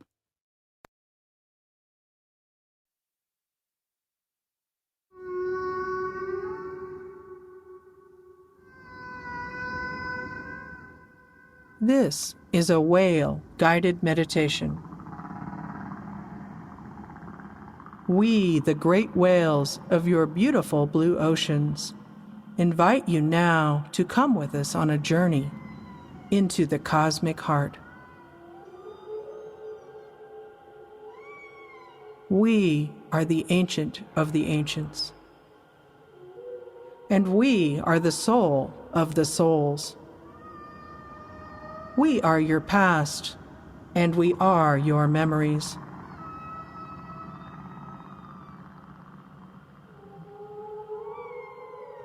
We are a group consciousness joined together with you now in our hearts.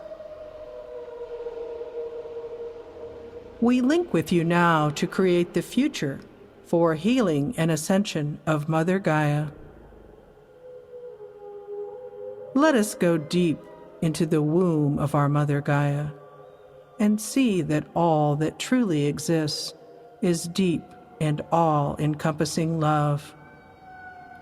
Let us feel this expanded and eternal love. This is love that is for each of us and for all of us. Let us feel the love that called us forth from Source to answer and lovingly come and experience creation and life here on beautiful Gaia. Let us enter the library of the Akashic Records together, where we can remember the truth of who we truly are.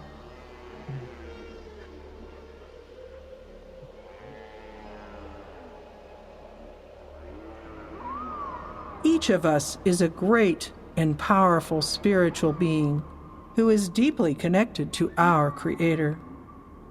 We are extensions and representatives of the divine love of creation. Let us seek the truth of our origins, our choices, and our many, many lifetimes of love and service to this wondrous earth experience. We, the whales, were the first beings to incarnate upon planet Earth. We, the whales, are the molecular, Akashic librarians of Earth's evolution. What we refer to as the Akashic Records lives in the oceans of planet Earth. The information is stored in the water molecules and contains the records of every journey, of every soul, over every lifetime.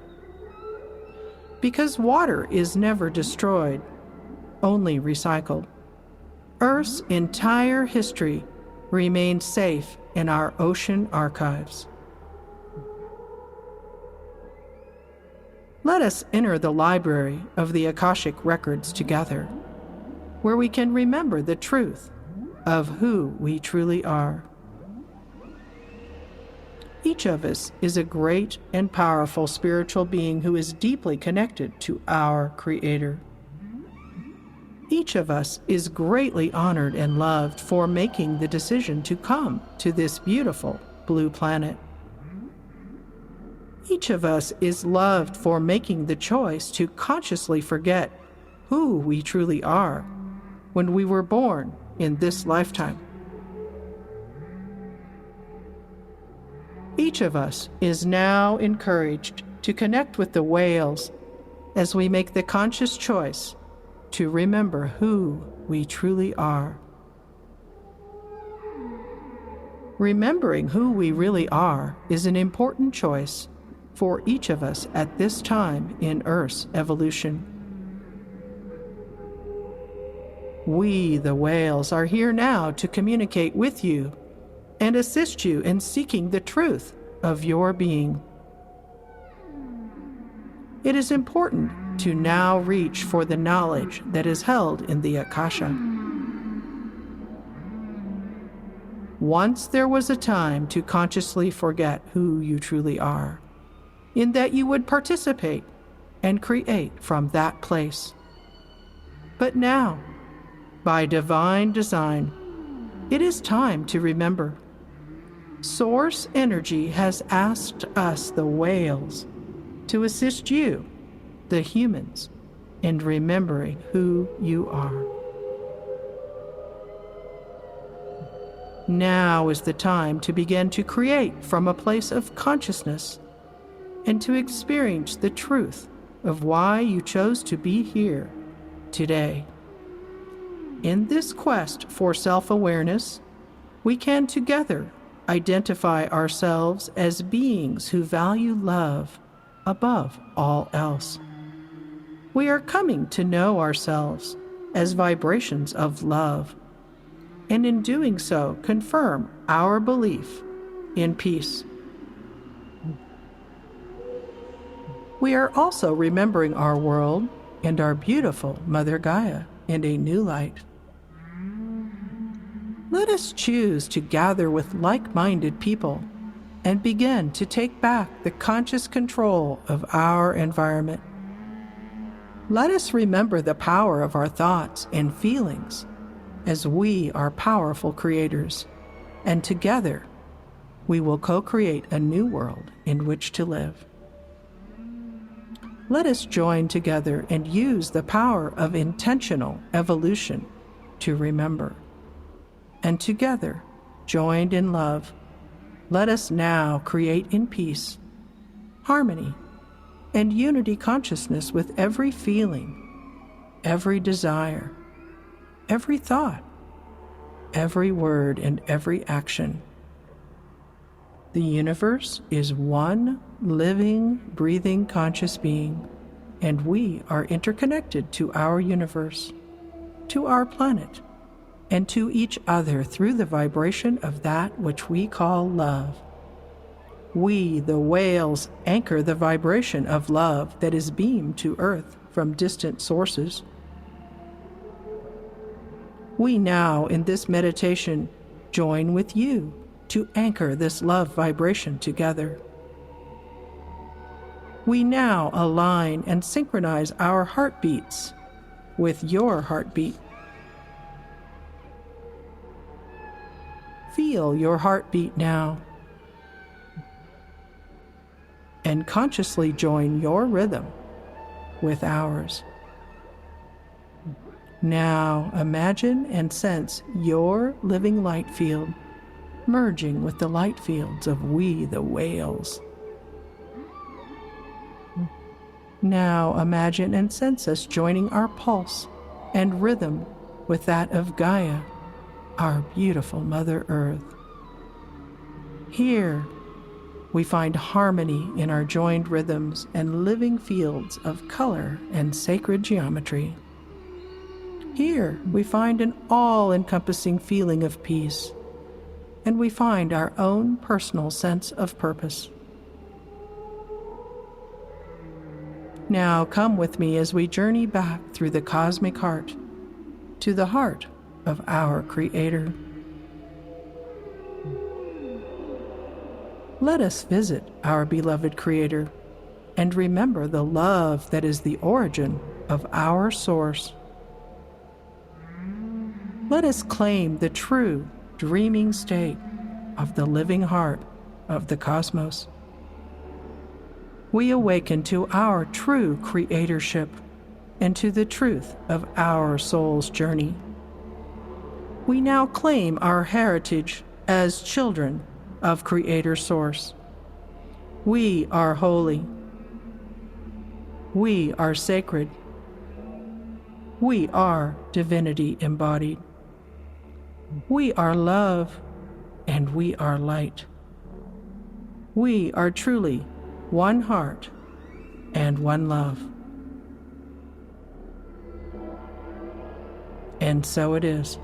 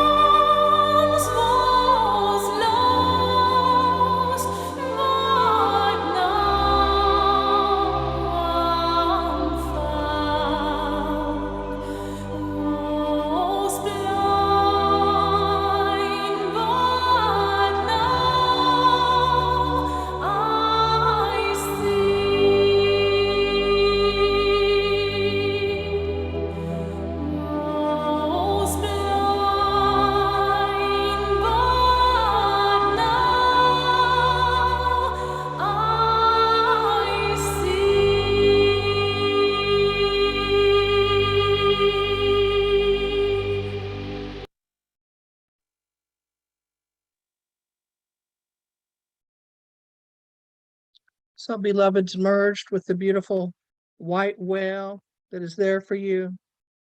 Take some nice deep breaths, and I'd like you to visualize while you're resting there a scale from 0 to 100%. And your higher being will give you a number that's between 1 and 100. Please take note of that number and repeat it out loud to yourself.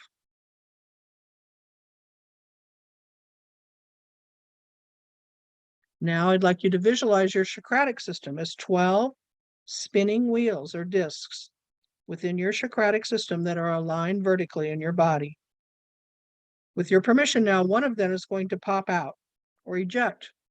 And this is quite natural. It's in corresponding to what the whales are asking. Allow it to happen naturally and don't try to analyze it or figure it out. And now, merged with the great white whale that is there for you, whose name is Mobian, you're going to take a virtual deep dive down into the bottom of the ocean, where you're going to come belly to belly on the white sand below.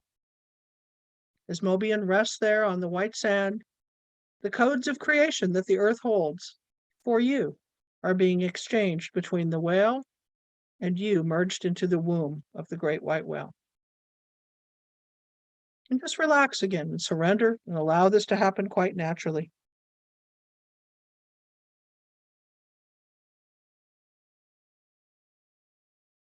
Beautiful. And now Mobian is going to bring you up from the virtual ocean very quickly from the bottom to the top. So as we come up, up, up, up, as we surface, we take a beautiful power breath. And we blow the air out of our lungs. And we recirculate it now through the loop of the Ankh that I want you to visualize on top of your head, coming up over the Ankh, through the loop and back down into your body. And immediately Mobian is going to take you on your second virtual deep dive, down to the bottom of the ocean, to the same location, where the work will continue. The codes of creation are being exchanged, upgrades, alignments are happening, all in a vibration and a level of communication that we don't really need to understand or try to figure out, but we do need to allow for, to give permission for.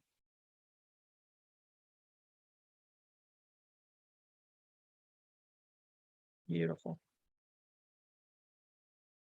And as the communication is temporarily complete, Mobian brings you again up from the bottom of the ocean, up to the surface, and you are preparing for a big power breath. And as that energy exhales from your body, I'd like you to circulate it through the Ankh, through the loop of the Ankh, restoring it back to your body, through your crown chakra. And immediately now, Mobian will take you on your third and final virtual deep dive.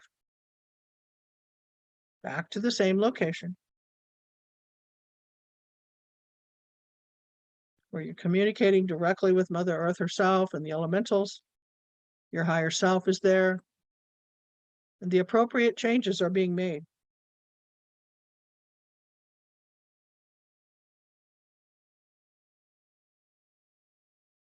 And now, fully relaxed, you'll be coming up again from the bottom to the top, merged with the great white whale Mobian. Take your third and final power breath as you surface. And again, using the power and restoration of the Ankh.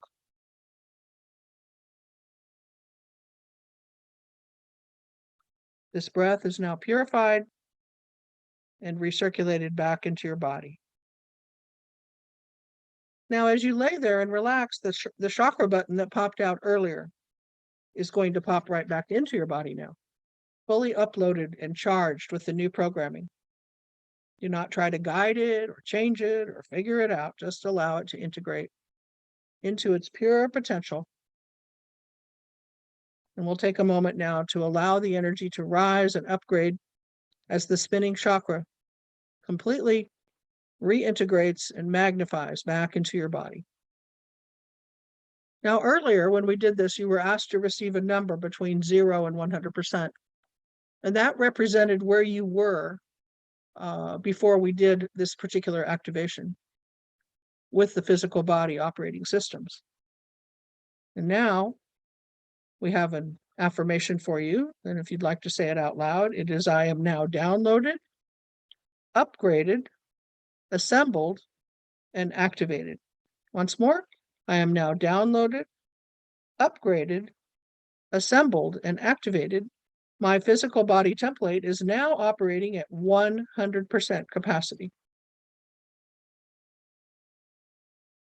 And as you lie there, focus on what your spiritual blueprint might look like if you rolled it out on a table to see the perfection within you working perfectly.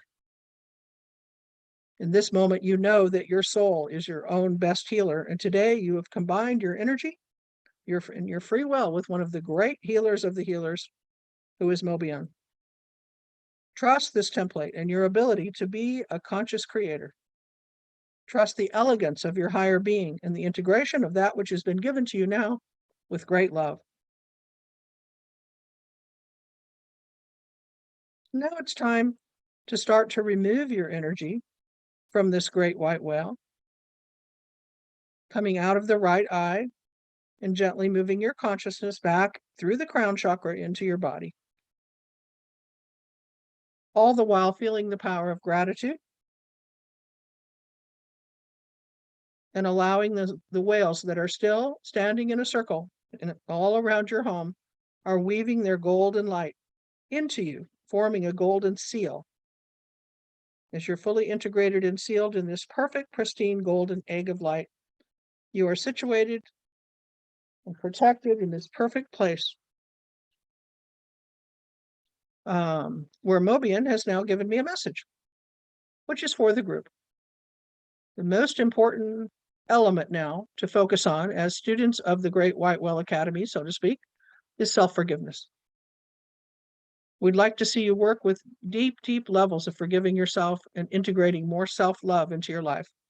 It does not matter what anyone else thinks or says, including Laurie Reyon. It's about you embracing the love that you have for you and understanding what a huge opportunity it is to be human right now. I want you to think of the trillions of souls, or even numbers that you cannot imagine, that wanted to be here right now, having the experience that you're having. But you know what? They didn't all get the part. You did.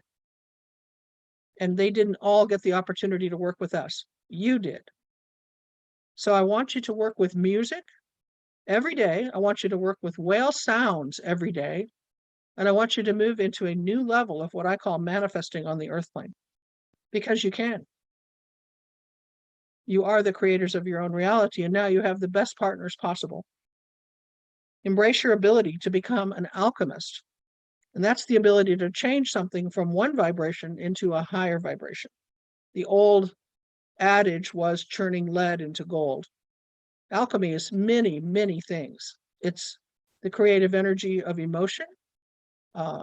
It's the dense physical structures of so many things on your planet that are waiting to evolve from one to another. And most importantly, it's your own vibration. So from now on, when you want something and you know that it's in alignment, it's not selfish, it's not out of alignment, that it's in alignment with what you're here to do, I want you to hear us and the Great Whale saying to you, the answer is yes. I want you to live in a world of yeses and know that you deserve that at the core of your being, that you're not being selfish when you ask for things that'll benefit your mission here, and that you have every right to have them delivered to you. And what this means is that we're asking you now to be optimistic beyond what you've ever been before, to open your belief systems every day to higher vibrations, higher possibilities, and things that would have scared you just a moment ago will no longer scare you because you've moved beyond fear. You've moved into what would be considered the impossible or the miracle zone. You will meet us there if you're willing. And at the end of the day, I want you to say to yourself before you go to sleep what Master Puddah does with Laurie Reyon, and that's, tell me how your belief system has changed today, because I know where it was this morning. What do you know now that you didn't know this morning? How have you expanded your consciousness? Please tell me. And I want you to just be able to share so freely, because all the things that will have happened to you every day that will move you into this new vibration.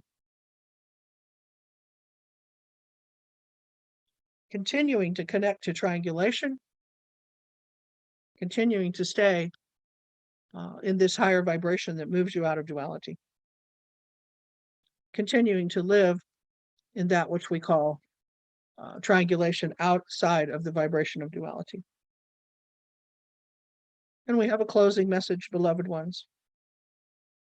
We advise you to move deep into your sacred heart every day in the morning and balance the divine feminine and masculine energies within your body. This is called the unity breath.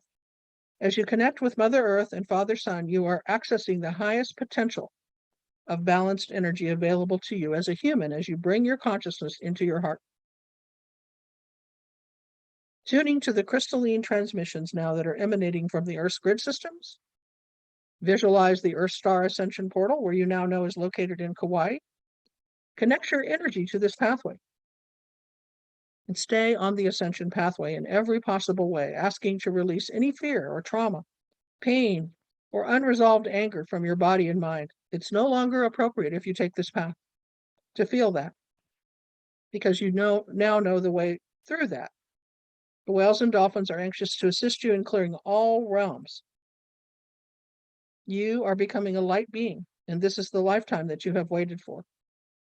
We ask you to turn your consciousness now to the truth and the wisdom of who you really are. We are the Great White Ones, and we love you so. Namaste.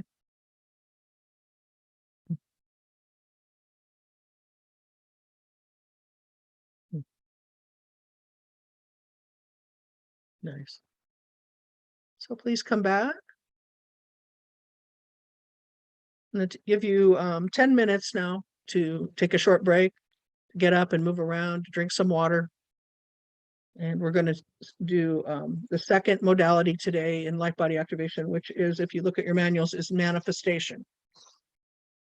So it's 3:50, 3:49 here. I'm going to see you at 4 o'clock. Refreshed. All right. Namaste. Okay, we're back after the break.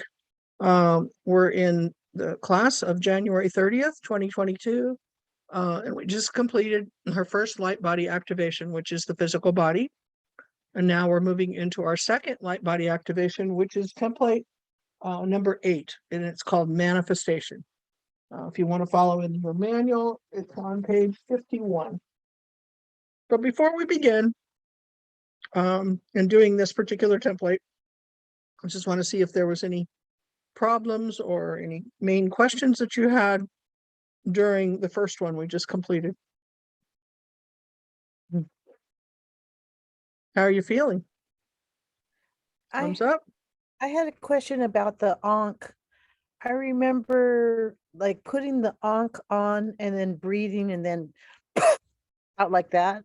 Is that Correct. right? Okay. Yeah, the power breath, but you take the power breath and virtually send it up through the loop of the Ankh and back down into your body. Okay? That's called the power breath. There we go. And you do 3 of those on each of the deep dives, merged with the whale that has come to work with you. In this case, it was Mobian. That was kind of fun, giving a group message. I can't remember who asked me to do that, but I enjoyed it.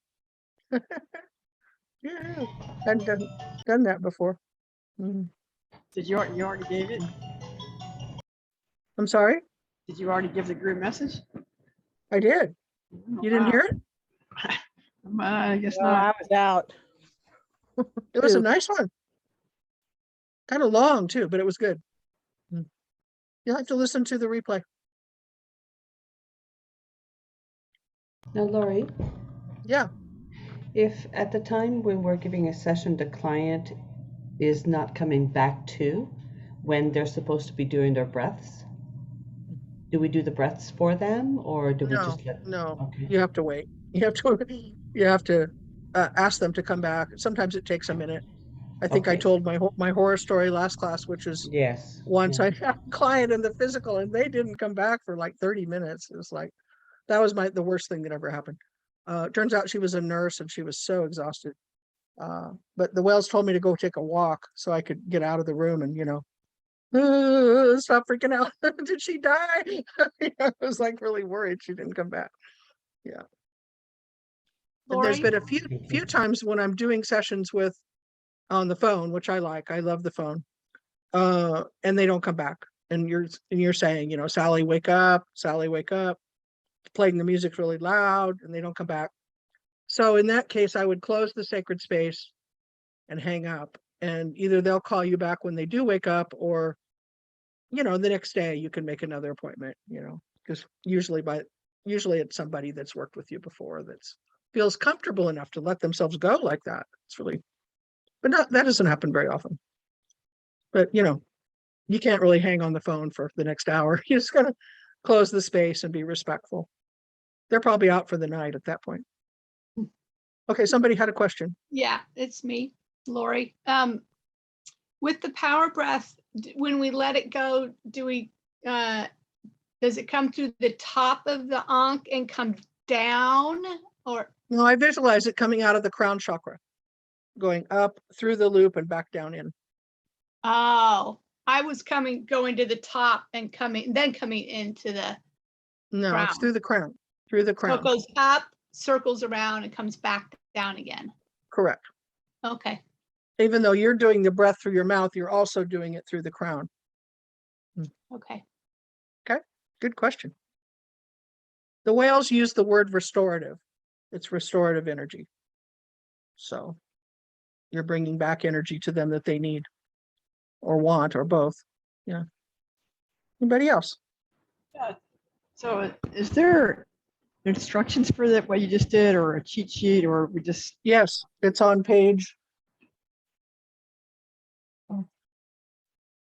It's in your assignment sheet too. It really starts when the templates are listed on page 49, but the specific instructions are on page 55, 56. Okay, thank you. Sure. Okay, so because this is your second light body. Oh, Jenny, did you have a question? Yes. You mentioned the different templates, but is it the same recording for whatever template? No. No, I will not do the same recordings twice. I'll always do something different. Okay, but if a different template is chosen, would that mean it's a different recording? Yes. During the months that you're in school, I will tell you what the recordings are. Okay. Which will prepare you for the real world, where when you go out and start doing your own choreography, you can listen to the whales, they'll tell you, or you can use your own experience from past times in school. I am going to recommend that you continue doing what we're doing, though, to pattern yourself after them until you start to understand why. It's impossible for me to explain all that to you for what all the information I get and put it into the music choices. But I'm doing what I'm told to do, and that's what I'd like you to do is to implement. And when you read your assignment form, it's very clear. Do exactly what it says on your assignment form, not anything less, not anything more. Don't send audio, don't send video, do exactly what's instructed, which is to follow the instructions with your partner, close the sacred space, and fill out your client form and send it into the Whale School 3 Yahoo account. And that's going to complete the mission, so to speak. Then from that point, it's up to you if you want to do more on your own.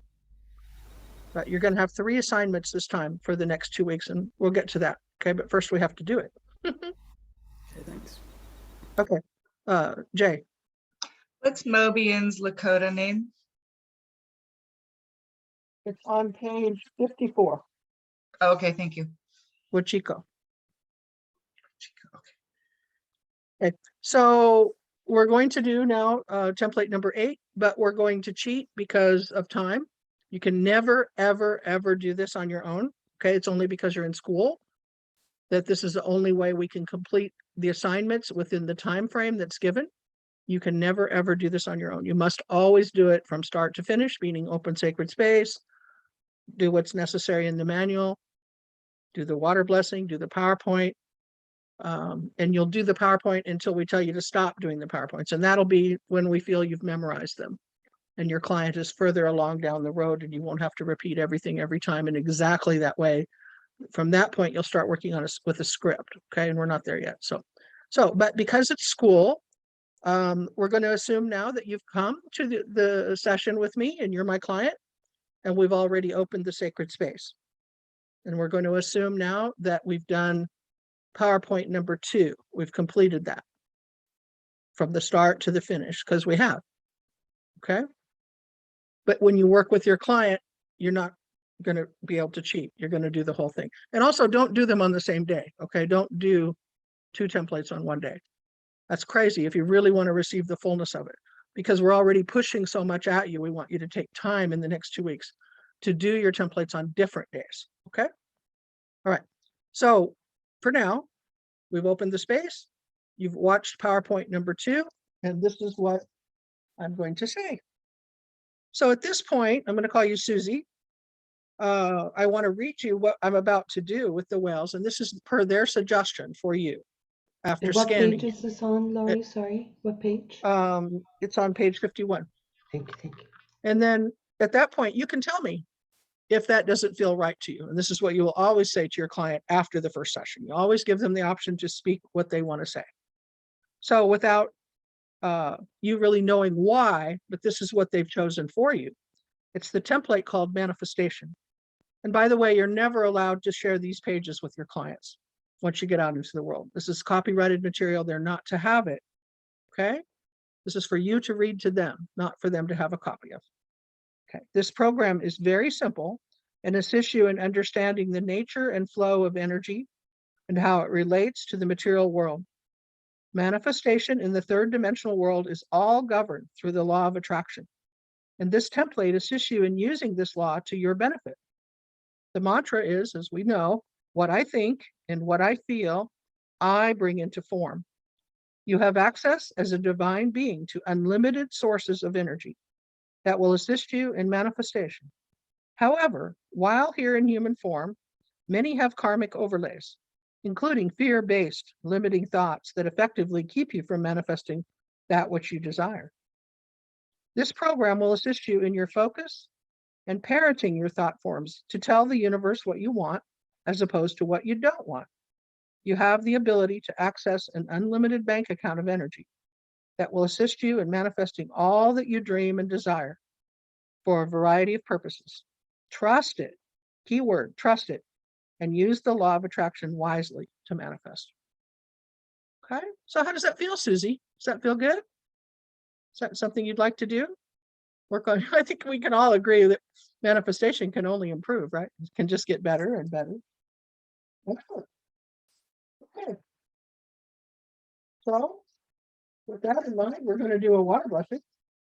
So get yourself a bottle of water and visualize the fluid in your own body now. When we bless the water in our bodies, we change the crystalline structure of the water molecules in our own body, preparing us for the healing with the whales. Water, we bless you. Water, we love you. Water, we honor you. Please forgive us for polluting you or harming you in any way. And of course, you'll have them say this with you now, or have them say the Ho'oponopono prayer 3 times. Water, I'm sorry. Please forgive me. Thank you. I love you. Water, I'm sorry. Please forgive me. Thank you. And I love you. Water, I'm sorry. Please forgive me. Thank you. And I love you. Now take some of your blessed water. And as you drink it, see the crystalline structure of your body changing into the beautiful star tetrahedrons of light body. And remember, in the coming days or weeks before I connect with you again, to be playing the whale sounds in your house every day. Through the power of our divine essence, we raise the vibration of this water and the water in our own bodies, preparing us for the healing with the whales. Namaste. And so, Laurie, just so I have it correctly, Laurie. Oh, when we do this second set of session with the clients, there's 2 water blessings, right? Because we've already done one. Yeah, you would have done it in the PowerPoint. Very good. Thank you. But since we didn't do the PowerPoint the second time, I did fail to do it. Yeah, good question. Someone else had a question? Yeah, which sound whales do you recommend us to use for this daily assignment? Okay, when we finish this template, ask me that again and I'll show you my whale music. Thank you. I'm always getting more, and I have lots of it. And, you know, you should too. Then I can recommend some Thank CDs that you can purchase. Yeah, but remind me. Okay? Yeah, Anybody thank else? you. Okay, you feel ready for manifestation now. Okay, so I'm going to call in the white whales as we've done before, standing in a beautiful circle around you. Okay? And I want you to close your eyes and see them coming in, radiating you with light and love. Please welcome Mobian. And now we're moving in a clockwise circle. Welcome Tristal, Agoron, Lavaniel, Sierra, Raphaeliel, Trajur, and Dorifon, Hathorion, Ki'ikoa, Kintan, Sunra, and visualize now the overlighting presence of the great mother white whale, Watakiti. So please now take a moment to darken your room, put your blindfold on, and find yourself lying comfortably preparing for this healing.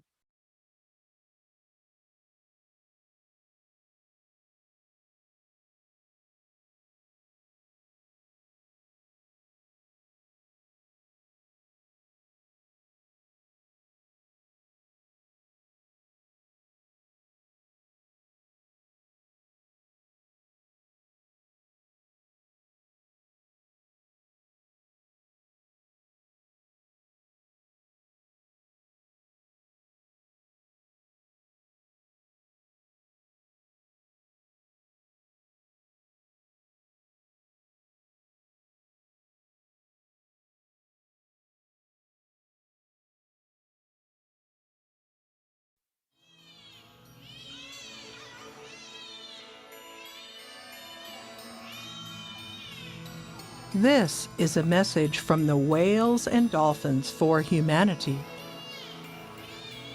The dolphins are emissaries of light and work closely with the Pleiadian beings to assist everyone in becoming a conscious creator. The dolphins can assist you in going deep within yourself to find the truth that lives within your heart. The dolphins ask us to connect with the divinity within ourselves and truly connect with our souls. They remind us that the soul is the consciousness that we incarnated from and that which we will ultimately return to. Our physical bodies are just an expression of that part of us that embodies a higher power and consciousness. Our souls want nothing more of us in the physical than for us to be happy and live a joyful and magical life. It is only through creating joyful feelings that we can achieve a higher vibration and can truly connect to and communicate with our higher selves. So the dolphin's message is quite simply to become aware of how easy it is to monitor our thought forms and just choose to change them if we find our thoughts anything other than joyful. Simple, but profound. Remember, to think is to create, and we are the creators and co-creators of the world in which we live.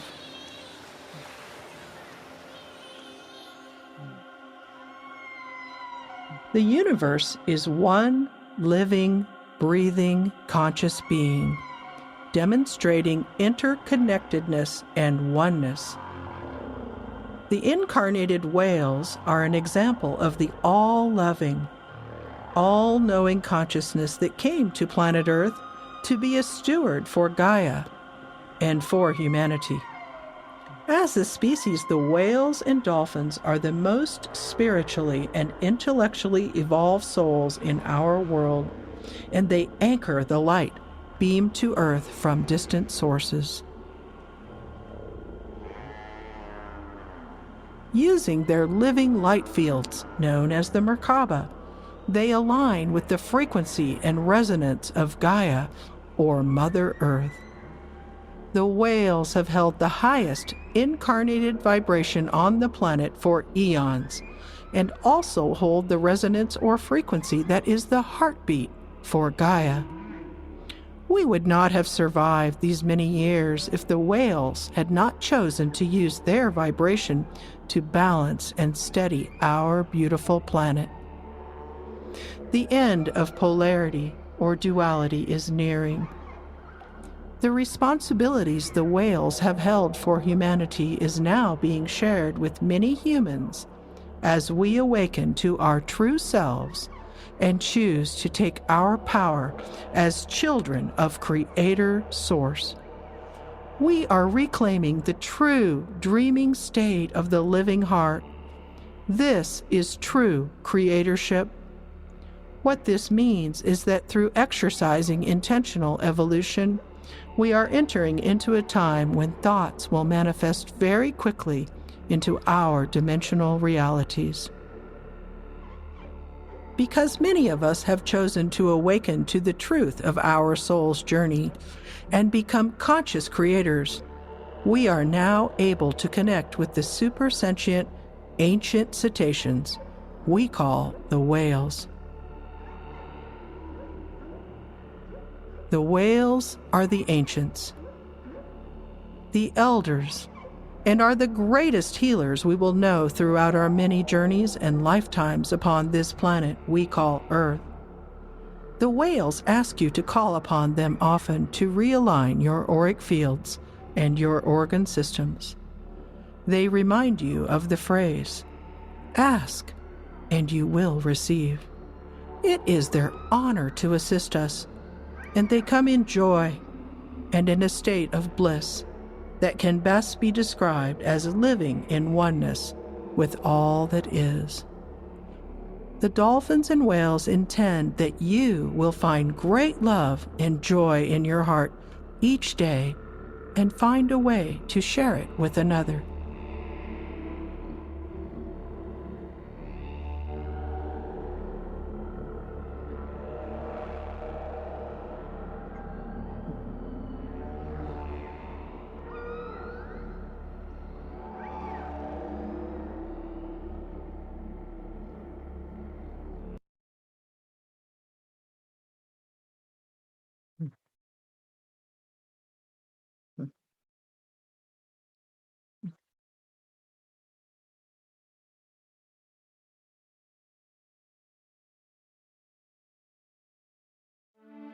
Creating light body.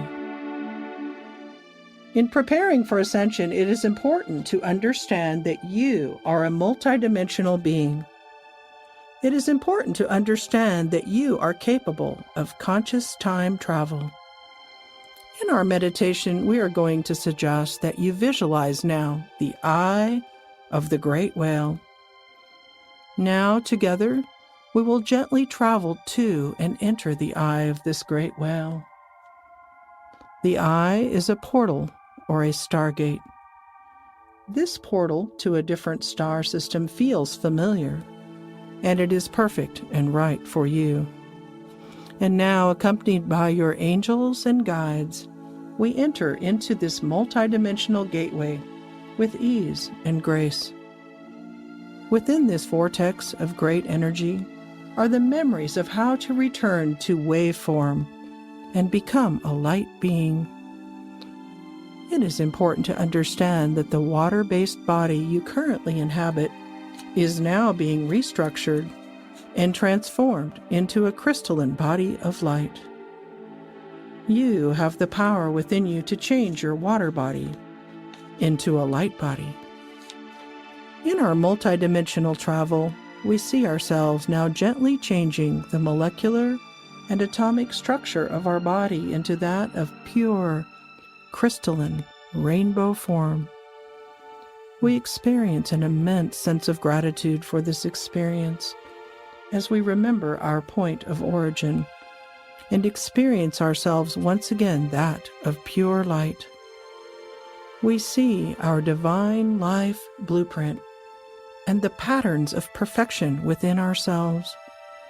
We see and experience the truth of our divine self and the origin of our creation. As we experience the perfection and truth of who we are, we envision our body, and we see our heart and the blood that runs through our arteries and veins. We see the life force that is our blood, and it is beautiful and red flowing within us. And now we begin to see our blood turning gently into silver light. The transformation of the golden spiral sweeps over us and through us. And we are now using the power of our intention to transform our blood into light. We are now silver light. And now, continuing to raise our vibration, we begin to use the power of the golden spiral to transform our silver light into gold. The gold light sweeps through us and becomes one with us as every molecule of our bodies transform into waveforms of gold. Our bodies are transforming into gold light, and our blood has become golden liquid light. And now we witness our organ systems beginning to glow with golden light. And now our lymph and muscle tissues are glowing with the golden light. And now, through the power of our intention and the divine light of Creator, our structural skeletal system and our very bones have become one with the golden spiral of light. We have transformed ourselves into a body of golden light, and we are now perfect and pristine.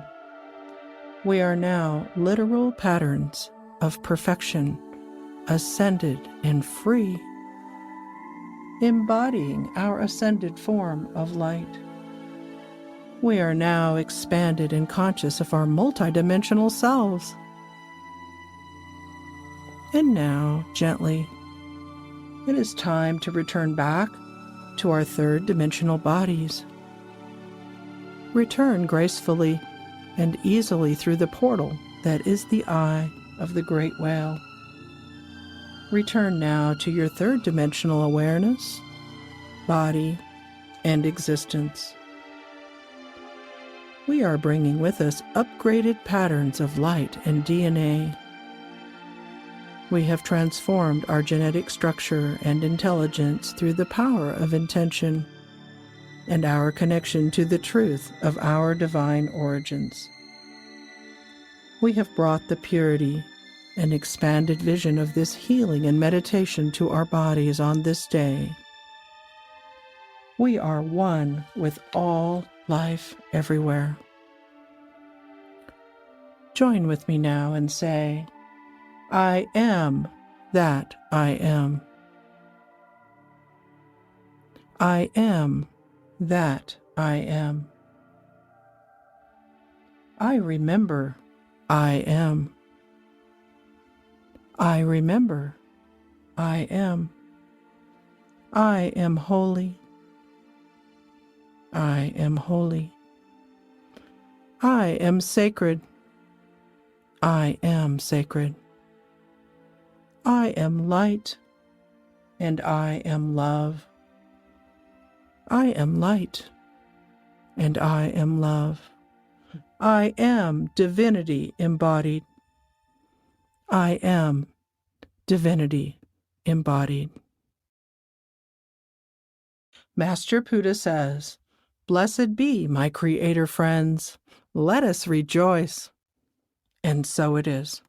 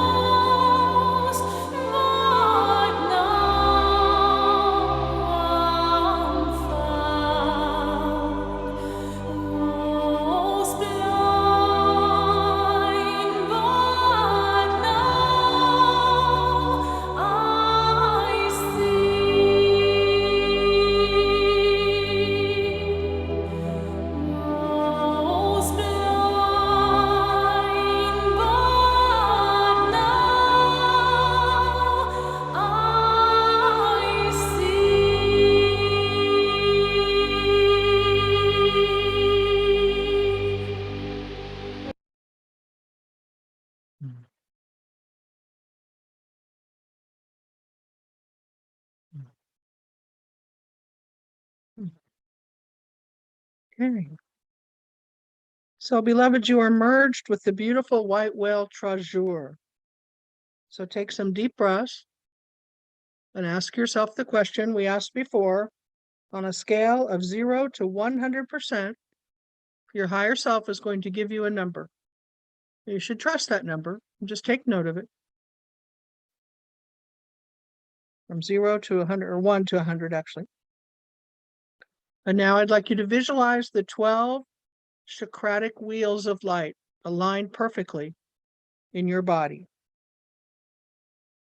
One will pop out, it will eject. And this is, of course, quite natural as your body is now in alignment with the instructions from the whales. Now allow yourself to visualize diving down to the bottom of the deepest ocean, merged with the great whale treasure, going down, down, down through the water to come to where treasure is sitting belly to belly right on Mother Earth in the beautiful white sands at the bottom of the ocean.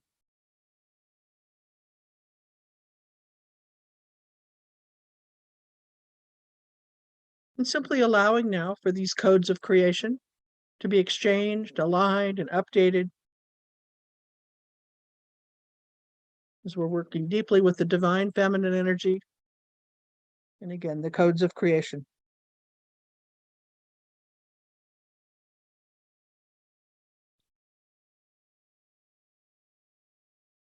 And now, take note that treasure is bringing you up through the virtual water, up, up, up. And as you merge and come to the surface of the water, you take a big power breath. Now that energy goes up through the symbol of the Ankh, which is on top of your head, circles around and comes back down into the crown chakra. And immediately Hathorion takes you on your second virtual deep dive, back to the same location.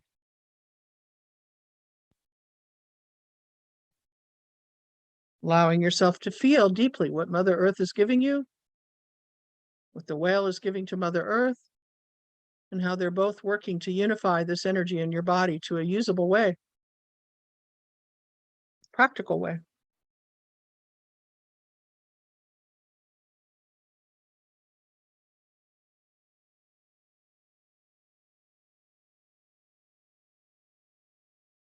Now, treasure is bringing you up, up, up from the bottom of the ocean, up again. And as you surface, you break the water.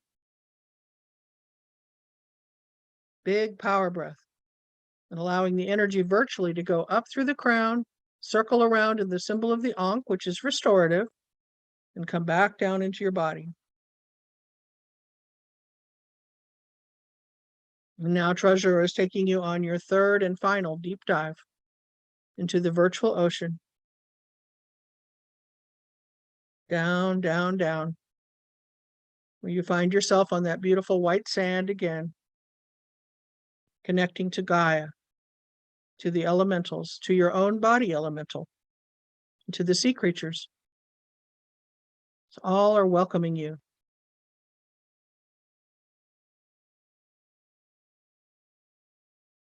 Exchanging energy, and codes, and being re-energized.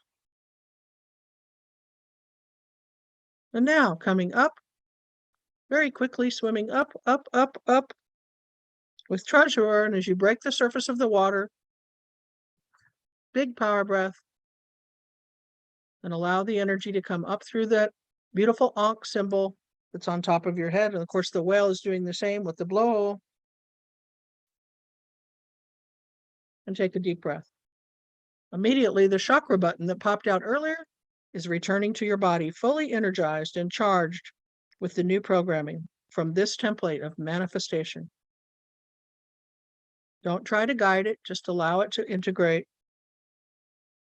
Allow it to uprise, upgrade as it comes back into the body, and that your divine blueprint is being upgraded. And that this process is being upgraded to 100%. Take note of where you were given a number between 1 and 100. And now using this affirmation, I am now downloaded, upgraded, assembled, and activated. And ask your client to say that with you. I am now downloaded, upgraded, assembled, and activated. My manifestation template is now operating at 100%.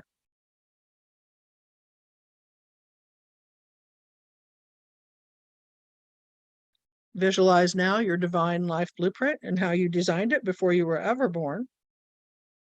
And acknowledge that you are your own best healer, connected to your soul, to the eternal immortal self, working with the healer of the healers. And today that one is Treasure.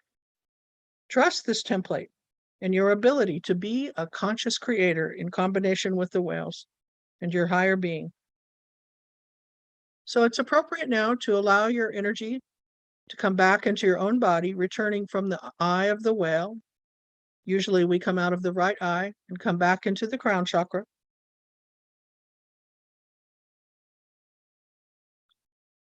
And remember, the whole White Whale Council is still here working with you, and they're beginning to radiate golden light into this perfect, pristine egg of light that surrounds you and protects you now. You are being sealed in this phase of light body programming. It's the perfect time now to move into gratitude. And Puddah, of course, has been lying on your chest, she says. She's stepping off now. You gonna sing us a song? Yeah, okay. You might hear her singing. She likes to sing. And as we move into gratitude, we have a message. Beloved ones, we honor you as you have requested and received a restructurization of your multidimensional self at the subatomic level. Your physical form is now capable of receiving high-level vibratory transmissions at an accelerated rate. Many of these incoming frequencies have never been received on planet Earth before. They are quite unique to this day and to you. Star Seed Earthling, we honor you and we connect deeply with you. You have now obtained sufficient levels of awakening to hear our communications. Although we may seem far away and distant, in truth, we are not. We connect to you through vibration and through your higher self or soul. Trust that this is so. And we remind you that you have answered the call to remember. Choose, beloved, to be unlimited, except by the barriers of your imagination. Together, we can choose to create new and effective modes of harmonic expression. Let us combine our sparks of light, uniting to create a vast, glowing radiance that will surround and permeate this planet. Blessings to you, beloved ones. We are the great white whales, and I am Treasure. You are loved. Namaste.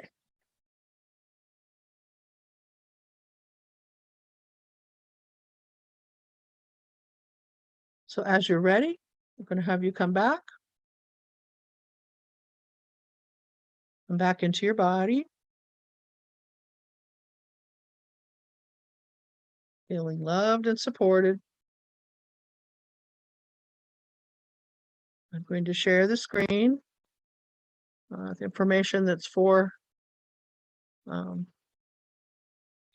this next class. First, we'll start with the assignment form.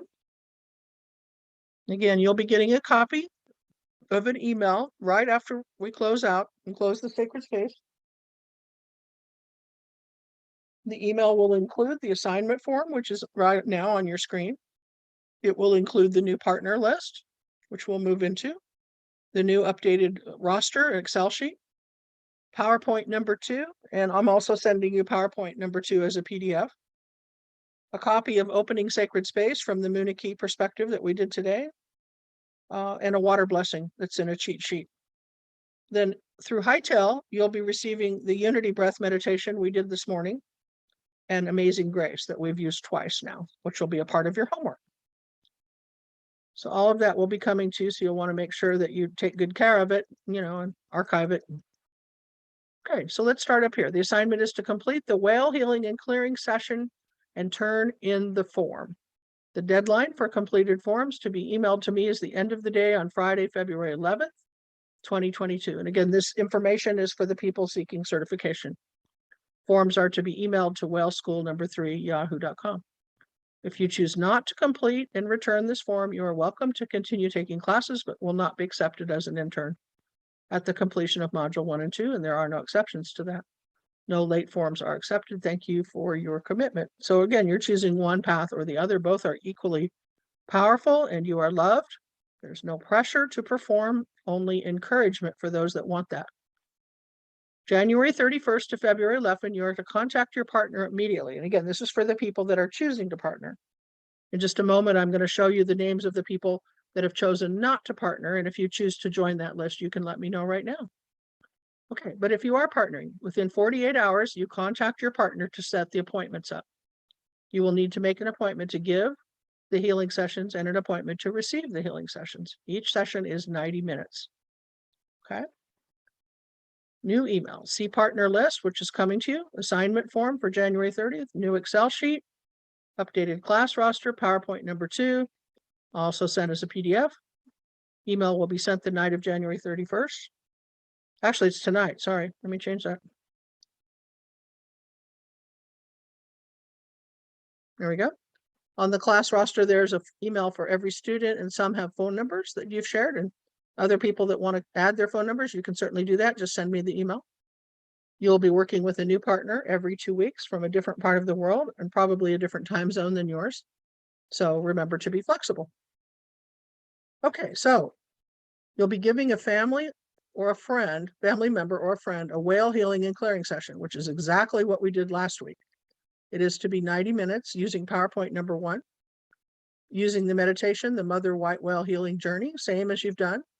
Refer to your notes and the experience you had during class. You also can use your cheat sheet if you need to. Remember to correspond the story or the words to the best of your knowledge for every slide that's on PowerPoint number 1. At the end, you give a personal message from Bella or Humphrey, not from the white whales. This is from the earth whales, from Bella or Humphrey. Those are the 2 whales you'll be working with, and one of them will speak. You'll fill out the client form and email it to whaleschool3@yahoo by the end of the day on February 11th. That's the first part of your assignment. Okay. The music that you're going to need for all of the assignments is you'll need to purchase the CD download messages of the great whales and dolphins. A lot of you have already done that. It's on our products page. It's $18. And ultimately, just to let you know, we'll be using all of the tracks on this CD download during the upcoming classes of Module 1 and Module 2. So you'll get good use for that. You will use the CD download again that you purchased last week, which is called Guided Meditations with the Great Whales and Dolphins. You'll need both of those now. And you're going to get the free download from me called Amazing Grace with the whales from Cecilia. And I will, again, that will come through Hightail. It's completely free. Okay, then you're to give 2 light body activations to your partner, who you're going to find out who that is shortly. Complete the client form for each session. So that's 2 client forms, 2 different sessions with the same partner, not done on the same day. You will also need to be available to receive from your partner, obviously. You're to use PowerPoint number 2 or the PDF that I'm sending you. So you contact your partner right away and make appointments. Don't wait more than 48 hours. If you don't hear from your partner after you've reached out within 48 hours, contact me and I'll get you a new partner. And the other partner will be disqualified. Okay. It's important that we connect right away. Give light body activation number 1, just like we did today, your physical body and operating systems, 90 minutes. Music, the Violet Flame, just like we did today. CD messages comes from the Great Whales and Dolphins. Then whale guided meditation from the CD Guided Meditations with the Great Whales and Dolphins. And then followed by Amazing Grace, which I'm sending to you. So there's 3 pieces of music to use and coordinate here. So you'll need to have them organized and downloaded and ready to click on 1, then 2, then 3. You'll need your manual pages 48 to 56 to complete the session. At the end, you give a personal message to your partner from one of the 12 whales that chooses to speak through you. You're welcome to muscle test if you're not sure which whale it is, and record the name of the whale and the message on the form. Now, if you go to page 57 and 58, you'll see closing messages. You'll pick one of those messages that you choose And then you don't have to write the whole message out. You just write on your form. At the bottom, it says closing message. You can say number 3, or you can say number 2, or number 6, whatever one you chose. Okay.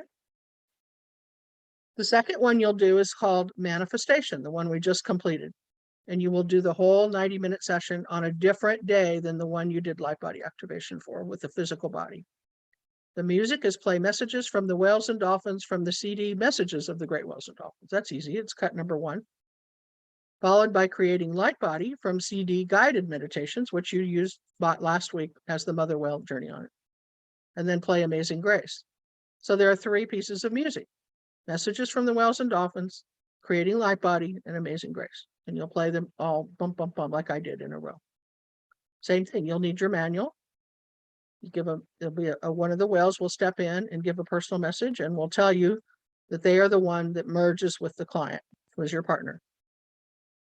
Then you'll choose a closing message from 57 to 58. And again, there are 6 to choose from. Okay, total, complete 3 separate client forms. One is for the whale healing and clearing you will give a friend or family member.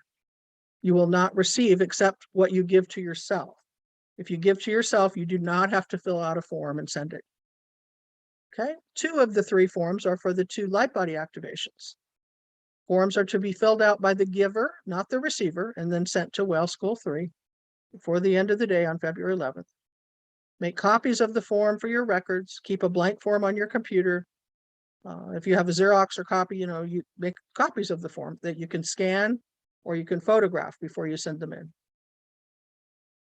Okay, so after each class, that's now, contact your new partner immediately. If for any reason your partner does not respond, contact me for just repeating that over and over, because I've had a lot of people not understand that.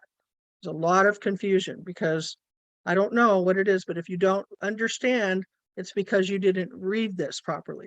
You got something else in your head and you went and did something else, and it puts a big glitch in our program. So we're hoping this time people will read this and they will follow the instructions, which are easy to follow, and everybody will just get along super great, making that connection with the partner. Okay, and there's a number to call me if your partner doesn't respond, so we can figure that out. Okay.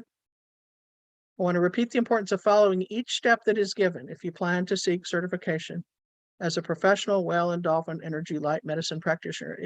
One of the steps is reading what we send you, following the instructions in what we send you, not making up something else, or just making it up as you go, or saying I did part of it.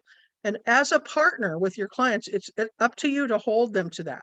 If they leave out part of the PowerPoint, or they don't tell the story that goes with the slide, or they cheat on the music, you need to tell me, because they're only hurting themselves and they're hurting you by cheating. Okay.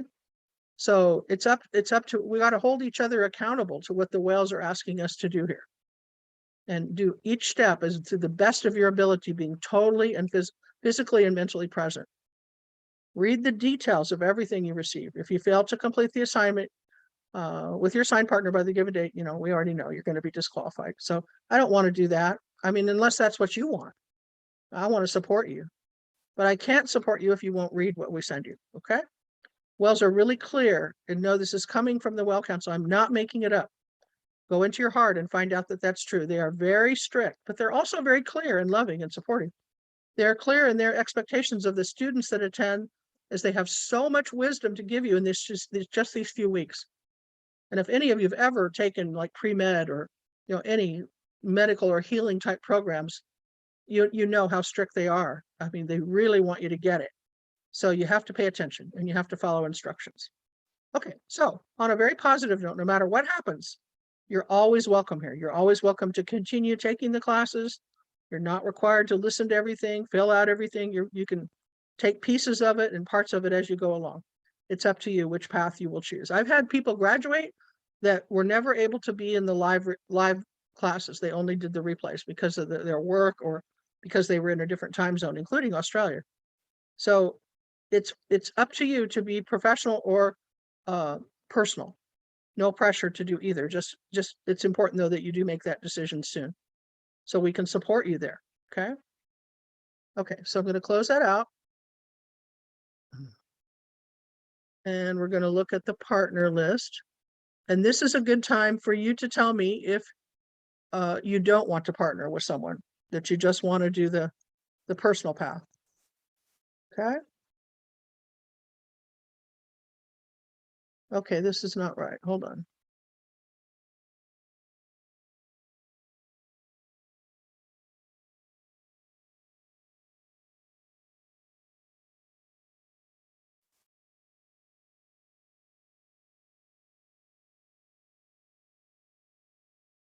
Okay, so what I'm seeing is, hold on. Yeah, I'm seeing that Dave, I don't know if you're with us, but he's choosing not to partner. And there, I'll fix it. I thought I did that during the break because my assistant Deborah Clark does all of the posting. So this should be correct unless somebody wants to tell me now that they're choosing not to partner. And, you know, again, we love you either way. So otherwise, here's your new partner.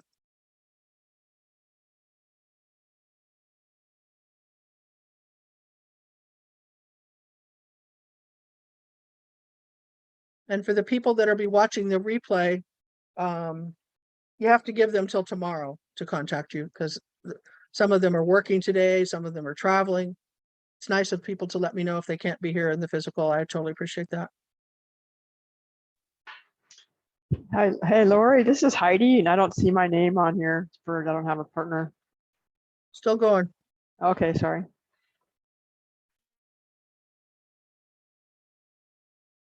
There you are. Okay, and Anita, if you're here, I will get you a partner by tomorrow, and it will probably be one of the graduates, unless things shift. And these are the people, to my knowledge, right now that have chosen not to partner. And beloved ones, we love you. We appreciate you. And we respect you, of course, for the decision you've made. So I'm going to go up to the top and go down one more time. And please let me know if you've decided not to partner and you're on the partner list. That would be appropriate right now. Otherwise, we're going to assume all is well.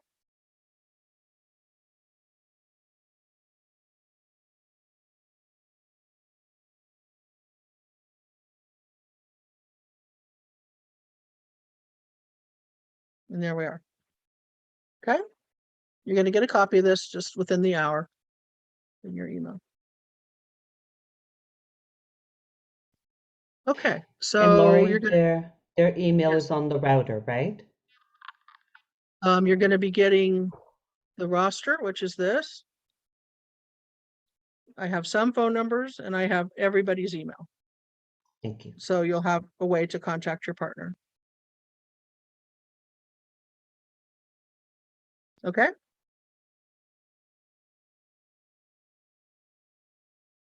You'll be getting that. So you'll be getting the assignment form, opening sacred space, the Munich-key, the unity breath will come through Hightail. Water blessing, I'll just let you see it. So you'll have a little cheat sheet for water blessing if you want to carry it with you. Okay. It's kind of handy to have. You'll be getting PowerPoint number 2, also as a PDF, the roster I just showed you, and the partner list. So all of that should come to you within the next hour. Okay. The replay will be up sometime tomorrow. I don't know. You know, I have to make the videos tonight and then he posts them tomorrow. So you'll be able to go to the replay page and watch them. Lori, did you Yeah. say that you would have a cheat sheet for this one? I'm just not sure if I'm remembering. Yeah, it's in your manual. Oh, okay. It's on page 55. 55. Yeah. 55. Okay. Thank you. You're welcome. Okay. Hey, Laurie, I have a question about during the meditation. You asked us, you used a word I wasn't familiar with, and I think you said our body has 12 of these, and it was going to pop out of our body. 12 chakras. Oh, a chakra? Didn't sound like that when you said it. Okay. And then when you asked us to pick a number between 1 and 100, did we use that for anything? That's the percentage baseline that you were at before we started. the healing meditation. You're asking your body, where did I start at? And they might say 50% or 75%. And then at the end, you do the statement, I am now downloaded, upgraded, assembled, and activated. I am at 100% now. Upgraded. Okay, got it. Thank you. Sure. Okay. How do you feel? Don't be surprised if you're kind of blown out of the water. You're kind of tired. You did a lot of work today. A lot. It takes time. Probably sleep really good tonight. Okay. Puddah says they're all quiet now. Peace. Good girl. Okay. So Laurie, So- there's two things, and you're probably about to do it, so I apologize. So the sacred song for closing space is what we were to get, and the whale music. Yes, I'll show you the whale music and then we'll play the sacred song to close the space. Yeah. Thank you, thank you. Sure. Okay, let's see. Thanks. See, I knew you needed to remind me. Okay, desktop.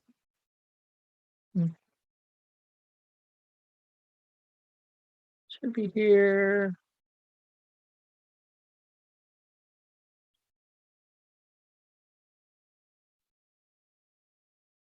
Dolphin and whale music. Here we go. So there's a lot here, as you can see. These are some of the names of some of the CDs. One of my favorites is Paul Winter, Humpback Sounds. You hear me use that a lot. I also use Reiki Well with Kamal. Kamal is his. He has 2 different CDs that are out, and I love them both.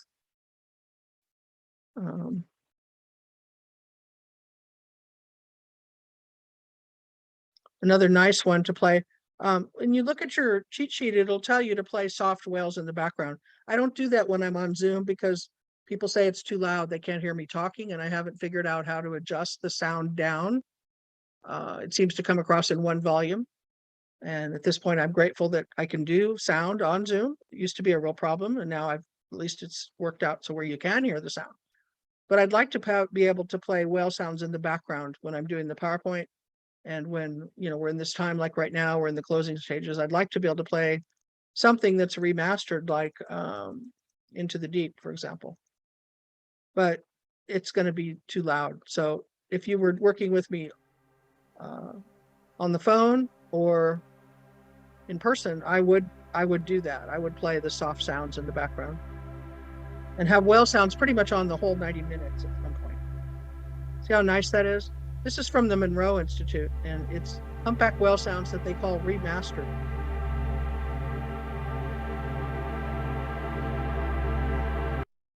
So I recommend that CD. I also recommend the one called Relaxation, this one. Relaxation Whale Sounds. When it's turned down, it's really nice.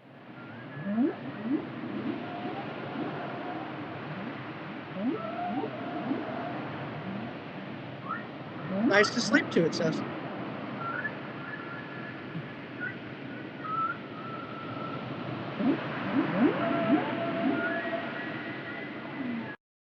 Okay, so if you want to take any notes from my list here, go ahead. I have a question. Sure. I've been reading the book, and I'm curious if you have anything to say about Grandma Chandra and her whale speak and what she talks about the scalar wave thing. Can you explain that, or do you know Well, anything the about that? whales would tell you they're capable of making scalar waves, that their sounds are multidimensional sounds that move through the dimensions and adjust the grids of the earth. The whales do a lot more than heal humanity. They keep the earth aligned. And I'm speaking of the humpback whales. And Grandma Chandra's CD is good. At some point, we're going to use it.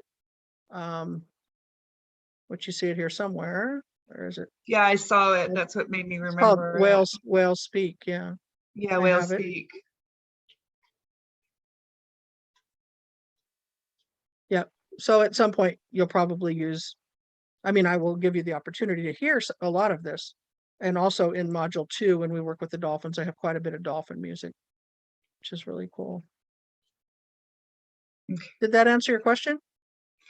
Kind of. I mean, I was really curious and fascinated by it. I was thinking about buying the CD just because when I was reading about it, it resonated with me that that would be something good for me to listen to. I don't know why. Well, you can research scalar waves and you can see how powerful they are. And then when you listen to Grandma's CD, she does refer to that through the whale speak. Okay, thank you. That they do make, yeah, sure. Okay. So we're going to close the space today with music, which normally we probably won't, but we are. And if you want, well, ultimately you're going to buy the CD anyway because we're using it, but let's see here. And it's on the CD, Laurie, Reyon, and Master Cat Puddah Speak. And it's called Master Puddah's Sacred Song. There we go. Okay, so the first part is in Lakota. No, I'm sorry. The first part is in Kiro Apache, which is the language that the woman that worked with me at the time spoke.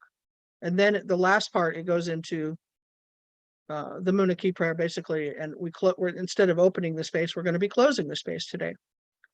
She has such a beautiful voice. So just close your eyes and enjoy as we close our class out for today.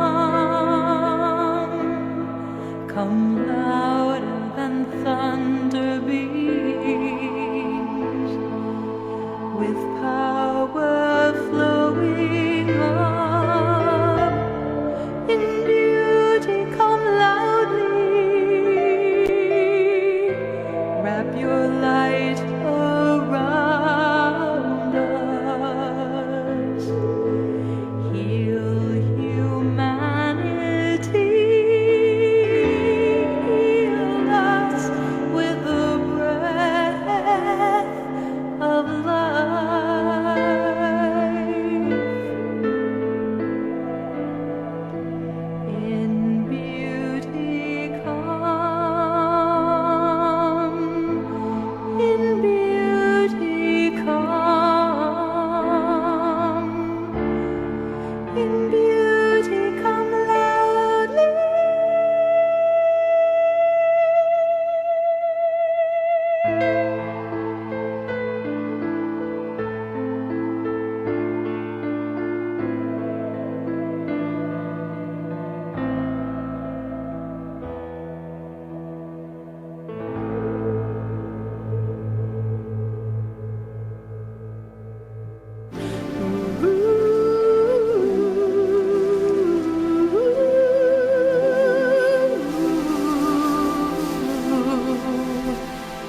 To the winds of the south, great serpent, wrap your coils of light around us.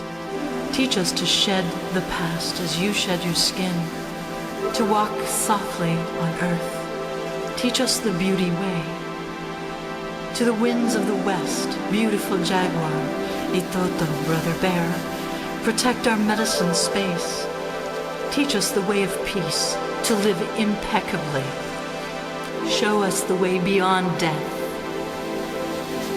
To the winds of the north, hummingbird, Wakantanka, Tuma, beloved buffalo, grandmothers and grandfathers, ancient ones.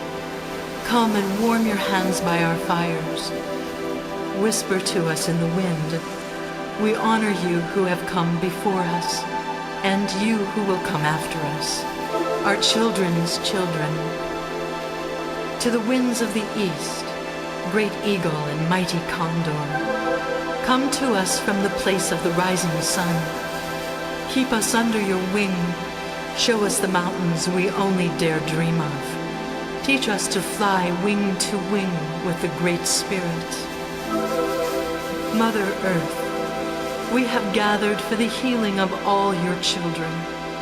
The stone people, the plant people, the four-legged, the two-legged, and the creepy crawlers, the finned, the furred, and the winged ones, all our relations. Grandfather Sun, Grandmother Moon, to the star nations, Great Spirit, Viracocha, Tamkasha, Namah Shivaya. You who are known by 1,000 names, and you who are unnameable. Thank you for bringing us together and allowing us to sing the song of life. Ah, to see you, to see your face. Oh, to see you, to see your face.